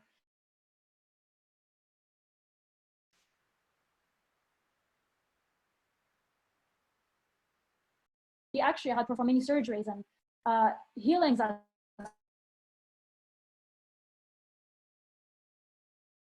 well. So I'm going to share some of their experience. How could they and evangelizing France and Gaul? So, you know, of course, we have the Gospel of Mary, but Saint Maximin, who was a preeminent figure in the early Christian France, and you know, in Gaul, he was actually the first bishop of Aix-en-Provence, and then ended up in Saint Maximin la Saint Baume, which we know today. how could they not have written, what they experienced and lived through, and the wisdom that they wanted to transmit throughout all these centuries. And Thomas, I've really had a really powerful epiphany a few days ago, actually, and how Mary Magdalene has been used for so many different agendas and purposes. And I think that it's important to kind of clear out all the projections that have been bestowed upon her for the past 2 millennia, whether it is political agenda or spiritual agenda, and unless we do the internal work. So in my journey, I've been on this journey for about 6 years now, and I've realized that unless I did my own internal work and really kind of clean my shadow, in terms of my wounds with early Christianity, for example, or my psycho-emotional wounds, in regards to the divine feminine and the masculine, we are only seeing Mary Magdalene through our own shadow. We are not seeing her truly. And that has been a really important reckoning for me in my research and how I perceive her, because unless we clear out our own biases and our prejudices, we're not going to see her clearly. We're going to see her through our own perception, our own agenda. But what we do know for sure that is consistent throughout the synoptic gospels and the apocrypha and the Nag Hammadi gospel and all those ancient texts that were rejected from the Bible is that she was wholeheartedly devoted to Jesus, and she pointed people to Jesus. And that is something that as we kind of shed all the projections that have been imposed on her, that is the one consistent role that remains, is her role as the main female apostle and a sublime, majestic, effective, rigorous leader in early Christianity. So I'm going to read now. I wrote a little talk here that I'm going to read out. Can you still hear me? I'm just afraid I can't. Yes, the sound still okay? Perfect. Okay. All right. So, okay. So now in the canonical gospel, she is an important figure, and I'm not going to cite all the scriptures that we all know so well, from the unctions and the anointment, to the cave, to the tomb, and the morning of the resurrection. We know that she's an important figure. She is the evidence of Christianity. Without her testimony that Jesus resurrected, who knows what would have happened? I mean, we know that Peter doubted her experience. He had to go see it for himself, and he still did not know that Jesus was resurrected. So what would Christianity look like if Mary Magdalene had not, first of all, went to the cave when she risked literally her life? As we know, the early apostles were heavily persecuted right after, Jesus was crucified. But she's the evidence for Christianity. So she's important in the Gospels. However, in the Apocrypha, she is preeminent. She's the most praised disciple of Jesus. And in fact, the majority of the Gnostic Gospels elevate her as superior to the disciples in knowledge and spiritual dexterity. In the Pistis Sophia, we read that Mary Magdalene and John the Virgin will be superior to all my disciples, said Jesus. He said that her understanding was perfect. Jesus later tells Mary, you seek everything with certainty and accuracy, which I think is so important to remember in our personal and collective search for Mary Magdalene. As I think that relativism can oftentimes lead us astray, where anything and everything is acceptable. To some extent, historical evidence, that is important in order to retrieve, her true message, for sure. So we're gonna look at the Gospel of Mary. The Gospel of Mary is an apocryphal text that is dated back to the early part, internet connection, unstable again. That is dated back to the early part of the 2nd century CE. It reveals an exchange between Mary Magdalene, Peter, Andrew, and the other apostles, during which Mary Magdalene imparts the special and secret teachings she received from Jesus. The special teachings were given to Mary during a second encounter between Mary and Jesus. The first encounter, of course, being the morning of the resurrection in the garden. There were special teachings that the apostles did not receive. In fact, they were triggered when she shared those teachings. Peter said, how could Jesus have possibly shared secret teachings with a woman when he did not share them with us? So Mary continues to share the wisdom that she received first disciples and reminds them to keep their heart whole in faith and knowledge. And that is a theme that is recurring in the Gospel of Mary. She continuously tells the disciples, do not let your heart be undivided. Do not let your heart be fractured against each other. Have faith, right, with your heart and open your heart, turn your heart, face Jesus and turn your heart towards the gospel and towards the kingdom of heaven. She encourages them to remember that the Master has prepared them to be complete human beings, suggesting that discovering one true spiritual self occurs by becoming complete in our humanity first and foremost. Mary's instruction is that the Son of Man, or the true spiritual self, the complete human being, is first found within, not outside of ourselves. And that's also, I find, that the theme of marriage between Jesus and Mary can at times be misunderstood, and I don't think we have sufficient evidence to know for sure one way or the other. But perhaps the true meaning of the union between Jesus and Mary is an internal marriage between the feminine and the masculine, which they both embodied so well, right? And that knowledge had been prevalent. We just tell them in the gospel that there are teachings, there is wisdom that they cannot understand yet, that they will receive later on. There's also, let me find my notes here. Let me find it. I don't have it in my document, but I just came across it and I wanted to share that with you guys. Where she actually teaches, she allegedly teaches the brother of Jesus, James. And let me find it quickly. Sorry, I didn't think I'd be sharing it, but now I feel like it is important to share it with you guys.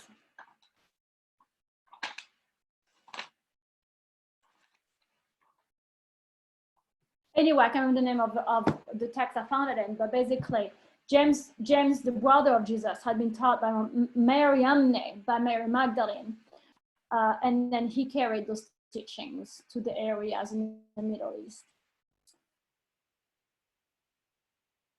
Offered to her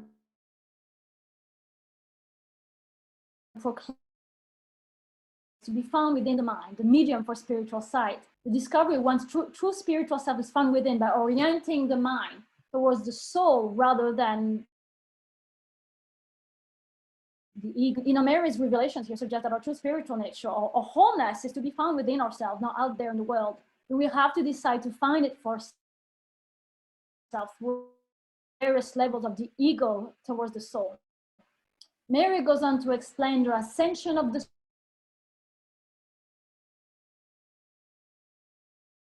emotional climates, darkness, craving, ignorance, and the last state that comprises 7 forms that oppress the soul. Those 7 adverse states are as follows: darkness, craving, ignorance, lethal jealousy, enslavement to the flesh, intoxicated wisdom, and finally, cunning wisdom.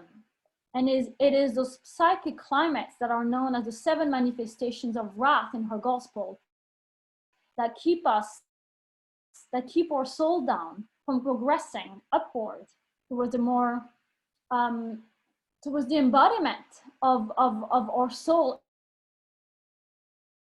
and soul in our mind, in our body. Those negative tendencies are human adverse emotional states that block the path of the soul and are often developed to tend an unmet need. And I must share that the year that I spent here,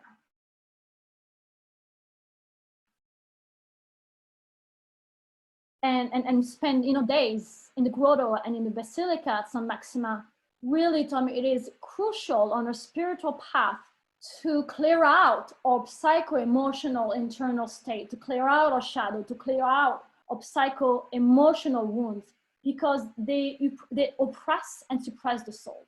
They block us from being able to connect to a higher self or soul, God, whatever you want to, you choose to word it.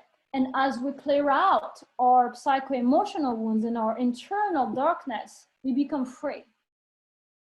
Then, we become an embodied soul that can actually direct the ego rather than being directed by the ego. And that is true freedom.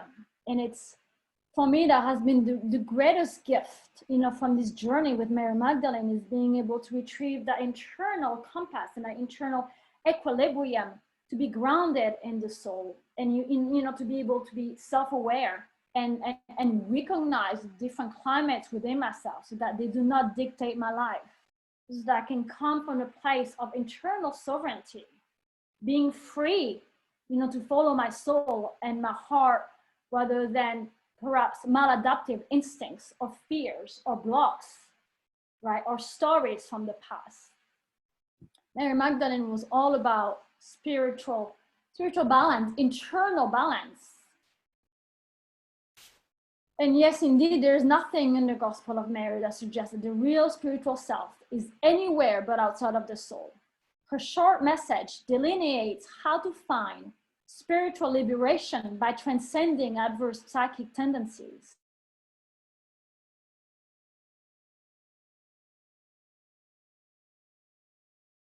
Debate the true meaning of the Savior's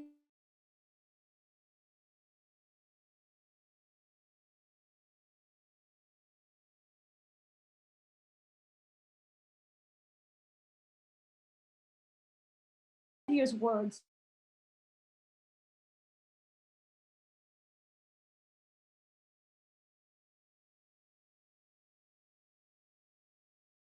Mary remains outside of the argument, remaining center as a tower. It is all she has been given. In fact,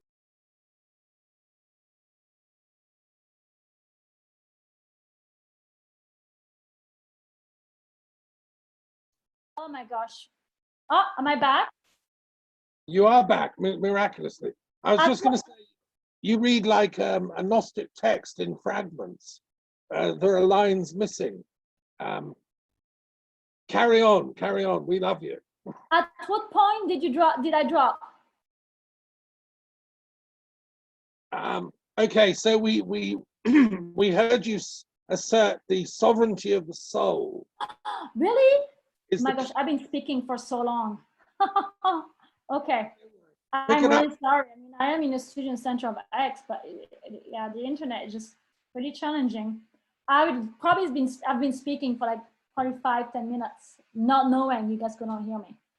No, it's only a couple of minutes. Don't worry. Just go back to the start of the sentence. That's fine. All right. Yeah. Okay. So, I was talking about Mary's revelations about, the true spiritual nature and how it is found within our heart and within our soul, and not outside of ourselves. But we do have to decide to find it through a journey downward and through the various levels of not only spiritual progression, but also psychological progression. And what I found is that unless we clear out our blocks, our past, stories and our psycho-emotional wounds, that is going to color our lens and block us from feeling truly connected to spirit or God or higher self, right? So then in her gospel, Mary goes on to explain the ascension of the soul through 4 emotional climates. Did you guys hear that part? We heard that. Yeah, we heard all that. Okay, all right. So there's nothing in the Gospel of Mary that suggests that the real spiritual self is anywhere but outside of her soul, of the soul. Her short message delineates how to find spiritual liberation by transcending adverse psychic tendencies. While the disciples begin to debate the true meaning of the Savior's words, Mary remains outside of the argument, remaining strong in her center as a tower. It is only when Peter turns to her again that she begins to share what she had been given by Jesus personally. In the gospel, Mary does not waver at the side of the Lord. In fact, she is praised by Jesus for her steadfastness, and her steadiness is contrasted with the fearful, doubtful attitudes of the disciples. And it's such a powerful and strong contrast in the canonical gospels. Not once do we see in the canonical gospels, in the Apocrypha, we never see Mary waver in faith. She's always steadfast. And she shows up when the disciples fled in fear. In Pisti Sophia, Mary explains how her master took power away from evildoers, fortune tellers, and soothsayers who praised her for her pure spiritual understanding. In fact, the master in Pisti Sophia describes Mary as being more blessed than all women on earth, and that she will be the fullness of fullnesses and the completion of all completions. Now, spiritual stability was a virtue that was highly regarded and in antiquity. Philo of Alexandria, a Hellenistic Jewish philosopher, introduced the notion of stability versus instability as a spiritual virtue. And again, that kind of goes back to that internal equilibrium, that internal center that we only find once we do the internal psycho-spiritual work to clear out our shadow, right? Or individuation, as the Swiss psychiatrist Carl Jung would name it. It's a return to the self with a capital S. Back then in antiquity, a person's foolish, unstable nature was perceived to be weak and pulled towards different directions. In contrast, the wise person was steadfast and managed to calm down the clamors of one's spirit. Mary Magdalene imparts a message of spiritual liberation, the liberation of the soul from the lower conditions of ignorance, greed, wrongful domination, and judgment. She reminds us that true freedom comes from remembering our true nature and orienting the mind towards the good. Our completeness is the fusion of our soul, mind, and body into the higher truth of the light and of the message of Jesus, with peace, stability, and steadfast faith, known as true faith, non-judgment, love, and peace. In her gospel, spirituality as a practice does not take us out of our body. Spirituality is the fusion of spirit and matter, the constant return to the center of our heart, to rise to the temptation of the ego. Now keep in mind, the ego is part of our animalistic instinct. It was inserted into our body so that we could survive in the world with our ego. We couldn't survive, we couldn't, support ourselves, we couldn't follow directions, we couldn't function. So it's very important to function. However, spiritual wisdom and mastery and dexterity means that the ego serves the soul. It serves a higher spiritual purpose rather than the other way around, right? Spiritual purification to liberate the soul and our higher self occurs through transcendence, not spiritual bypassing. So what is Mary's rightful place? Does ascribing Mary Magdalene a role that is extraplanetary? Let me see. I'm seeing the same message again. Internet connection.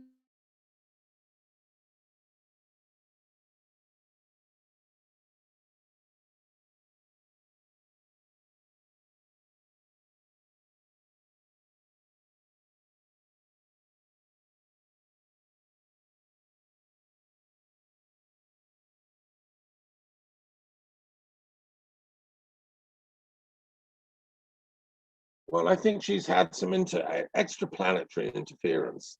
She was just about to explain Mary Magdalene from an interplanetary perspective, and then the signal went.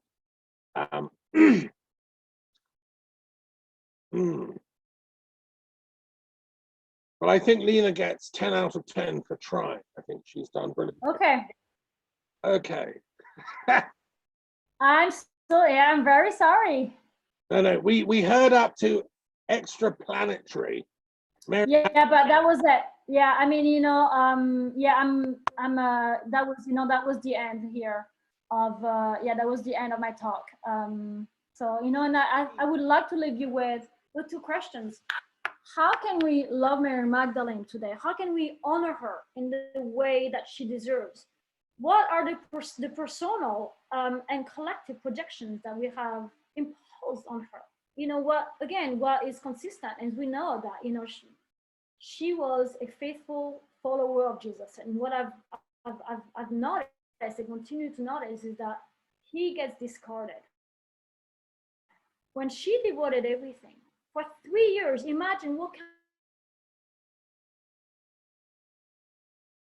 to give up everything they had, to follow Jesus and to go through homelessness. You follow someone for 3 years. Just think, tomorrow you ask to drop everything, or you desire to drop everything, and follow someone for 3 years, maybe more, through poverty, homelessness, unpredictability, danger. She put her life at risk. Imagine what kind of love and devotion she had for him. And are we honoring that today? Are we using her for our own purpose and our own agenda to fit our projections that we may have against Christianity, against divine feminine, against the masculine? And I think that it's an important question and challenge that we have as devotees, of Mary Magdalene, and we owe ourselves, and we owe her. We owe her journey that self-awareness and honesty as we continue to dig through. And I'm positive we'll find new texts. I'm really doing a lot of research here. Oh, I didn't get to read that. Am I still on? Thomas, you're frozen. That's not good. Yes? Okay. Can you still hear me? Yeah, we can hear. No. Yeah. Perfect. Do I still have time to read a portion of the Acts of Saint Maximin? If you can find it and you've got it ready. Yeah, no, I have it. Yeah, I have it. 10 minutes. I have it. Yeah. Okay, perfect. Okay. So let me read that, because that is not something that you memorize. Okay. So now again, Saint Maximin, was the first bishop of Aix-en-Provence, and he traveled with Mary Magdalene to the south of France. Very important figure here in Provence and in the St Baume and Saint Maximin region. Now, from what I read, the text is allegedly from the 5th to 6th century. But again, I just discovered it, so I have to do further research. So here we go. After the glory of the Lord's resurrection, the triumph of his ascension, and the mission of the Holy Spirit fulfilled the hearts of the disciples, still trembling with the fear of temporal evils, and gave them the knowledge of all languages. The holy women, and with Mary, mother of Jesus, as Luke the evangelist tells us, the word of God spread, and the number of the faithful increased every day, so that by preaching of the apostles, several thousand people obeyed of their goods. For no one among them, all their goods were in common, having between them one heart and one soul. The priests of the Jews, along with the Pharisees and the scribes, thus inflamed with the fire of jealousy, stirred up persecution in the church, put Stephen, the first martyr, to death, and drove far from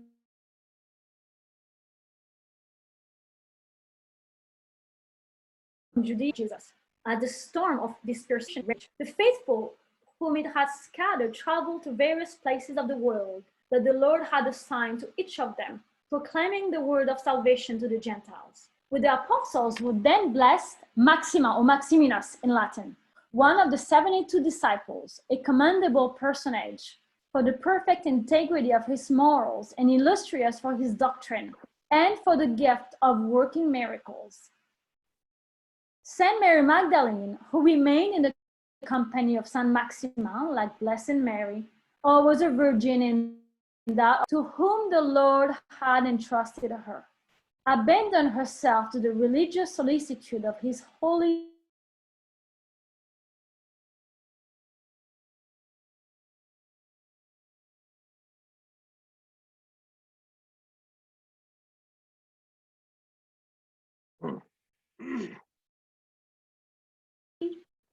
This is why, in this dispersion throughout the world, Saint Mary Magdalene, having joined boarded a vessel, then they happily arrived in Marseille.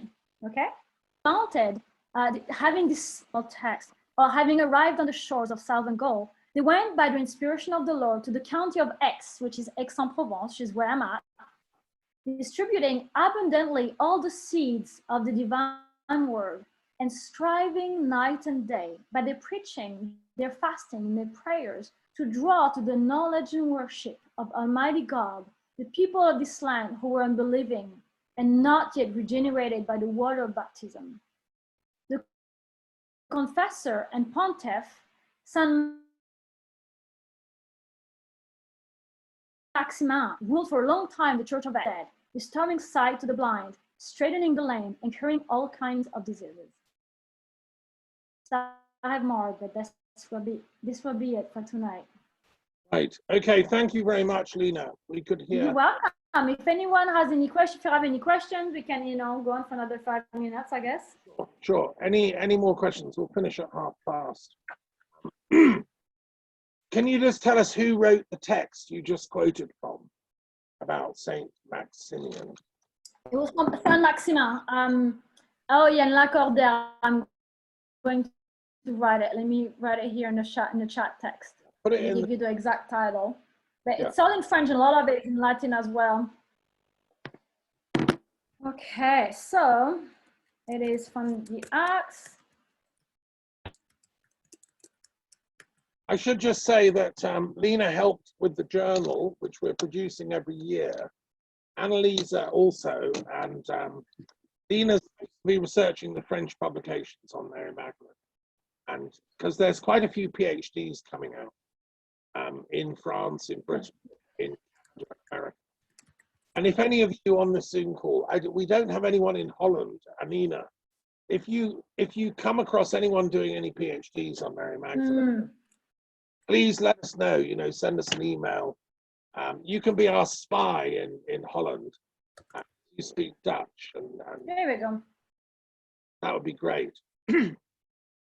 And also we need someone who's Russian. I have a few Russian-speaking friends. In the Orthodox world, there must be PhDs being done. Sorry, Thomas, may I ask, because I've got the book here. I've got the book here she is reading. Okay, go for it. Which page?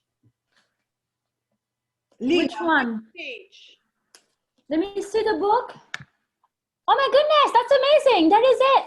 All right, so now I have it. I have the e-version. So let me find it. Let me tell you. So right here. Okay, let me find it for you because I've bookmarked them all. That is wonderful. How did you hear about that book? Yeah, I ordered it. Yeah. That's wonderful. Okay, so there's one, for example, that mentioned the ancient Acts of Saint Mary Magdalene. That's part of these Acts. For me, it's, in the ancient, in the original copy, it's page 85.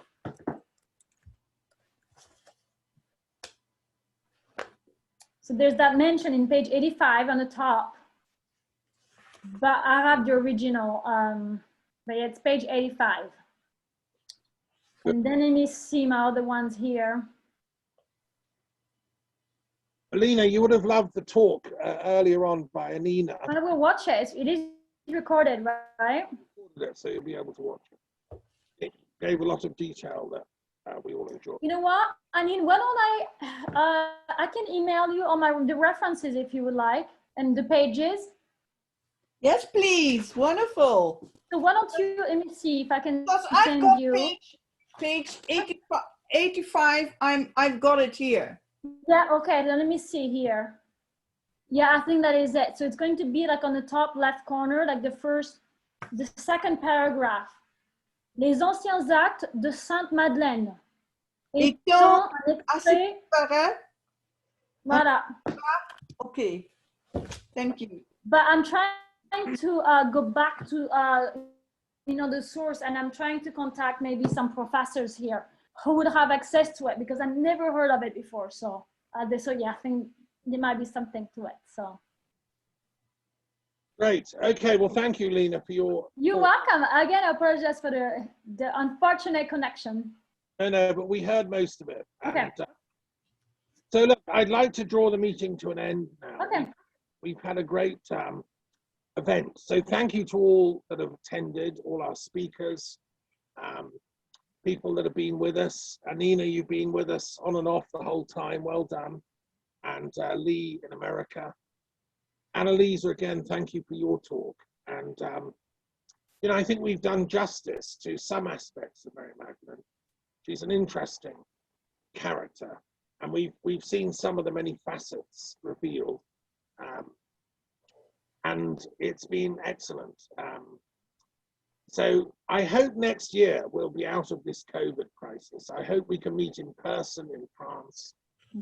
You know, it's depressing to have, I mean, it's good on one level that we can meet across the world on Zoom, but it would be lovely to meet in person as well.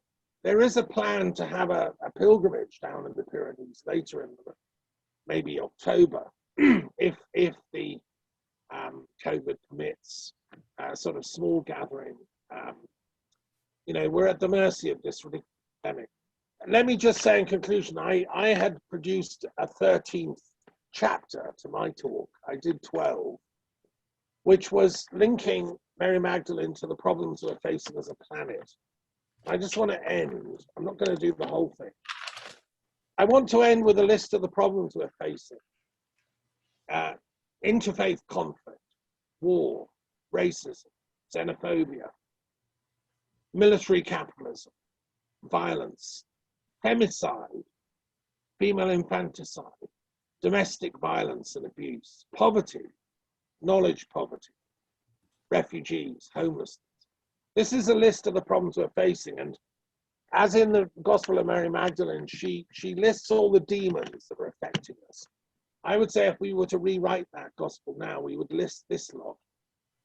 And then what I would say to heal these things, here's my list: wisdom, education, which includes sapience, dharma, paramaterialism, ethics, love, faith, truth, the greening of spirituality, a peace treaty between all the faiths, peace which is both inner and outer.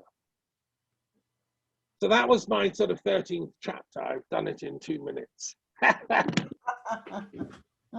think that, you know, that brings us right to the full circle of why this Mary Magdalene stuff matters, because she fought the evils of military capitalism in her day with Jesus. They were up against it. You know, the spies were always after them. You know, there are many peace workers, light workers on the planet now. We're in the same boat, actually. So let's learn from what they did, how they triumphed. And let's try and pull it off. As far as I can see, it's the same mission. We're all facing this denigration of the female is core to that, isn't it? And it's still going on, you know, all over the planet. Right, so with those last words, again, thank you for being with us on this journey. And I'm sure that Mary Magdalene would be delighted. And all the speakers, you know, we heard some very moving personal testimonies as well as more academic things. Okay. Salam, shalom, pax, and blessings to all. And we'll meet again. Thank you.